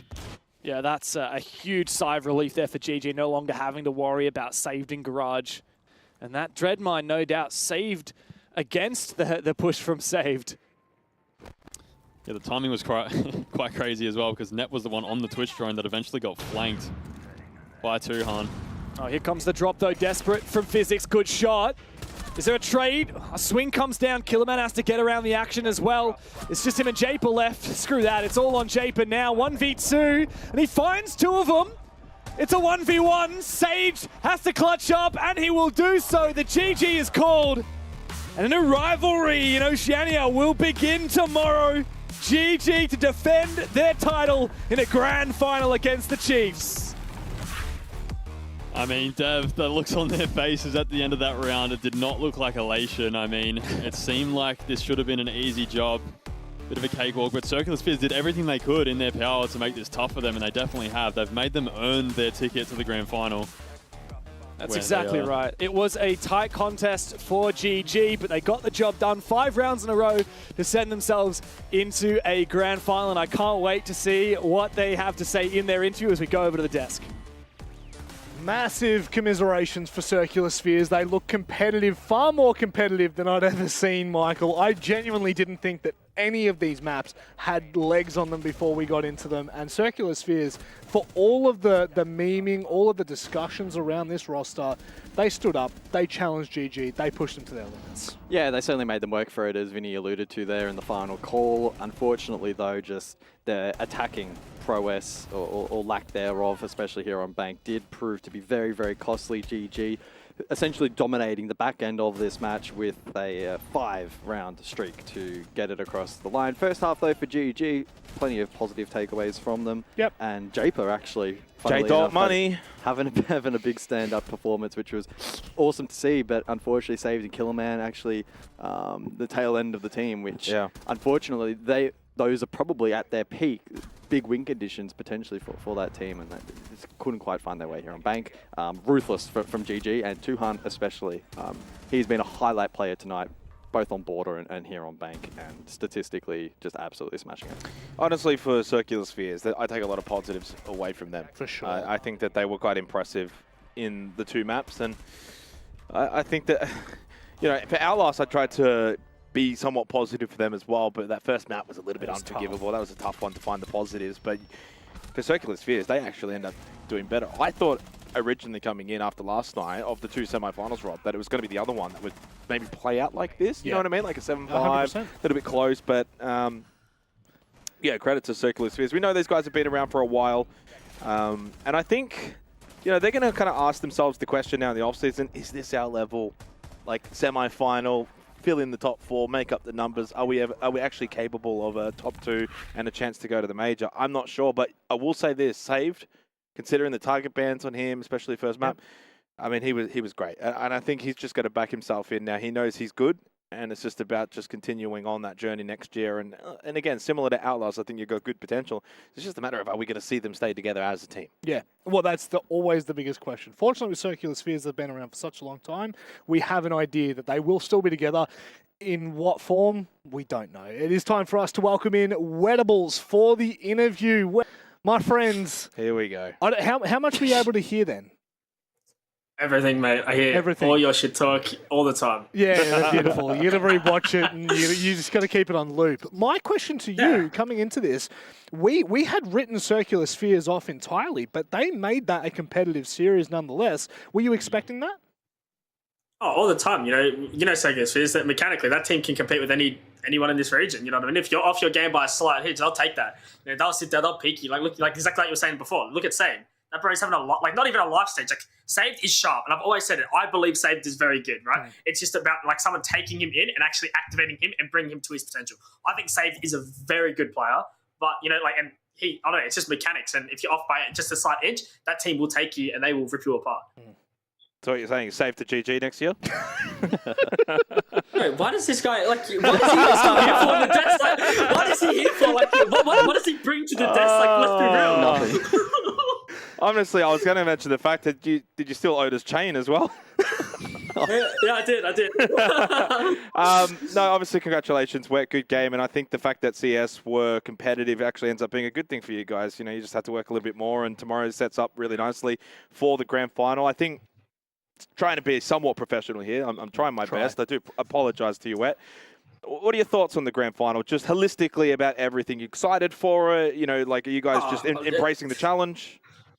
Excited, they're no team to be slept on. It's good that we have I don't want to take anything away from this in the region, but having two teams it's great. That can compete. You know what I mean? It's for Thank example, you for we had Bleed and Fury in Asia for so long, just fighting and fighting and fighting. You know what I mean? How much more entertaining did that make that region? Yeah. Knowing that was going to be the grand final. This region, whether we go, whether they go, now that's going to be the thing. These two teams fighting for that one spot, and then it comes into the discussion. Does Oast then deserve 2 spots maybe if they start performing well into that? Know what I mean? No. I'll tell you what, maybe he's orchestrated with Oda. They're like, 2 slots. No, that's a really good answer, mate. I'll tell you what, you got a future on the desk. That's all I'm saying. Hopefully. I'll be there soon, but I'm getting too off this shit, to be honest with you. Obviously, we hope you've got a couple more stages than you Wet. In terms of preparation, though, for this week, maybe not more so for you and the core of the team, but obviously Tuhan coming in, right? This is the most pressure that he's played under. So far, he's been incredible, right? Has there been a lot of emphasis on ensuring that he's ready to go this week? Basically, we went in and we just talked about it. Me and Fish basically, even Sage as well, but me and Fish do a lot of the prep work with Titan because, we're the 2 main callers, we're the voices of the team. Everyone does do the calling and stuff, Titan said, we're more fluid now with everyone talking. But for the prep work, I think it's easier to not overwhelm someone like Tuhan or someone like Brendo that's just their whole job is just to kill people, right? That's their jobs. That's why they're fraggers, that's why they're there. So if they keep that off them, it relieves their pressure just a little bit and allows them to just do their job, which is go shoot people. I did want to ask, yesterday, of course, you guys played the R6 Cup against Chiefs. Mm-hmm. What were your takeaways?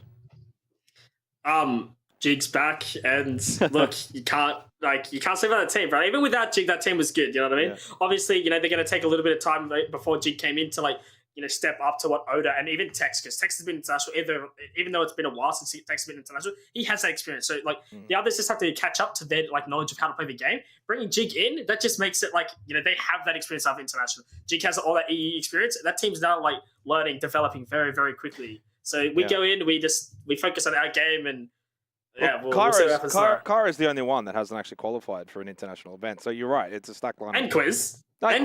Quiz didn't go because of COVID. No, that was Dino Hayward roster. What are you, bro? This he doesn't even know who went to the qualified. What? On the desk for what? Like I said, on the desk for what? Wasn't he on nights at the time? I thought you didn't go. Oh, Don't you throwing me under the bus. I didn't say it. We spoke about it before. Listen, I can name the roster right now. Ready? Juicy, Sage, Joss, Hayward, Dino. That was the...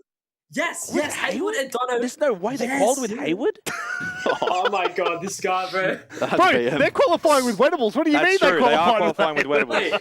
Wait, have you seen my performance this stage? I'm on Montaigne and all that, and I'm still at this point we could rename them to Rafflecopter and send them to the major. You won. Hey, that was a good team. Bring back Boyd, bring back No. Let's never bring back Boyd. I will never disagree with you on most. Do not ever bring back Boyd. He is better in the Phantom Zone, my friend.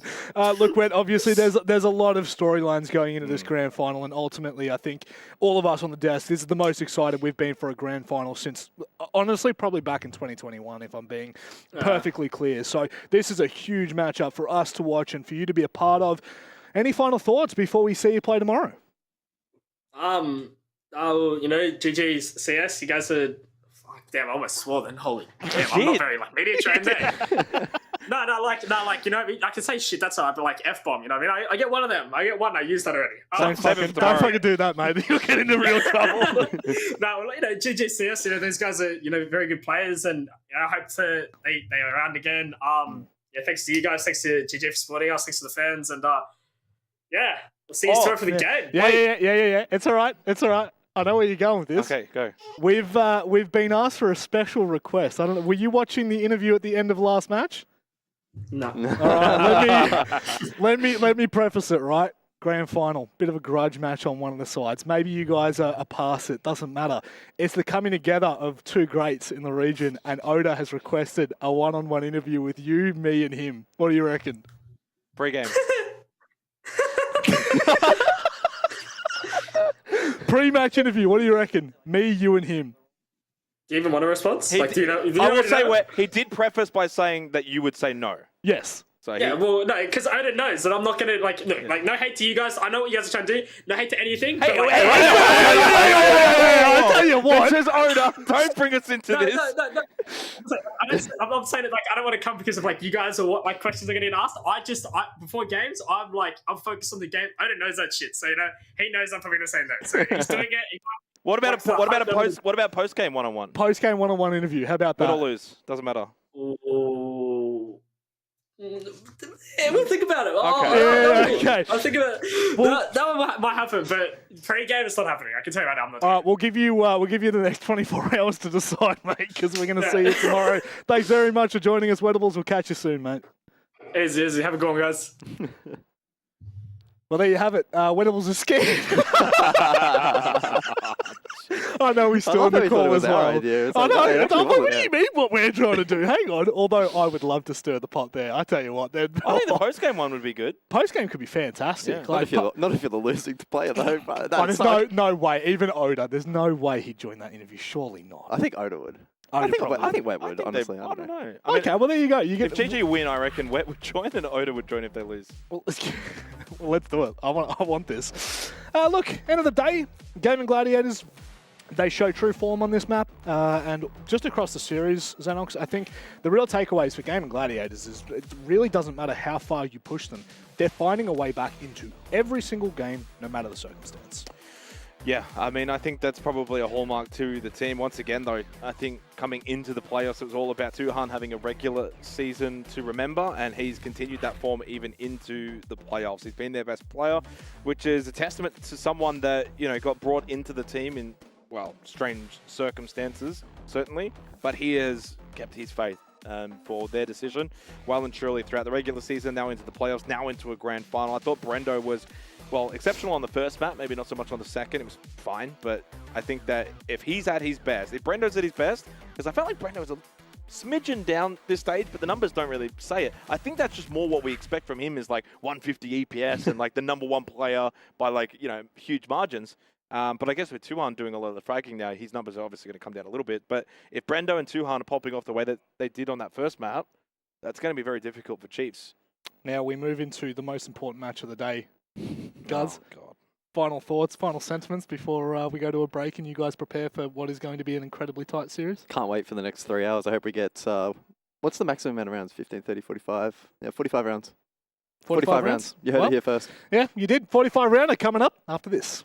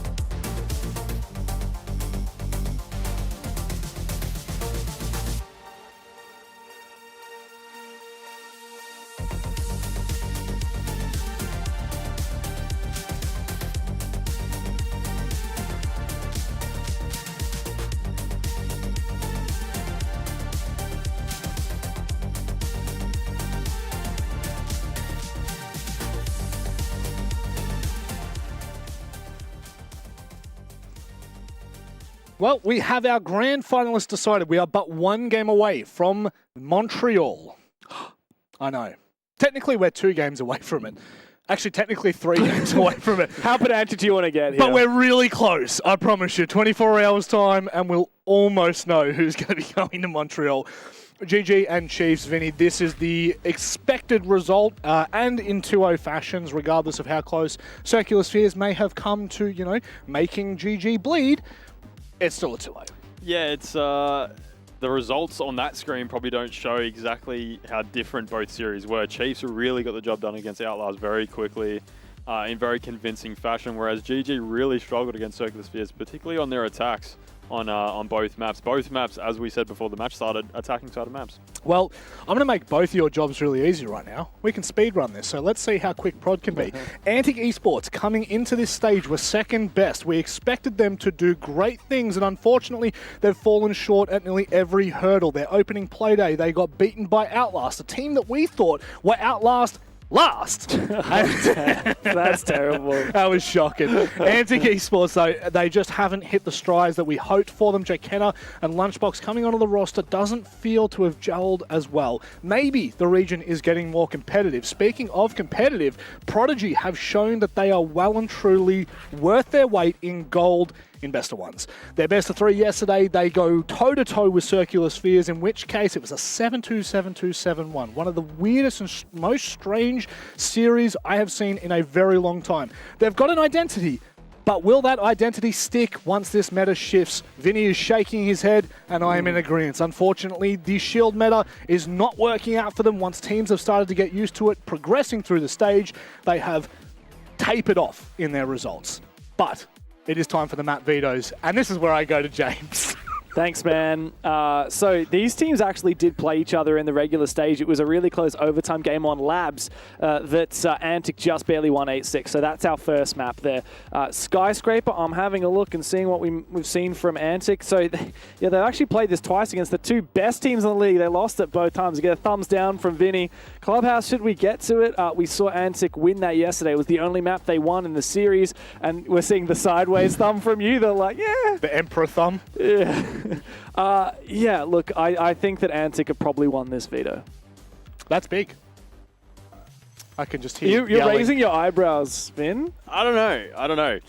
Yeah, Nighthaven, I think Prodigy towards the end of the season really struggled on Nighthaven, considering how well teams were countering the shield play on that map.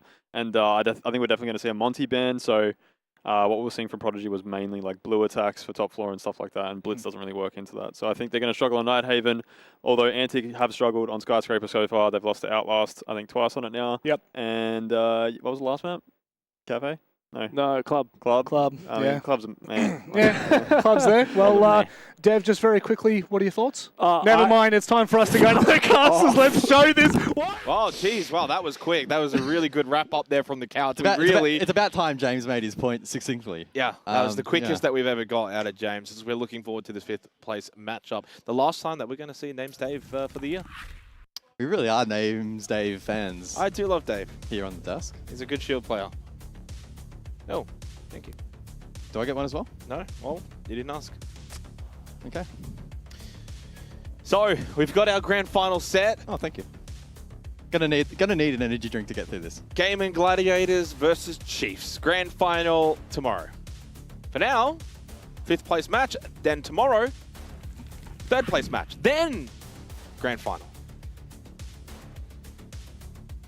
So the stakes for this match, Jake? Medium rare. Not even undercooked. Undercooked. SI point differential, 5 points. Are either of these teams going to qual on points for 6th Invitational, Jake? What's the money difference? No. So that is irrelevant. What's the money difference? Take a guess. I don't know. It's Take a guess. $500. Bit more. 1,000. Triple. So 1,500. 1,500 Australian What's dollar 1,500 dues. 5, that's 300 each. That's about... Take tax out. Pay the orgs. It's about 3 meat pies in this economy. It's probably about like $100 each. It's about 3 meat pies. Maybe a sausage roll. And a Parma. You're stretching the budget. Oh, in this economy you are. I said what I said. Well, I mean, this is just going to be a glorified rank game. Yep. It is going to be a glorified ranked game. These guys are going to have some fun. You get to have an insightful look into the way that these guys just have fun in Siege. Yeah, did we get a whiteboard actually from Chef Jeff? We were too busy yapping that we didn't actually look. I didn't have a look. Pro, did we get a whiteboard from Chef? Can we get a replay of that Isaac of the whiteboard? Yeah, Isaac's pretty good on the replays. Oh, was it? I'm getting a shake of the head from No. Prod. Oh, it's on the way? Ah, okay. No. We got mixed messaging. I got told it's on the way. Nutter is shaking his head like, no. Nutter is shaking. Okay. Not a Chef Jeff fan. Sorry, Chefy. Chefy Jeffy. Oh, hang on. Something to... I don't know what that word means, so I'm not going to say it. Okay. We flew too close to the sun. Pluto's highlights, right? Good old Pluto.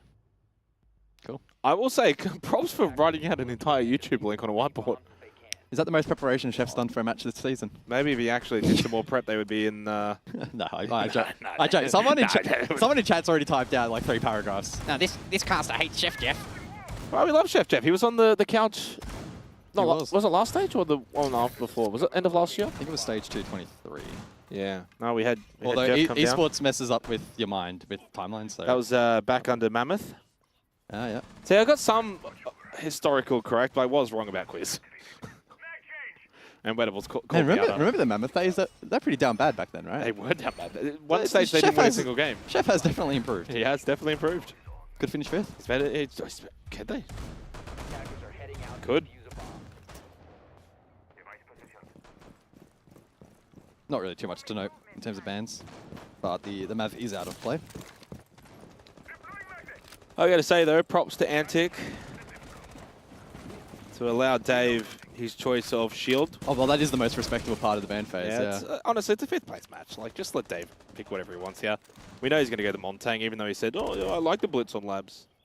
The Clutch also made it through, and he's elected not to play it here for the opening round. A double hard breach denial with the Maverick band. Kai Claw, Chocolate batteries.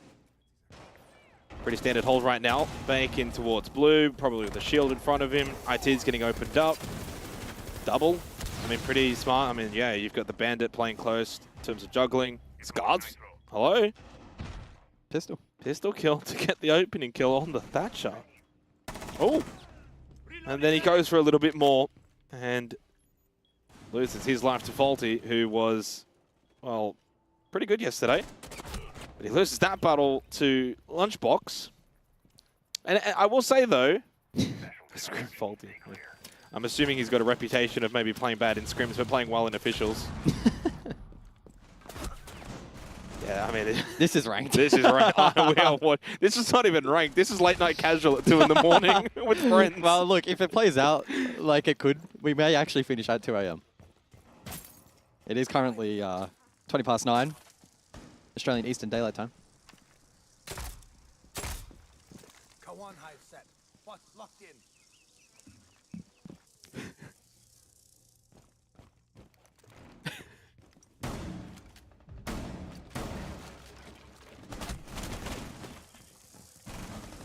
Oh my god. It's not the spot to go pro. Chef Jeff getting the kill onto Mackenzie. Makes it a 2-1, down to Bake. And he is just continuing to creep on into a position where he can't really do anything. He can flank. I don't think he's going to expect him to be rafters. But Hunter just happened to be watching it, waiting. Brings the crosshair down nicely. Good kill, tacking around win. Good stuff. Good job, guys. Have fun. Prediction for this series? You may as well just play. I don't know. I really you may as well flip a coin. You quite literally may as well flip a coin. Oh. Yeah, that's pretty bad replay from you there, Isaac, but forgivable. They've been pretty good tonight. We all make mistakes. Attackers need to locate and defuse bombs.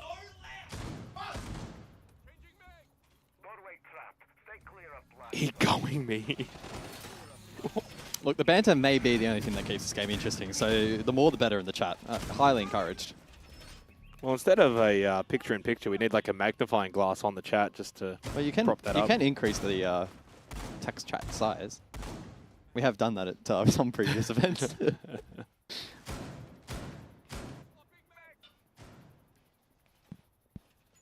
Who do you think deserves to finish 5th? Looking at the whole stage overall. I will say Prodigy, only because there was less expectations on them. In terms of, yeah, measured against expectation, Prodigy probably outperformed, whereas Antic underperformed. So if you want to go off that metric. Yeah. I think Antic's the better team, or at least should be. Yeah, should be. On paper, yeah. I wonder where it all went wrong. Well, it started the start of the stage. No, I mean, the opening play, they lost to Outlast, and they just took a little while to get going. That's a very aggressive entry from Jay Kenner. Well, they 7-0'd CS the play day after, and ironically, we'll finish below them. Yeah, bizarre. Lodgebox has probably been a shining light as we've continued on this stage. He's kind of getting better and better. Do they stick together next stage? I mean, I think you can argue that with all of the Oceanic teams, right? Outside of GG. That's, well, they didn't stick together. If GG lose tomorrow, who knows? Oh, jeez. No, I think that's always the old question, especially like I will say SI quals. That's going to be intriguing because there's something now there instead of having to wait until stage 1. So there's maybe more incentive to actually stay together. And then after SI quals, the incentive to stay together is then stage 1.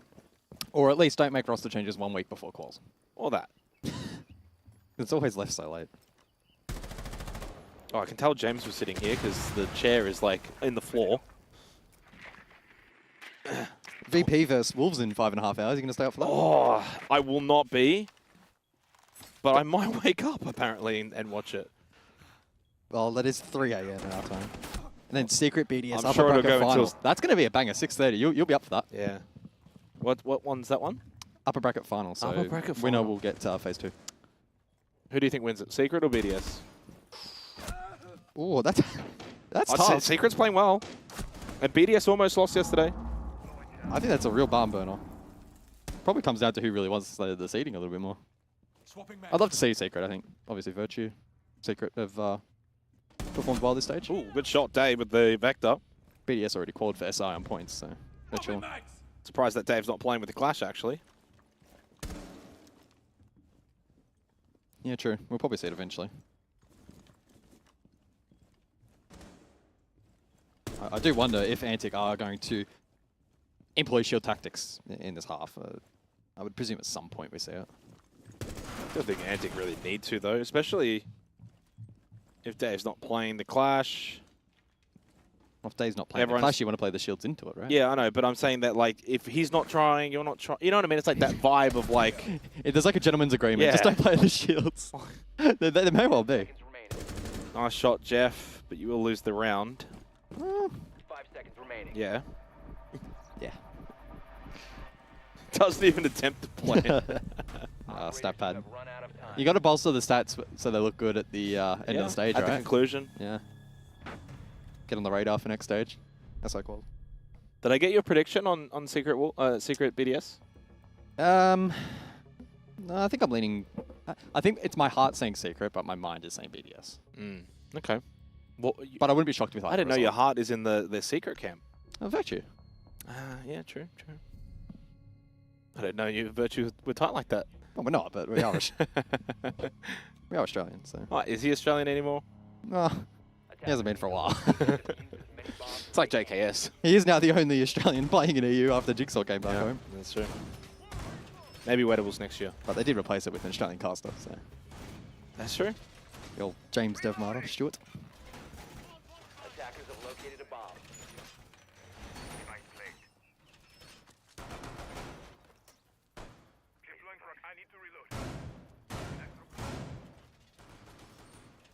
Well.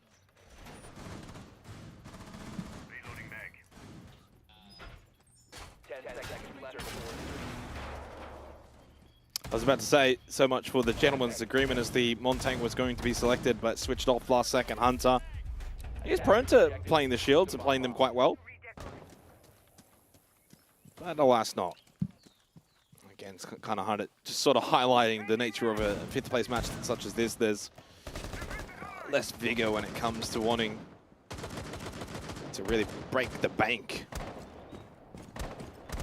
Less vigor. Changing max. Ooh, tweet from the main account. What's this about? I think it's very exciting news. Gaming Gladiators versus Fury at PAX officially announced. Oh, that is actually a really good tweet. Friday night. Get around it. How do you get to PAX? Don't know. I'll just punch it in Uber and it'll take me there. I'll be casting it with you. That's my first LAN in Australia. Yeah, we haven't had an Australian Siege LAN since SM20, so Six Masters 2020, I believe. I was in the crowd. I was there too, working the event. Not Siege though. Not for Siege. You finally came around. Just around the corner. No, but in all seriousness, if you are in Melbourne, get down if you're in Australia, I mean, it's not that expensive to fly down, is it? Oh, it is. I don't know, Qantas these days, mate. Well, there's plenty of time to drive down. It's only Tuesday. Get down here by Friday. Get to PAX. Watch some Siege live in person for You get Australia. to watch the best team in Australia. But if they lose against the Chiefs... Oh, they might be a bit upset. If they win... Then they definitely are the best team in Australia. Yeah. Fury haven't been amazing this stage, let's be real, but Fury's it'll be a definitely fun game. Fury's definitely not the best team in Australia. Well, obviously. Oh, red ping intel. Hunter not really too clean with the bees there initially. Just blocking the doorway. The attacker's bomb diffuser has been dropped. Attackers recovered the bomb diffuser. Dave does have a nitrocell. Still available. More bees being sent in here by Hunter. Red ping information. Now on to Dave, who has been forced back a little bit. Does he get this nitro out and in towards electrical? Breach over towards IT opened up. Bake still holding blue. No pressure though. It's looking like a double stack in. Although never mind, triple stack in. Sorry. Antic are just sending it all together. Oh, trade. Dave is dead. So is Scars. They take each other out 1 for 1. That's fair. Nice kill. Bake and pushing for more, but maybe overcooked it, overbaked it. Now onto a 1v1. Trippin and Jake Kenner. Jakey yet to get a kill. And he doesn't have a need to dislodge. Saw the elbow, or maybe not. 13 seconds remaining, but I don't think he's going to worry too much about getting the plant down. He just wants to try and find this kill. Jake Kenner locked in. He looks incredibly focused, but can't hit the shots necessary. So far, Trippin's landing all of them and will get the final blow.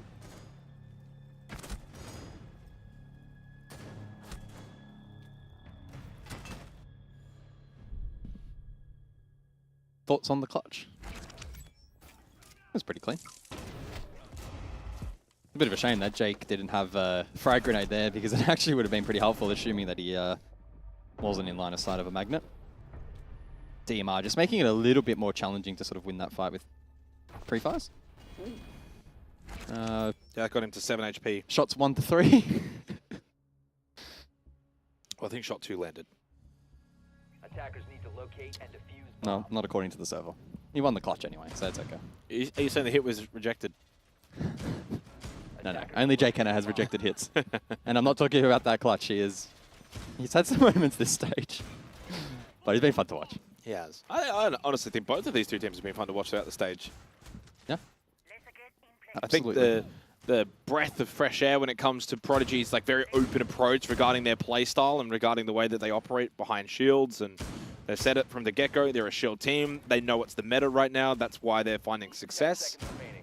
And then also because of that, it has its downfalls. You know, that over time, you're going to end up in a position where teams start to figure you out. Teams are going to start to understand you like to play shields. We're going to start banning the shields. We're going to start taking you to maps that maybe shields don't particularly play as well on.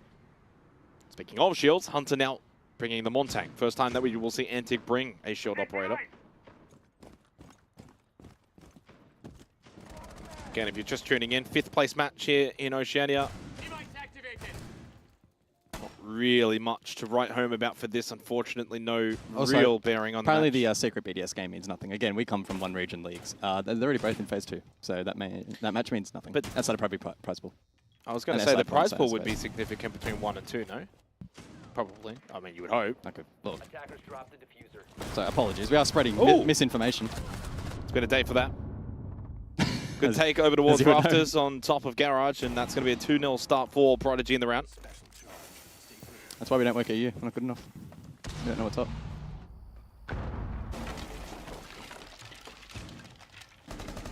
Good clear of Mackenzie. A little re-aggression here from Antic. Come on, Jake, you can get a kill. It is a 10k euro difference, by the way, so a little bit more higher stake than this match. Still only 5 SI points difference. 10k euro versus 500 euro difference. Also, it's a grand final, right? Like, it has all of the prestige of still. What the? Whoa! What the hell is? Yo! Whoa! He's just hacked the ammo. What was that? I think we need a moss check on that one. Jeez. Must be part of the Dockerby rework. Jake has the same face, regardless as to what he's actually doing. He's locked in. Yeah. He is very little. He could be on for 2 here. Oh, left side. He's like, no, I thought he was flashed. Oh, I reckon he's thought Dave's gone down the hallway there, back in towards server. I don't think he's anticipated that he's actually just holding top blue like that. Oh well, Chef Jeff, what can you cook for us, mate? Put your chef hat on. There's 1, 2 to go. He's just, look at him. Oh! How is Dave not dead? Shots 1 to 3. I think shots 1 to 8 didn't land. Another flash. Oh man, he's picking up the pace. Does he win it? I don't think so. That's the last flash and doesn't find value. Well, I think he wants to try and get the kit upstairs. Is the kit here? I don't even know. Oh. There you go, Chef. Grab the kit. Yeah, he does go and get it. Okay, I was right. Legion Mines are going to make this really tough on 16 HP. If it isn't already difficult. I would say the fact that there's no time left, he's got a drop, he's still got 2 players to clear, he has to get the plant down. Those will make it difficult. He'll start to stick it though. 7 seconds left. Now starting to clear towards site though. Prodigy opened up. Off the kit is Chef Jeff, and he wants to try and preserve that KD. Good man. Does a good job. Well done. That's a win for him. But a win in the round for Prodigy as they go 3-1 up. And you can see some words, choice words from Chef Jeff. Pleasantries? That was a question. No? Okay. Well, I mean, I can't hear what he's saying. Oh, well, I wasn't watching, so maybe you could have told. Well, I can't read his lips. Well, body language. Body language. Did he look happy? Did he look sad? Bro, I don't know. He could look angry and say the happiest thing ever, or look happy and say the angriest thing ever. Well, he could, but that would be unusual. I wonder what his stats are looking like at the moment, because that's now the second round he's stat padded. Defenders, protect your bombs. Well, he's 5-1. Yeah, he's top of the team. He's doing amazing. That's why KD means nothing in seed check.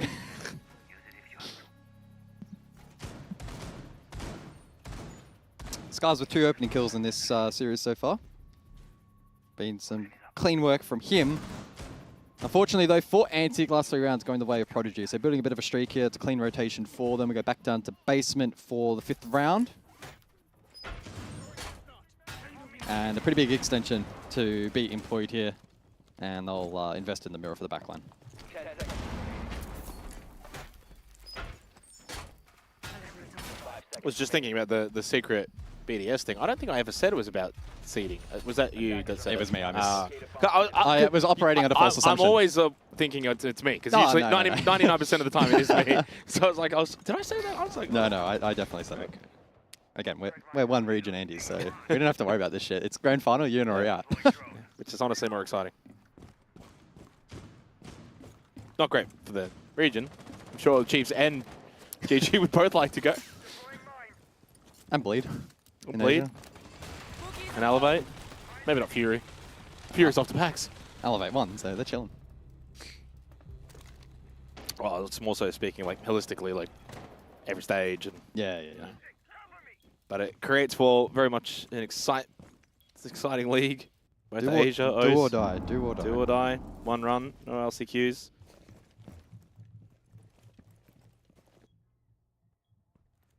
Yeah, I can't believe that. Sometimes I forget Elevate ended up winning that. They did. Will we get a Chief? Maybe Chiefs and Elevate to the major. Well, look, not many people, I think, genuinely believe that Elevate we're going to be able to take down Bleed. So the precedent is there that upsets in grand finals can happen. They're rare, but they can happen. Did CAG qual? Probably. They always find a way. 3v3 as Trippin gets the call onto Scars. Locked in is Jake. Yellow pink information being played off by Hunter. Chef Jeff makes his way down to bottom of EXO. Salty making his way up. Jake does get himself a second kill. Looks up to the kill feed just to double check it. Well, Cyclops won the third place match, so LCQ. They always find a way. They always find a way. Oh, better one from above. Looks like Antic are going to find their second round here on attack of Labs, which is pretty decent. Don't need that many attacking rounds on this map. If it is played defend-decided, which arguably it should be. Jake Kenner gets the final kill. Double kill for Jakey.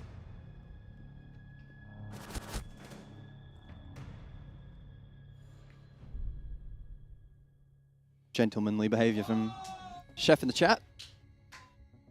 2-3 scoreline.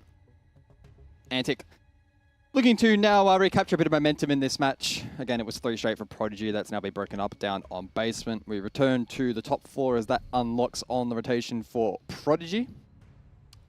And they're going to play a pretty similar lineup here in terms of that composition. It's going to be heavily surrounded by that mirror. It's going to be a key component of this defensive hold. Key component. Yep. Well, as you can see, Jake, it does limit the attacking routes if you don't deal with the mirror windows, and we have seen that. Luckily, it's pretty easy to deal with. You just bring an Ash. That's why they pay the big bucks. Yeah, that's why. I don't think Rob Monday wouldn't have been able to connect those dots. Oh, you've just opened up a great storyline. They have brought Ash once in this half. That is it. Is that a great storyline? I was expecting a little bit more. more. The mirror has been, the correlation being the mirror has been played more than once, so they're not always bringing the Ash as a hard counter. There are other ways to deal with it. I mean, even here, you don't necessarily, if you're going to bring the Montang, you probably don't need the Ash as much. Montang can enter up rafters and then just smash the window. You can also vert it from below. Yeah, we're not going to see that. Yeah, there's a lot of ways you can deal with it. Ash is pretty easy though, especially with the Montang. They'll get rafters control. That's going to be where Antic will be hitting. They'll open up IT. They'll get rafters. Montang will push. Could go eventually then blue late round. So like once you've got rafters control, you rotate the Monty to blue. I wasn't expecting Dave to you could jump that. out. That is very un-Dave-like.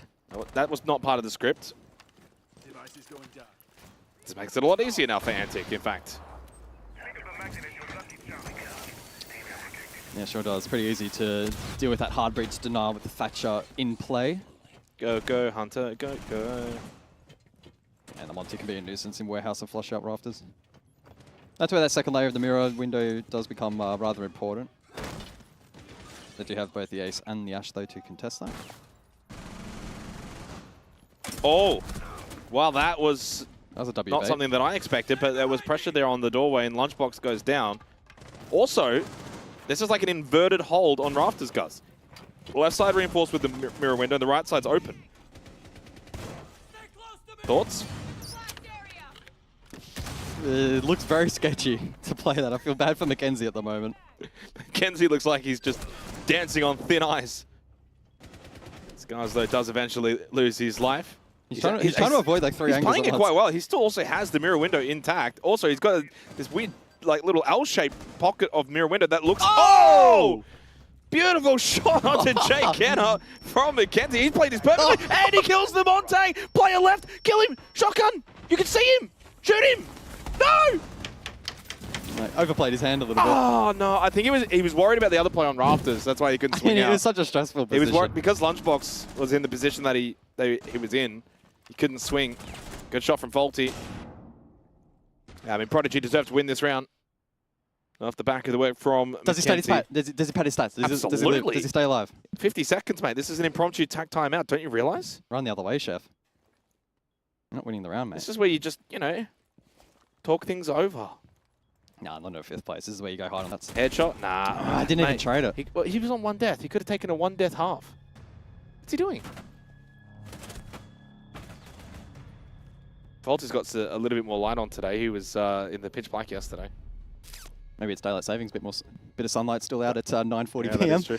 Bro, it was like 8 o'clock yesterday, and it was not yesterday, the day before, and I was like watering the plants in the backyard. In the morning? Yeah, no, at night. Oh. Well, you've been a bit of a morning bird recently. I have. Ooh. This is a really good shot there from really Mackenzie. nice. And then to also get the kill here onto the Montang. Yeah. Ooh, clean. Brutal. Don't know about that from Hunter, but yeah. Couldn't quite swing the player tucked in behind that mirror window because of Lunchbox on the other side of the rafters. Either way, they get the round win. Clash, clash. Half is done. Clash for Hunter. Montang for Dave. No surprise. The Battle of the Titans. Remember the time when he was like, no, I prefer Blitz on Labs? And then you said to me, oh, you're trying to tell Dave how to play when I explicitly said that Montang's better on Lab? Yeah, well, now look who's laughing. No, I'm not no one's laughing. laughing. I'm not laughing. Okay, no one's laughing, but you get what I'm saying. I'm crying inside. But I'm just happy we get to see Davey on the mods yet.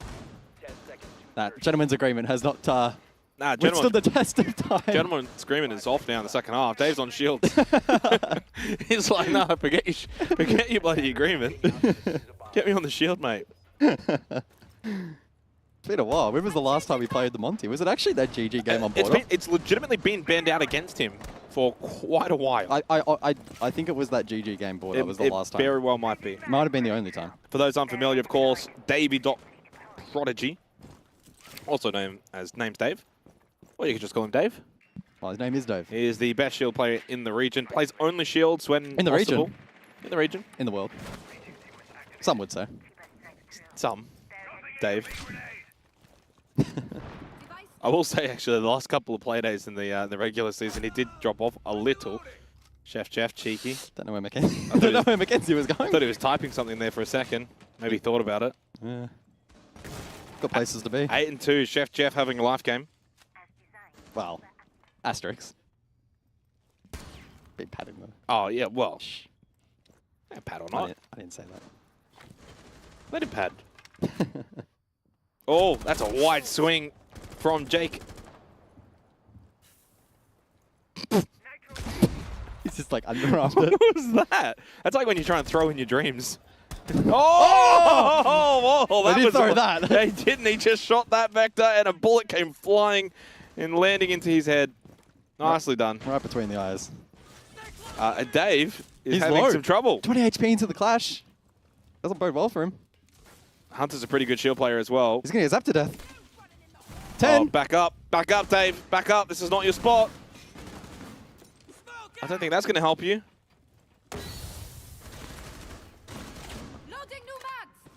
I have a suspicious feeling they're going to lose this round here. I think you're on the money. Oh. Where's the nitro from Scars? Just nitro him. He's a dead man walking. Yeah, they got one remaining. Scars, come on. Okay. There's a player outside. And Jake is just... No, Chef, sorry, has just sniped this guy. Bang. Cool. That was a round of Siege. This has been a game of Siege.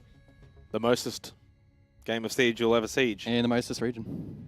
Oh no, Chef's got a tech. Ah, Chef. Oh, Chef. What could possibly be disrupting your gameplay that much? You're 9-2. Maybe he overspan. Maybe he like broke his mouse or something. Oh, I actually would be surprised. Hang on. No. The way you do that is you... No. But I thought for a second, like, I was watching his cam, and I thought he was, like, fiddling with his mouse, but he's picked up some kind of contraption. Maybe he did glitch his game. I'm pretty sure you bring up the Steam overlay to do that. Like, just keep spinning. Spin to win. Lunchbox with the laundry hanging as it dries. As always.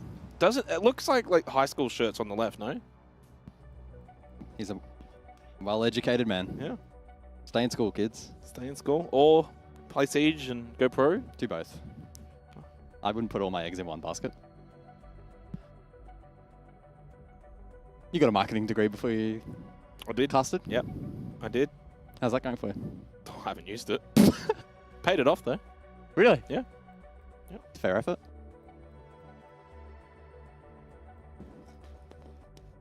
Are you concerned with Dave? In the context of? Shield play. Nah. Oh, he's having a big gulp there. He hasn't played hang on. He hasn't had the opportunity to play Monty in a while. He gets a couple of rounds to warm up to it. We've got to be careful here with this particular camera setup because Dave does like to go digging. Yeah, he's been done dirty before. I still have a feeling he was just adjusting his nose ring. I want to give him the benefit of the doubt. Yeah, probably. You know, I mean, I don't have a nose ring, neither do you, but I feel like when you go to adjust it, it looks a little... Yeah, I could see that.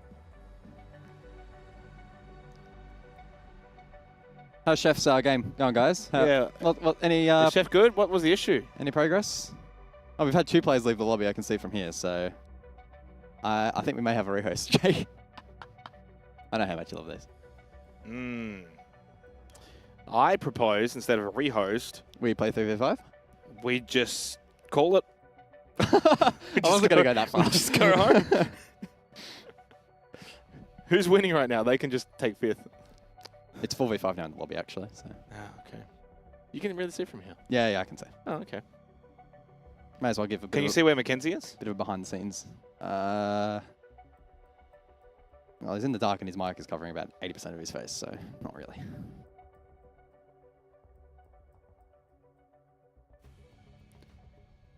Are you a lights off or lights on gamer? I think I went through a period when I was really sweating in ranked. I had the lights off. Terrible idea. Don't do that. 2 hands of lights off. We gotta talk about Siege, right? Yeah. Ah, okay. Yeah. I'm saying, well, you can see it in the player cameras, whether they're lights on or lights off. Typically lights on. You? Lights, main light off, but then, you know, fancy little RGB lights and stuff. You love your RGB, don't you? Yeah, I do. You are a... I'm in my 30s, You're a big kid stuck in the body of a 30-year-old. Yeah, exactly. Exactly. Aren't we all? Soon you will be. Rob will be next year. Some of us are grandpas stuck in the body of a 25-year-old, like James. That is true. I think James is ready to retire. No, I don't know about that. We are back in the server, as is rather evident. It wasn't even a rehost. No, I was wrong. We have had a lot of rehosts this stage with players unable to reconnect to the lobby, so nice change of pace. Isn't it funny when the game doesn't matter that they can reconnect?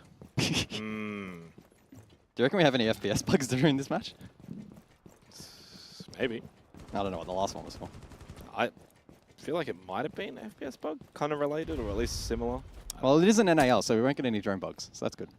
They get drone bugs? Yeah. What's the bug? It's classified. Oh. Not allowed to talk about it. I don't know. There's just some drama about it. I can't be bothered talking about it here. Do you remember when we used to get the mute jammer? Oh, that's an OG bug, yeah. Yep. Sometimes we get the drone sprint lines when we go to a player POV. Have you noticed that a couple of times? Boost. No, I haven't actually. Yeah, it's like that. Maybe I'll pay more attention to that. Point it out next time. It's rare. Well, minute 50 into the round, and well, you guys are watching the game. Not much has happened. Bit of control up above. Vert pressure available here to the attack. And almost catches one of God. In fact, it does. And Nice. Mackenzie to play cleanup crew. Oh, LMG getting to work. But Jake Kenny with the boss G able to trade. Yeah, Jake loves his vigil. Oh, he loves it. 7 kills for the man during this game as well. He's doing well. He was like 0 and 3 at one point. Hey, he's turned it up. Turned it up a notch. Dave on the roam on the blitz. Just surveying the area, as he does also get a live drone from Trippin. Oh, hello. Oh, pizza time. Well, the boss G probably the worst gun against the shield. So not a great matchup for Jake.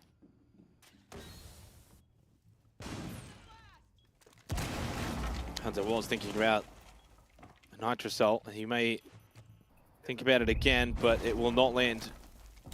In fact, it may go against him as he's opened up the floorboards nicely for Bake. Bake says, thank you very much, Hunter. Prodigy go 2 players up. And considering this is Antic's map pick, Prodigy are looking pretty good right now.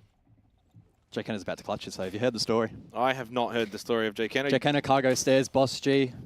Right. 30 seconds, denies the plant. Well, yeah, you would hope so. Yeah, there you go. What happens after that? He gets a couple more. Yellow ping, yellow ping, yeah. And then kills the player behind him, coming down, cargo. Yeah, SMG. Yep. Might get pinched, but I think he breaks it. Oh. Yep. Well, he did drop the hatch. Knows he got the down. He didn't get the down. No, he didn't get the down. Never mind. I thought he had We the down. actually set that up so freaking perfectly, and the Buck didn't get down. How did the Buck not get down there? Do you think he thought he downed him? I think so, yeah. I don't blame him. I thought he was down until I looked at the card. It's like 16 HP. Close to I think that. it's 20 odd. 20 odd? Yeah, that was actually very winnable. Unironically, that was so winnable. Yeah. And also with the diffuser in a really bad spot. That's a lovely double. He gets this kill. He probably wins it. What is it, 26? Yeah, he thinks he's down. Yeah.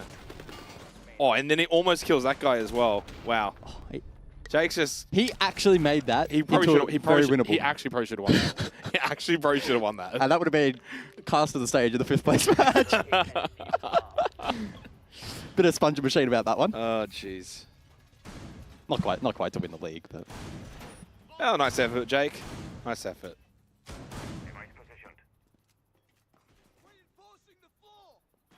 We actually have pulled off that call once in Oceania, right? It was a jigsaw clutch or something, right? Was it Rob? I'm not sure, actually. I swear we did a few times. I know Rob, when he was casting... Oh, he was doing it every second round. Yeah, well, he overplayed it. If you keep doing it every round, eventually it's going to work. Broke a clock. 10 seconds to insertion. As you would know, it's right, at least twice a day. Twice a day. Well, 5 seconds left. you're a pretty busted clock, so I don't even know if that's true, but... Maybe once a day. Some of your calls tonight have been shocking, but equally I've had some off moments, so it's okay. Gotta get rid of the nervous jitters before tomorrow.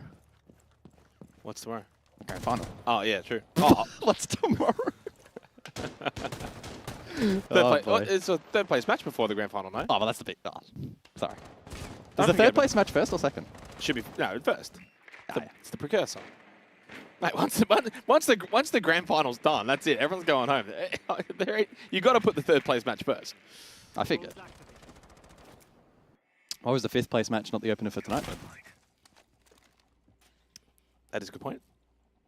That is, makes you wonder. Makes you wonder. Conspiracy. Makes you think. Blast don't want us watching Jay Kenner.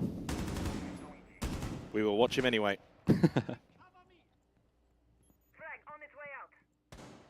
Will we get a final shout out in for some particular names? Was it Julie?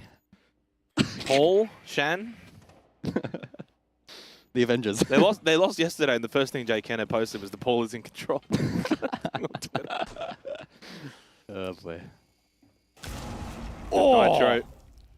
Playing off the yellow ping information as to get the opening pick. Jay Kenner should get this kill. Does. Blitz. Oh, run. He can't do anything. He comes back around. He can't do anything. Oh, what? He can't do anything? I'm so wrong. Jay Kenner. Shit on. Get shit on. Oh, no way. He's actually on fire tonight. This is awesome. Faulty's still half asleep. Not lagging tonight, though. Oh, let's watch this again. I just think it's quite funny that you literally just like, run. Oh my god. Straight in the chat. We typed it quick, too.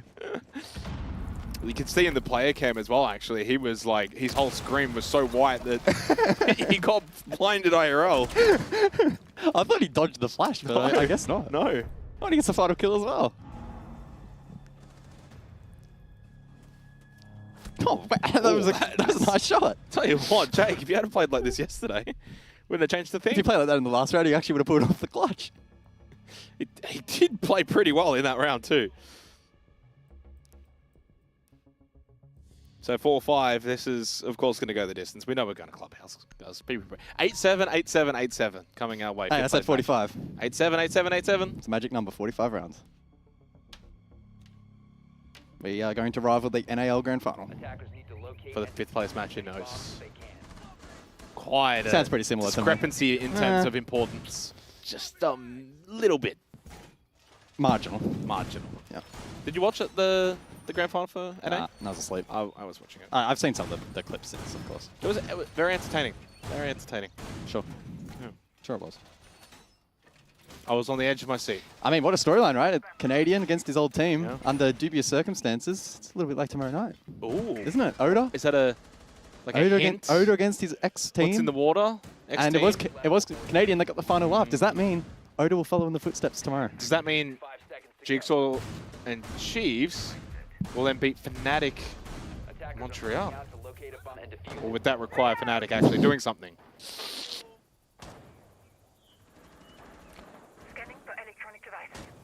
I'm not joining in on this. I thought we were good mates with Sathis after EWC. Oh, we are. No, Sathis is a lad. DC, mate, come on. Oh, Dave's had a shocker. Especially after that last round, he really should have got the kill to Jackenna. Does kind of feel like momentum now turning into the favor of Antic. Jackenna 11-6. Chef is 9-3. And Faulty still half asleep. He's looked forward just a little bit to help looking through the window. Locked in. It's like when you're playing certain games and you're like, you're ducking IRL. There's plenty of pros that IRL lean for sure. I love it. Double hard breach, so Scars can only get one side of the wall, and the Exothermic will detonate. Hunter though can play cover, and will be got the wrong side. The counter play into the Clash, or into the Monty rather. Oh, here comes Dave.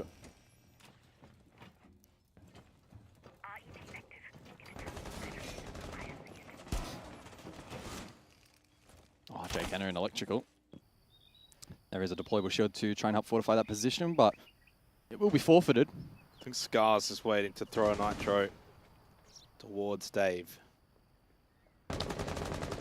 Well, there's just the one tin can opener available to Monty. He so threw it, by the way, but he missed. I'll need to use that for con. That was actually a really nice overhead. Who's on the overheads right now? I think it's Sky. Yeah. So that'll be his one and done for the match. That's a good observation. I feel like his rank performances, he has one good round. Really? That's about it. Yeah. I thought Sky was good. Sometimes. He's inconsistent. He can be good. I'm consistently shit. Yeah. I will be the first like his best is really good, but then his worst is really bad. Oh, yeah. It's either 0-7 or it's like 14-0. Jeez. You gonna take that, Alex?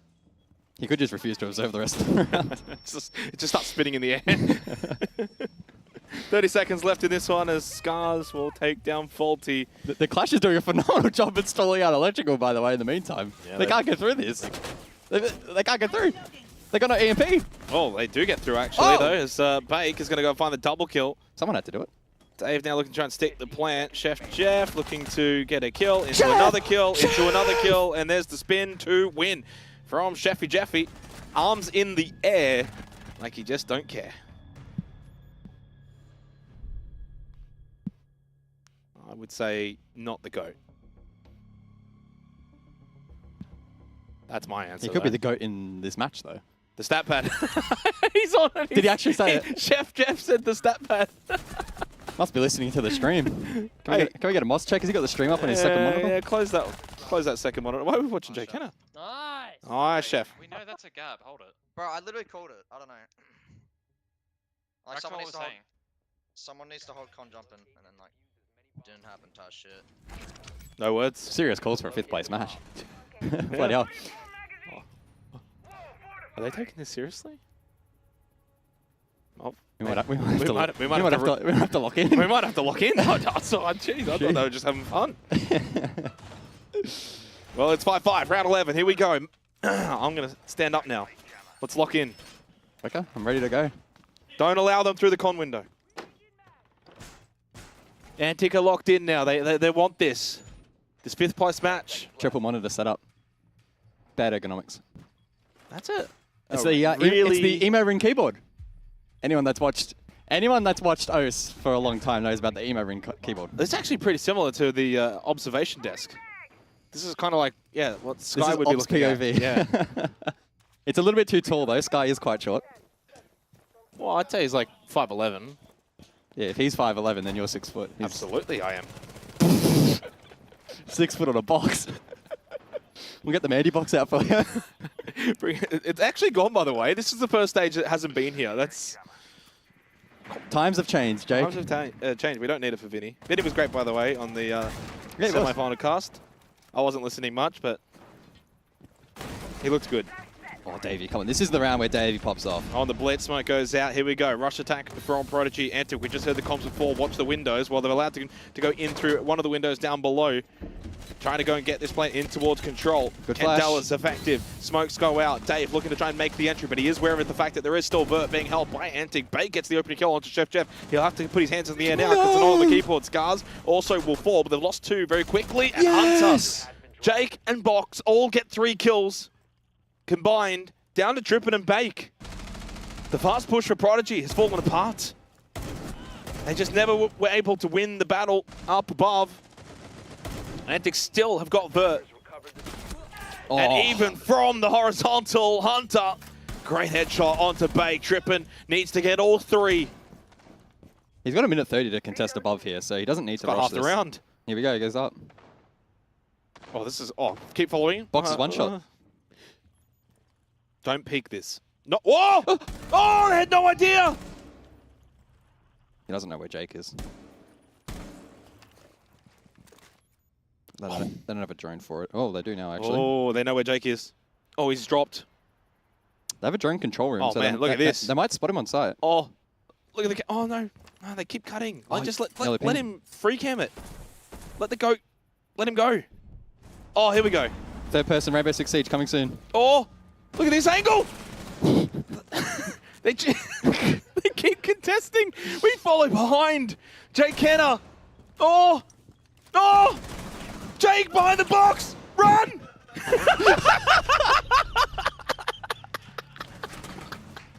That was brilliant. Well done, Alex. Sky, everybody. Best observer in the business. Hashtag Sky to SI. Oh, that's good. Well done to Trippin, though. That was actually sensational. Better than the observing, which was good. Even better. What the hell is this? Oh, you wouldn't get that on EUL. Mostest region. Look, there is nothing worse than a 5th place match that is boring as batshit. So this is. Hey, it's been entertaining. It's been fun. Oh, absolutely. We do have fun here, don't we, Rob? He said we have a lot of fun here. That's our host, by the way, Rob J. Monday. You may know him from 6 Invitational 23 group stage. The sweaty man. Sweaty man. Brazil was not the climate for him. That was not the climate. They did not treat him well. No good. No good. Well, it wasn't for you either during the grand final. No, well, it wasn't. Physically demanding. Well, does this go to overtime? There's a very... Yes. 15 rounds every map. Yep. 10 seconds left. Ooh. Well, who puts their tissue boxes there? Someone who's got a cold. Jake, someone who has a cold. Ah, yes, yes. You hate it when you have a cold and the tissues start like sandpaper on your nose. Ah, it's the worst on the nose. Well, it depends on the quality of the you tissues. have to like upgrade. You have to upgrade to the soft ones. Yeah, you can't go the cheap ones when you've actually got a cold. Yeah. Love when Mum whips those out for me. Always helpful. Oh, I tell you what, Sky. How does he end it though? Not in the box. Oh, he goes around. Oh, through the bridge. I'll tell you what. Oh, he's the Sky GOAT. to SI. He's the GOAT. Surely, everyone in chat, that's your GOAT observer right there. Medics and Easy have got a target on their back. They do. They do. Here we go. Entry. Dave in towards control. Gas Babe, though, will obviously keep him at bay. Bate gets the opening kill onto Jake Kenner. It does give Prodigy the edge here to maybe close this out 7-5. Dave low, half health. And just rushes on through the flash. Oh! Ineffective. Dave, 310 on the shields, but Prodigy still with a really solid chance of finding the win here on the opening map of this best of 3. Faulty gets a huge kill onto Hunter. Chef Jeff, if you want a stat pad, now's the best time to do it in a 1v4. Jay Kenner couldn't do it before. Maybe Chef Jeff can cook something up very special. 1 down, 3 to go. He doesn't win it, Jake. Don't get too excited. Oh, okay. Have you seen the script? Yep. Oh. Well, there's one. He doesn't expect the second player, though, and Bake. Well, the irony there, the fact that Bake will cook Chef Jeff. 7-5 on the opening map of Nighthaven Labs. Prodigy will utterly steal the map of Antic, and we've got ourselves a barn burner here for the 5th place matchup. Huge. Absolute cinema. Cinema. But we didn't get 15 rounds. We did not. We So did a bit not get underwhelming. 15 rounds. Well, I hope everyone was very appreciative of Sky's observing. That made it very entertaining. He was top notch. Of course, we got Nuttery as well. He did some really good And replays as well. And It's all good. replays and Prod and everyone. Rob, what were your thoughts? Up my employees, that's all I'm going to say. On the boys. Look, I've got to say at the end of the day, that's a 5th place match for the ages, and we're not even done. There was some serious cooking going on in that game. There I'll be was. real. There was. A lot of people decided to cook. Jakenna decided to meme. He decided to boss G a little bit. I don't know what Lunchbox is doing walking out of his room mid-game. And then, yeah, we saw a bit of cooking from Chef. We saw a bit of cooking from Davey. And then we saw some cooking from the Observer team and the replay team as well. Credit to them. Maybe too much cooking. Yeah, a little bit too much. At least it's not al dente. It's a bit mushy, though. Do you want to hear a fun fact? Always. Al dente means to the teeth. To the teeth? Yeah, which is, I guess it's like, you know, it like hurts your teeth because it's a little bit... Undercooked? Al dente, yeah. Yeah, a little al dente. There you go. Vinny, do you have anything to say about the series, or are we throwing to a break? I'm pretty sure that fact that just got thrown out may have been a bit of misinformation as an Italian. It does mean to the teeth, but I believe it means because you can bite through it. It's got a bit of bite. Yeah, I love that I'm mansplaining Italian to you while we have an Italian I on let the you go, desk. though. I just I wanted to make appreciate sure. that. I appreciate that. Anyway, yeah, the game, 5th place match. It was pretty fun. Dave cooked a 3-10 performance on the shields, so maybe Prodigy shield game is over. Who knows what's going to happen next map. I'm super excited. Let's go. You're really good at this. I don't know why we didn't get you sooner. You had We had nothing to give it Mandy. the server. We had Mandy. We couldn't get rid of the. Here's the moment. Here's the moment. Oh, this was. Don't the worry moment. about Mandy.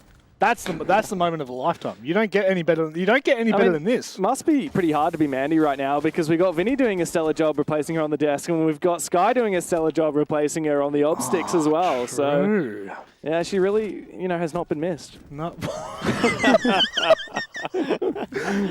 She won't be watching the 5th place match. It's fine. No one tell her I said that. No, she's building rockets. Yeah. You know what we should do? Oh, let's rocket out of here to a break. Bang! Woo!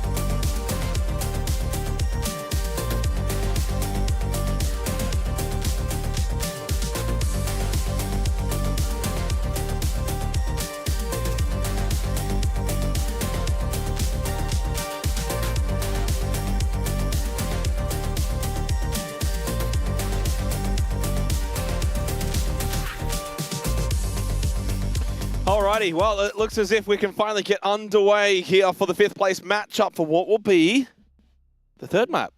Unfortunately, before the start of map 2, now League Operations was informed that Prodigy Esports' player Faulty was experiencing connectivity issues, preventing him from joining the Rainbow Six servers.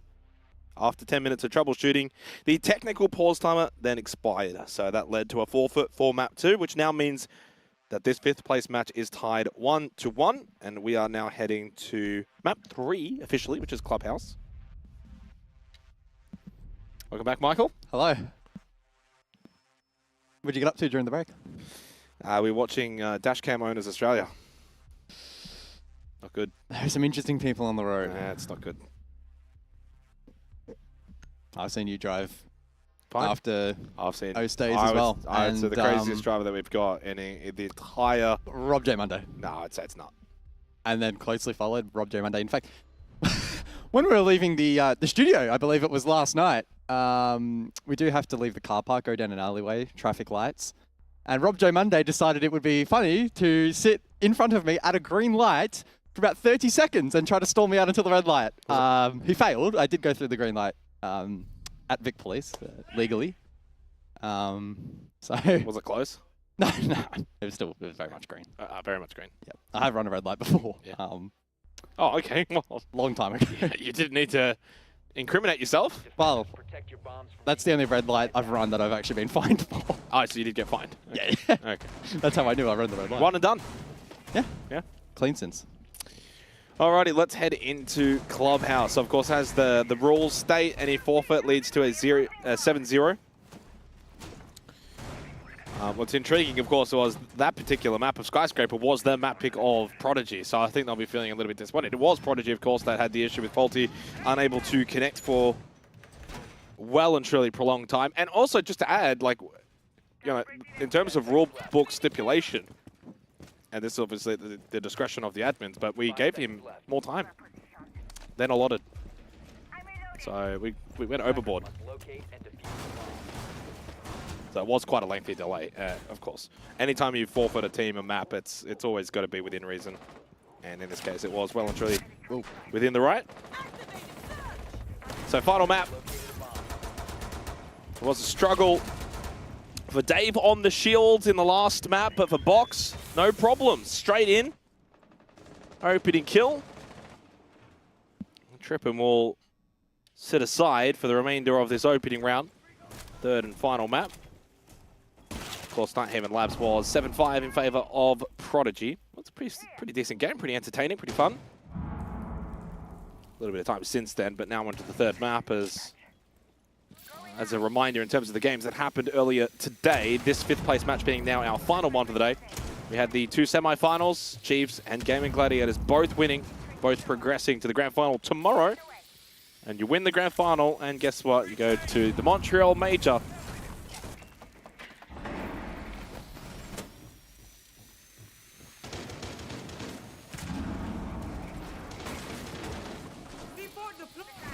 Oh, hello.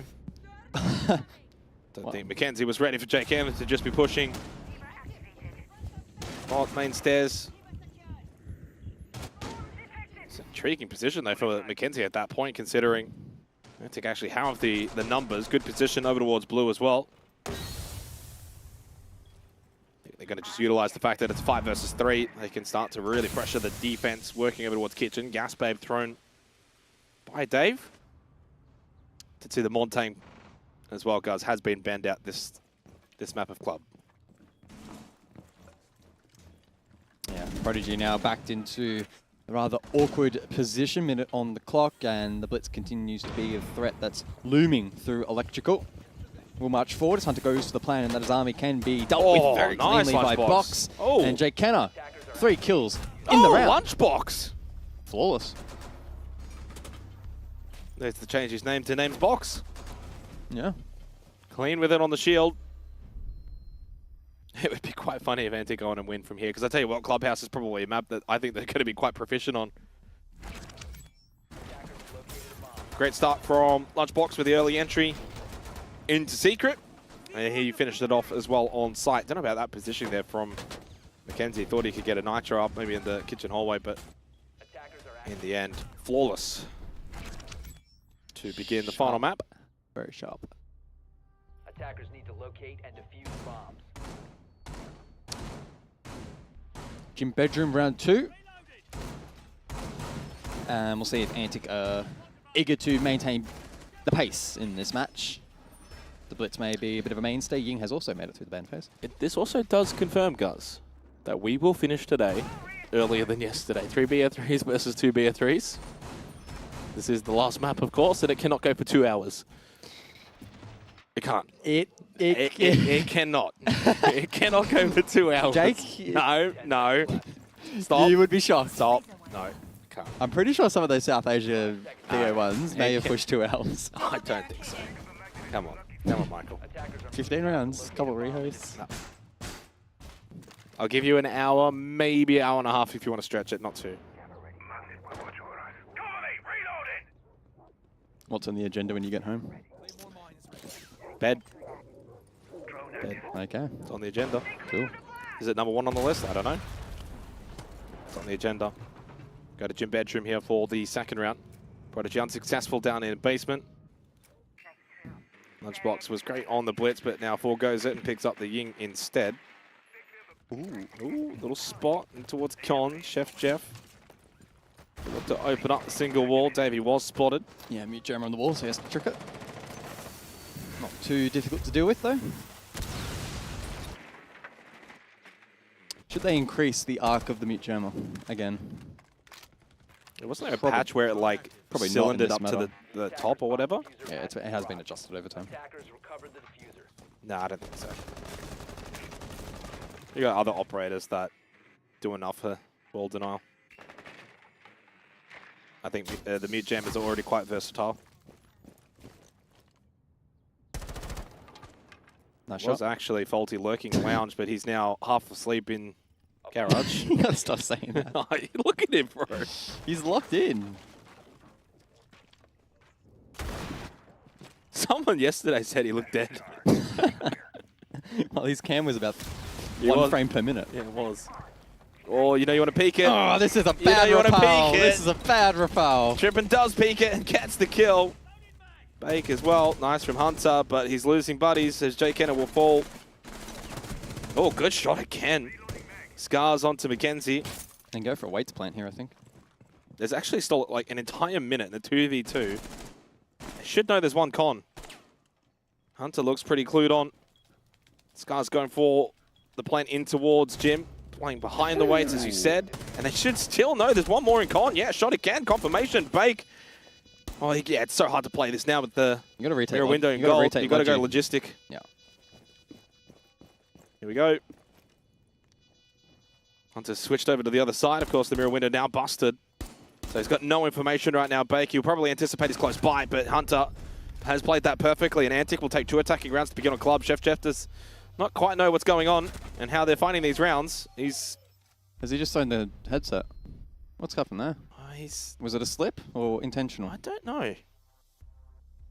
I think Chef Jeff's just in disbelief. A mix of emotions. Yeah. It's going to be quite bizarre for Antic to go on and win this, considering the opening map. Forfeit into Clubhouse is pretty nice for Antic, not going to lie. Back to Church Arsenal. Will we see Lunchbox back onto the Blitz? Well, this was an intriguing rappel from Chef Jeff. Very ambitious. Maybe the headset was in relation to that, just delayed. This is some great shooting from Hunter and Scars, though, between them. And look at that angle. Pop, headshot. Crispy. Bake had to clear from Logistic, but by that point, it was always going to be quite difficult. So it's not going to be the Blitz for Lunchbox this time on basement. He'll just go the Ying. They'll bring the Buck as well for Chef Jeff over towards Kitchen. Shaping up to be a pretty default attack, which I wouldn't be surprised they just end up losing it this round. I think what ended up winning them the opening round was they played with conviction. They had a really good strategy. It was fast. It was fun. And this ends up now playing more into a default attack where it ends up being a 20, 30 second kind of hit and hoping for the best. Would love to be proven wrong. We'll see. Well, they've dropped the Azami this round, Prodigy, so there should arguably be a little bit less util to deal with, at least backline in that AK position, which is typically where the Azami will be posted. That may free up the avenue through blue and dirt a little bit more. Goyo, they will be something to contend with. I saw a smile on the face of Chicken there temporarily. Oh, still smiling? No, not right now. Oh, Mackenzie repeaked that.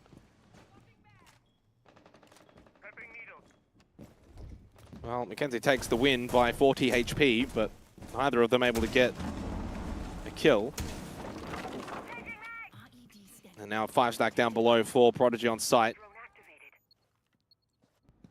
IQ getting to work. Finding this utility, especially these vault camps. The IQ in this round is going to be super impactful. Here a window being dealt with in blue. So far, checklist looking nice. Faulty, I have that same Audi. Oh, really? Yeah. Good taste. Sorry, you were saying? Just go through the checklist. It's very standard Clubhouse. Yep, very standard. There's not really Especially that much this to comment round. on. Question will be, the win con now really for Antic is can they get the opening kill from above? Well, there's one. Let's see. Chef, what are you doing? Go on, Chef. I can. Well, no, not what is he doing. That is what he said in the cam. Yeah. Could read the body language. He's definitely invested in this match. I'll give him that. And the advantage now for the attack does make this final portion of the round, this final third, a little bit easier. And keep in mind the Ying still with full belt of util. Is there much? Is there coming back from a 3-0 deficit where you've given up 3 attacking rounds for club? There is, but it's unlikely. Oh. There's a mirror window that stays standing. Candela's in towards blue. Drop comes from Lunchbox. Can he play off it? Tucked in left. That was a full white Dave. He couldn't see a thing. Kenzie decided to push out from that triple wall position. Trippin making his way over towards default. Does get the down, but doesn't deny the plant. There's a drop as well from Kitchen. Soaks up a couple of the bullets, which allows the plant to be successful. Trippin gets a kill, but it's another round win for Antic as we are making quick work of Clubhouse. Chef Jeff wondering, like, well, what are these guys doing?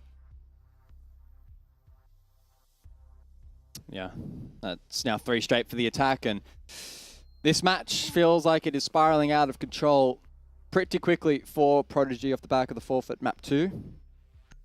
They don't really have an answer to a lot of the tools that are being brought here by the attack. The Blitz proving successful first time around on basement, and the Ying there on the repeat also helping to dislodge that attempt and compounding the issues that were enforced off the back of the vert pick from Chef.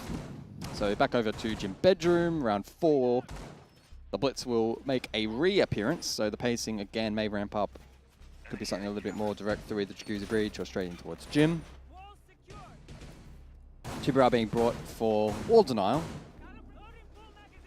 So that will have limited impact in stalling out the hard breach of the exothermics, but Maverick is also being brought as backup, so triple hard breach momentarily, but Hunter onto familiar territory with the Ash.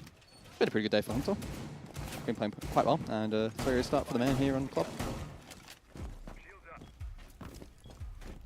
Yeah, it's a staggering half right now with Antic finding 3 attack rounds in Clubhouse. Come on, guys. Fault do the little smile. It's just trying to get through. Bit of traffic. Gym Bedroom, 4th round. 5th place match. Again, reminder, I know we had a little delay, maybe new viewers, but fortunately a game that has quite literally no repercussions. It's essentially glorified scrim.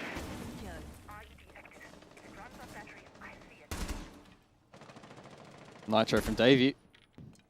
Pre-ripped. Jay Kennett has to be quite careful here.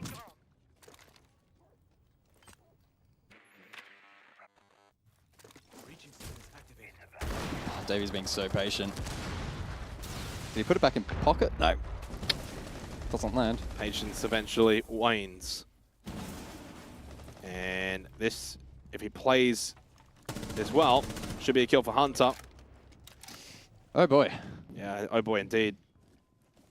You do kind of need to play that extension Cash and red, but you had no one holding red, and Cash player died, and you're basically double stacking it. That's a down at least onto the balcony of Scars. Jump out, that is just not needed. Kill from Volty.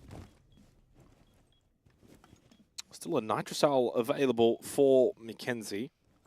And the deployable shield as well, Volty. It has been placed on the bed, it just hasn't been cleared. Oh, smart, get rid of the window. You're losing map control.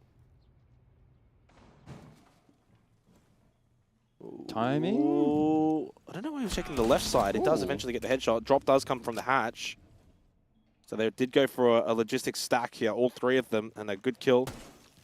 Default shot out. This is actually quite winnable. They played this really well. Chef has 3 flashes. Hunter, I think he just heard the Nitrocell rip as well. But does he expect one to beat main? Oh, what a swing from Chef Jeff. But a little bit better from Mackenzie with the Vector, and Prodigy are on the board.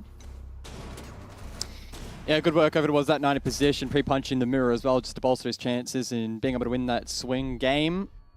Good for 2. Round win confirmed. And finally, Prodigy able to bounce something on the scoreboard. Certainly not the most convincing of defensive round wins, but an improvement for sure. That cash clear was very efficient. Bit of an unnecessary jump out there from Bake. Volty did his best to aid his main position, but Chef, the playmaker in that position, unfortunately though, not quite enough from him. I would love to know what Chef said there at the end of the round. I don't know if that was him upset at himself or the team, but again, like I said before, he actually seems quite invested in this match, so. Certainly wanting this win. Cash CCTV round 5. And we'll see whether or not a Rafters clear is what will be on offer here. Mirror window facing into CCTV from Rafters, so bit of an intriguing setup. We're not going to see the Capital in play. Not banned out in this series, but looking to just be the Grim for crowd control. Attacker's objective is to defuse a bomb.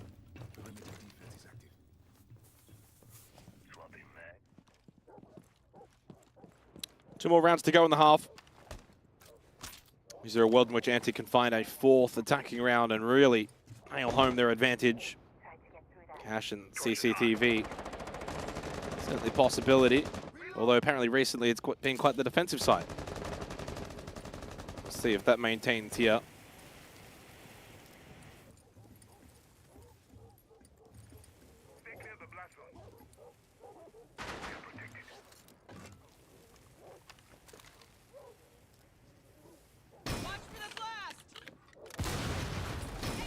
That's quite clean there from Antic on the the breach, but it doesn't hit the window.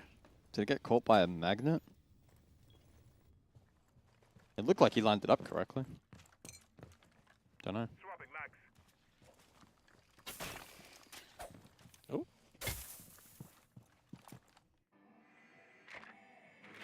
I mean, it looks like all indications will be a raft is clear, or at least a big commitment to that position won't necessarily be the game plan. Jay Kenner is just holding the line at the moment, maybe seeing if he can catch Drippin by surprise. Yeah, I mean, Trippin's playing this a little bit loose on the left side of Rafters. Oh, Trippin actually has made his way down. Whoa, did he just make sound? Did Jay Kenner hear that? He might not have. Clearly not. Trippin has vacated Rafters to go push Lounge. Can't say that's an everyday thing that we will typically see. Still over a minute remaining. Stack over towards the con side. Scars, we get the opening kill on to Davey. 0-5. Dave's having a shocker here in the 5th place match. Still playing top red. Still got the mirror window as well. But some of us there. Oh, that was a headshot potential. In fact, there's so much more that Trippin can find. Can he get anything else? Plan actually going down at the moment from Hunter on the Maverick. They lose Jay Kenner, who went to go play the Repel. It is a successful plan, but now you're going to win the retake with it's a 2v4 in favor of Prodigy. Oh, you just spotted him close. Headshot from Hunter. as he gets up onto the table, expecting pressure from Red. Has the help, though. The cover from Chef Jeff wasn't good enough. He does get the kill, though. They trade, and in the end, with Hunter dying at the same time, it will be a successful round win for Prodigy. This site, for whatever reason lately, defense has been pretty good on it. It's really strange because it very much felt like this was the site defensively that was dropping off the most, but not here in Oce. Rather unconventional flank there from Trippin. Rafters over towards Lounge and then able to net this pick from below. And a really good peek towards Breach as well to help confirm that round. And with such a low man count there in the post plant, it was rather straightforward for Prodigy to be able to land the required kills to reclaim site control and get that counter defuse. Scars. David is having a howler. Is that Bailey on Dave's account? Bailey, of course, 0-11 the other day. That might be the most insulting message we've seen in chat this stage. That's Bailey on Dave's account. Jeez. Boy. He didn't answer it. I mean, what are you going to say? What would you say in that situation? What's a good comeback? There isn't much, is there? I don't know. You just kind of... You just cop it. You just got to cop it. Yeah. Yeah, 0-5. We've all been there.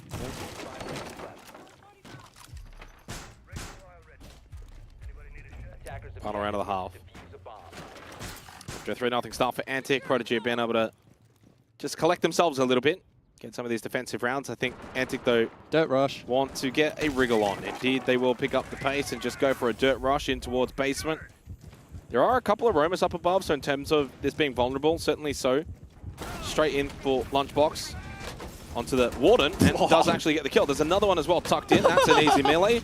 And it's going to be a 4-2 half in favor of Antic Guz, and 4 attacking rounds is quite a significant margin back in the hallway.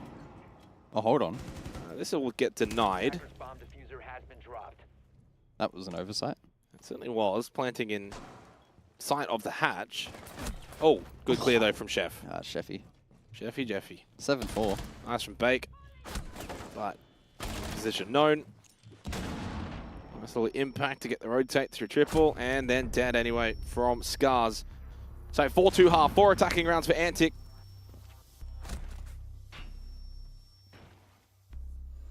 That's a pretty impressive half, all things considered. Now onto the defense, looking very likely that they will be able to close things out. Poor David. It's even worse when they call you David. Like, if you're a Dave, name's Dave, you know, like, my name's Dave. Like, that's his name. Name's Dave. And they call you David. It's like calling someone Champ. It's like calling Rob Robert. Yeah. You know. That's when you know he's in trouble. Robert. Oh, poor Dave. To be fair, I don't really know what they do against that. Outside of maybe bring a castle to stall it out or stack legion mines. Yeah. Do they just do it themselves now? No, Dave actually goes onto the thermite. No. No, come on, Dave. No, drop the Habana, get on the blitz, come on. Stop messing around.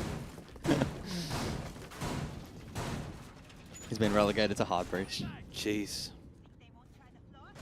What a fall from Chris. What a fall from the start of the stage on the shields, and the king of the shields now just a hard breacher. Get those hatches. Double vert as well. Twitch in potential anticipation for the mirror, but that's not played.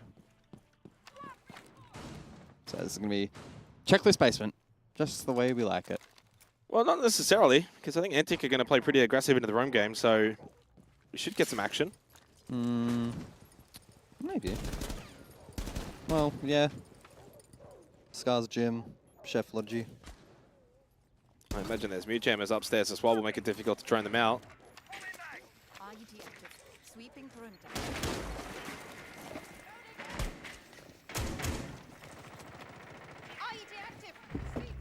Dave, well, there you go, on the board. And it was onto Scars. And onto Scars. Bit of karma about that one. Does that become the catalyst for the round? to maybe instill some hope. What am I watching? Jay Kenner ends up getting the kill onto Mackenzie. And that might just be time to call it and go back down to the basement. There is still a box over towards Secret, but... yeah, my bad, Dave. Sorry. No, I like that. Yo, chill, Dave. Chill. It's just a joke. It's just a joke. It's just a prank. Dave's going to go on to drop 10 kills in this Dave's game. going to single-handedly bring this back for Prodigy. Maybe not this round, but... Oh, no, he'll clutch up this round. You reckon? 22 health? Yeah. He's good for at least one more. All right, so it's going to be 2-7, you reckon, for Dave by the end of this? Or 2-6? 2-7.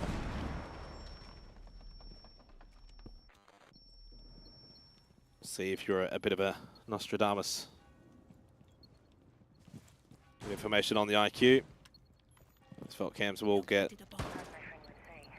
easily dealt with. It's on the other side. On the other side.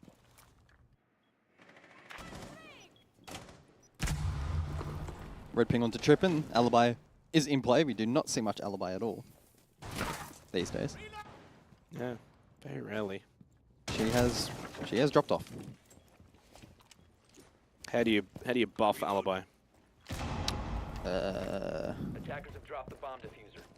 I don't think she really needs a buff. Like a micro buff. I'm not thinking like full blown. Something small that would be like, oh, that's kind of handy. Maybe we can bring her. Maybe like animate her a little bit or something. I don't know. But it's less easy to identify as being a fake or something. I'm not sure. Good question. Dirt push pushing through. Hunter still has one more gas, babe. Jay Kenner and He's not Hunter. gonna kill. He's not gonna get a kill doing that. Oh, no. No. No? Davey. Just Hail Mary down the hatch. He only wanted scars. He'll just drop down the hatch. Oh god. Wow. I wonder if the comms are like, hey, if we drop hatch, both of us, at the same time, will it work? But it wasn't at the same time. Well, one and then the other. Oh. It's like playing Duck Hunt. And then wait. Wasn't there one more? Can we see the second one, guys? Come on. Isaac's been good tonight on the replays. Here we go. Okay. Oh, whoa, we're starting from the start. Okay. All right, yep. Flash. Drop. Wait. Okay. Okay. Okay, now they're trolling. Well, that's...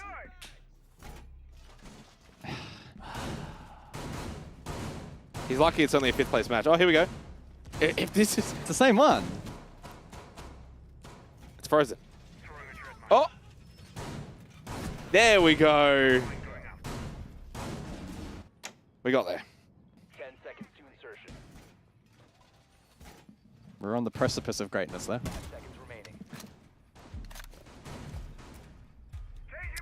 I'm going to take her on the precipice of claiming 5th place in Oceania. And we thought they were going to be top 3. I think. Where'd you put them in power rankings? I have a feeling we'll put them 3rd, no? Maybe 4th. My loadout's reset. Well, I didn't have them above Outlast, and I don't think I had them above... Oh, sorry, I did have them above... Oh yeah, Trippin's running Outlast. shotgun and pistol combo. Sorry to hear. Well. Yeah, no, I would have had them 3rd. Oh! Timing. Jaken has been able to chip his way up to 10 kills, by the way. I mean, he's good. He's been MVP of the series. He has been chipping away today.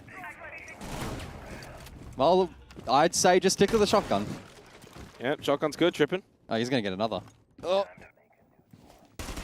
Ooh. It was Jay Kenner anyway. He would have lost the fight. Oh, yeah, whatever. Poor Scars. First he was shit-talking Dave, then dies, and then the loadout. They give Trippin a little bit, and he gets a kill. And it gets a kill anyway. Scars just can't make anything work. Oh, here we go. Winnable. Dave. Kill onto Chef Jeff. I think he was lagging. 3 versus 3. Trippin making a lot of noise as he makes his way up main stairs. 100 QZ, 1 logistics, one main for this three-pronged attack of Prodigy. Good composure on the drone. Box is watching this drop though, so Faulty may be in a bit of strife. Tripper needs to be facilitated in such a way that he can Tripper get can't close. walk through the doorway because he's just going to die at a long Double range. flash. Here's double flash. Oh, is anyone watching this? Into gold. Well, sees the foot. Got to use the pistol from here. All he can do is just tag him with the pistol. Yellow ping it. He can't pull the shotgun out from there and try and shoot him in gym. It's not quite going to work. Maybe the player in bathroom you could swing. Oh, there we go. Oh, he doesn't even. He got him to the carpet. He's killed him. It's taken a little while, but he got there now by himself. Oh, no. He actually wins this. Nah, surely not. Oh. No. Oh. He didn't walk forward, maybe. Bro, what time's the shotgun? Please keep chat clear while the round is in progress. Ah, boo. Boo.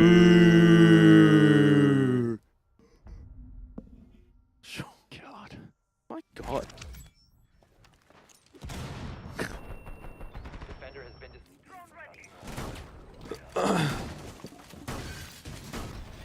That was pretty funny.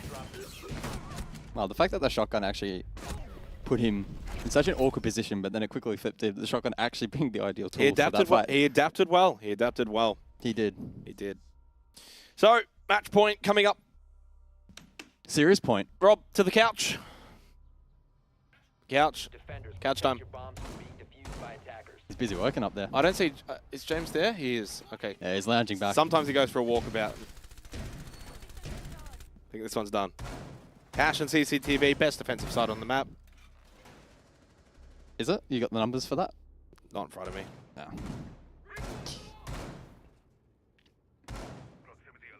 Been a good day. Been a good one. Been a bit of a lengthy day. Lengthier than it probably should have been.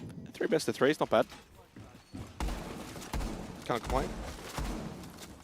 10 seconds left before insertion. Hiding the cap can on the match point round. He's not hiding the cap can. It's Jay Kenner hiding. We need to clarify. No. It's hiding the cap can. It's just Jay. Jay Kenner hiding would be him under the cabinet inside a CCTV again. I'm kind of surprised he's not going for it. Maybe he will. Well, he did it on a gym bedroom. You wouldn't do it on Cash CC. Oh, that's definitely where you do it. Because it's even more silly. Well, I guess it is 5th place match. Triple EDD. Logi drop. Okay. Yeah, that works. What's the over-under on that finding a kill? I think it will. Oh, no. XD. Guys, no messages. Guys, No messages. in the chat. Let's do a rehost. Come on, bit of professionalism, mate. Come on. Admin's just doing their job. They are. They're just doing their job. Phenomenal. We're just having fun. Phenomenal stuff from the admins. Yep. Keeping it clean and tidy, fair, Exactly. fair and competitive. That's how we like it in OS. Player inside a bathroom here, by the way. Don't think Faulty's Oh, aware. It's Jay Kenner, mate. Come on, it's not a player. What's the over-under he gets a kill from It's this Jay position? Kenner. Oh, he might does whiff. not. No, he does not get a kill. He's going to whiff it again. Oh. Does Faulty end up dying to the EDDs?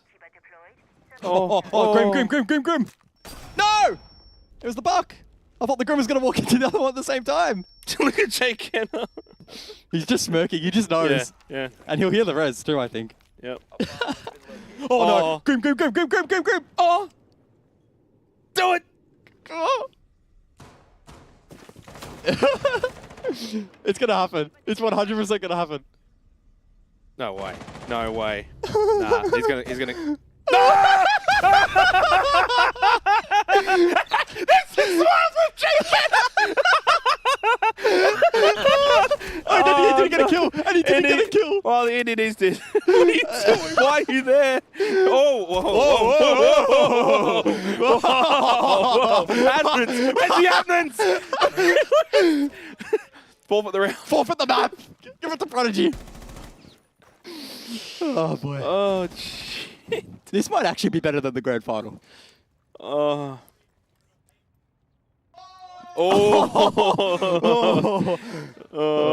jeez, it's all happening. 30 seconds, by the way. It's actually a close round.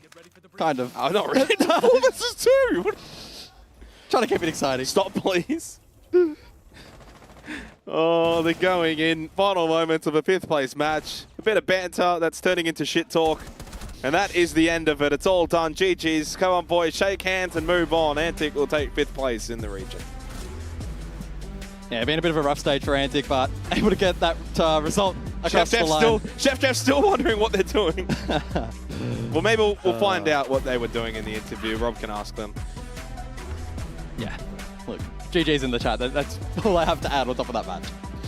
Either way, it was the best of times. It was the most of times. It was a 5th place match that really had it all. Great opening map into a forfeit, into some banter talking in chat that, well, went a little bit too far. Let's get some banter on the couch. Thank you, Jake and guys on the desk. Yeah, that was one of the games of all time in the Oceanic region. We're always so lucky to see these 5th place matches. Rob, I don't think I've ever seen a 2-map best of 3, but Antic are really pioneers in the space. They really know what they're doing, don't they? I mean, from a bit of smack talk to some rat plays, all I'm saying is they're lucky that my admins let them play. Because I can't do it. I can't do it. Bit of banter.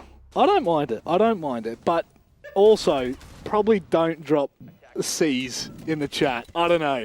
That might, like, bare minimum, maybe don't drop the C. Yeah, look, Vinny, I don't know what the prize pool difference is between 5th and 6th, but I sure hope it covers the fine that Antic are absolutely going to cop for that behavior. Yeah, I mean, yeah. Antic, sorry, Prodigy probably feel a little hard done by having to forfeit that second map, and it's, yeah, banter's great.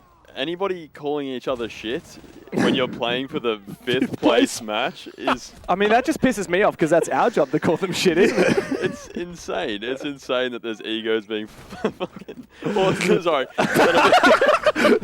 Sorry, now... No, you're getting a fine as well, buddy. Yeah, that's on me. Yeah, the fact that we're doing that in a 5th place match is kind of funny. But in saying that, it ended up being a pretty competitive series.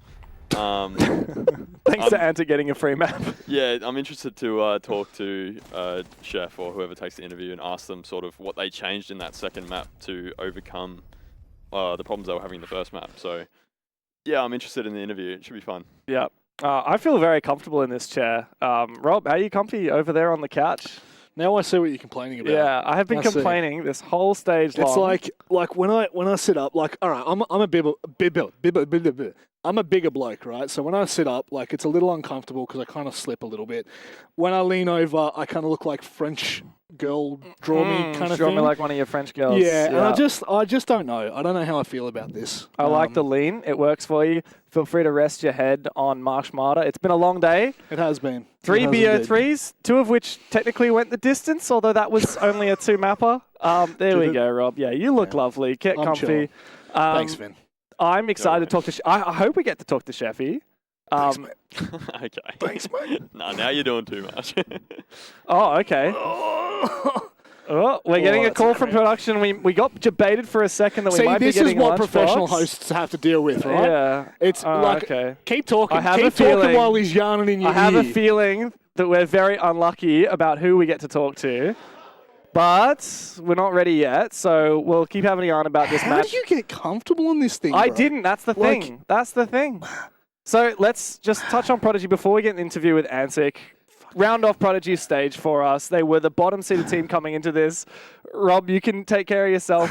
Vinny, what do we reckon? 6th place, is it good enough?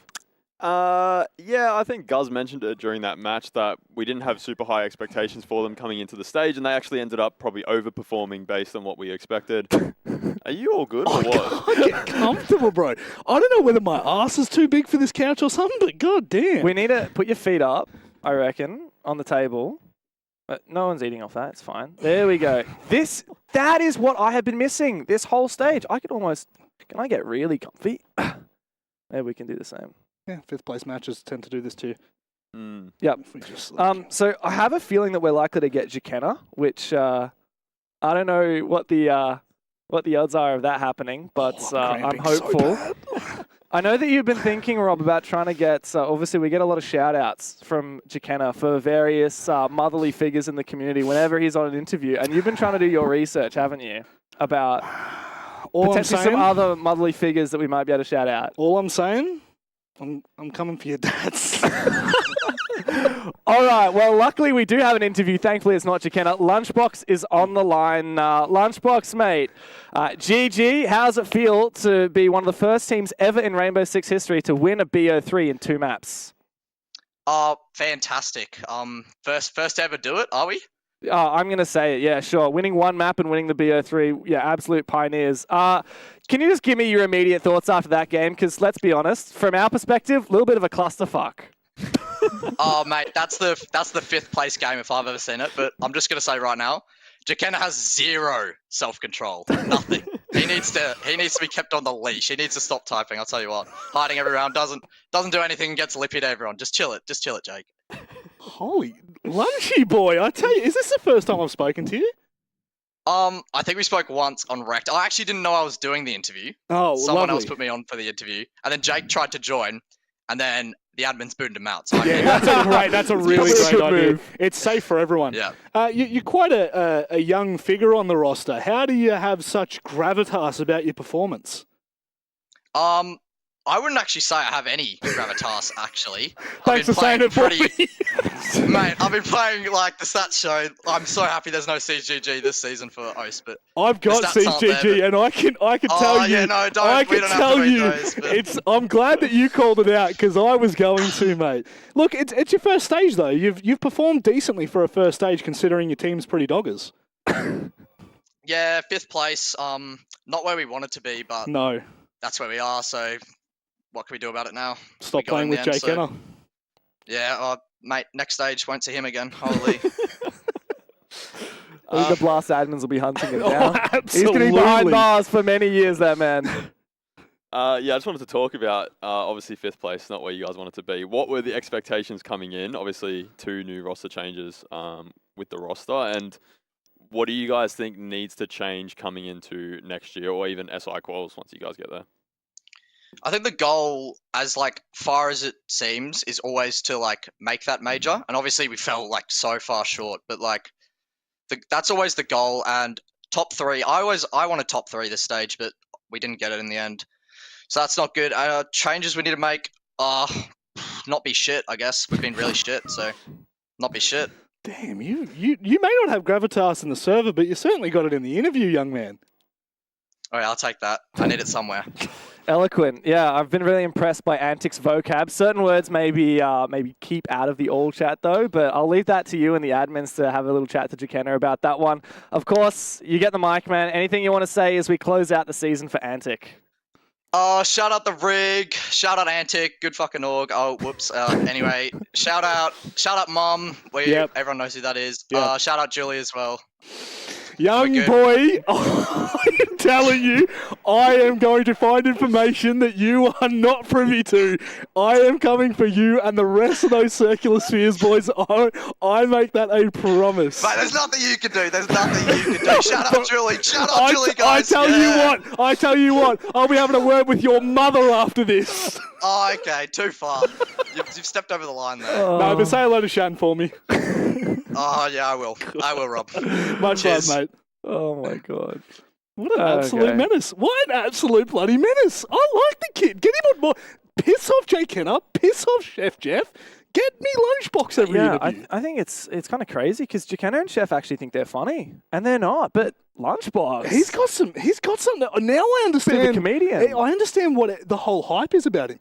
Terrible in the server, but he's up here. Honestly, most of the great Rainbow Six players that have come out of our region fit that description. Digital, Vinny, of course. Oda. Yeah, exactly. What we love to see. Let's go and look at the bracket. Let's see how this day has panned out. Let's see how the playoffs have panned out. We have 2 matches to go. Of course, a 3rd place game between Outlast and Circular Spheres, but most importantly, the rivalry that everybody has been waiting for, Chiefs and Gaming Gladiators. Is second best to Manic and Circular Spheres. I agree. Okay. I do agree. I am so keen for this matchup. I think that I said it to Oda and Wettables, actually. This is the most hype I have been for a game since 2021.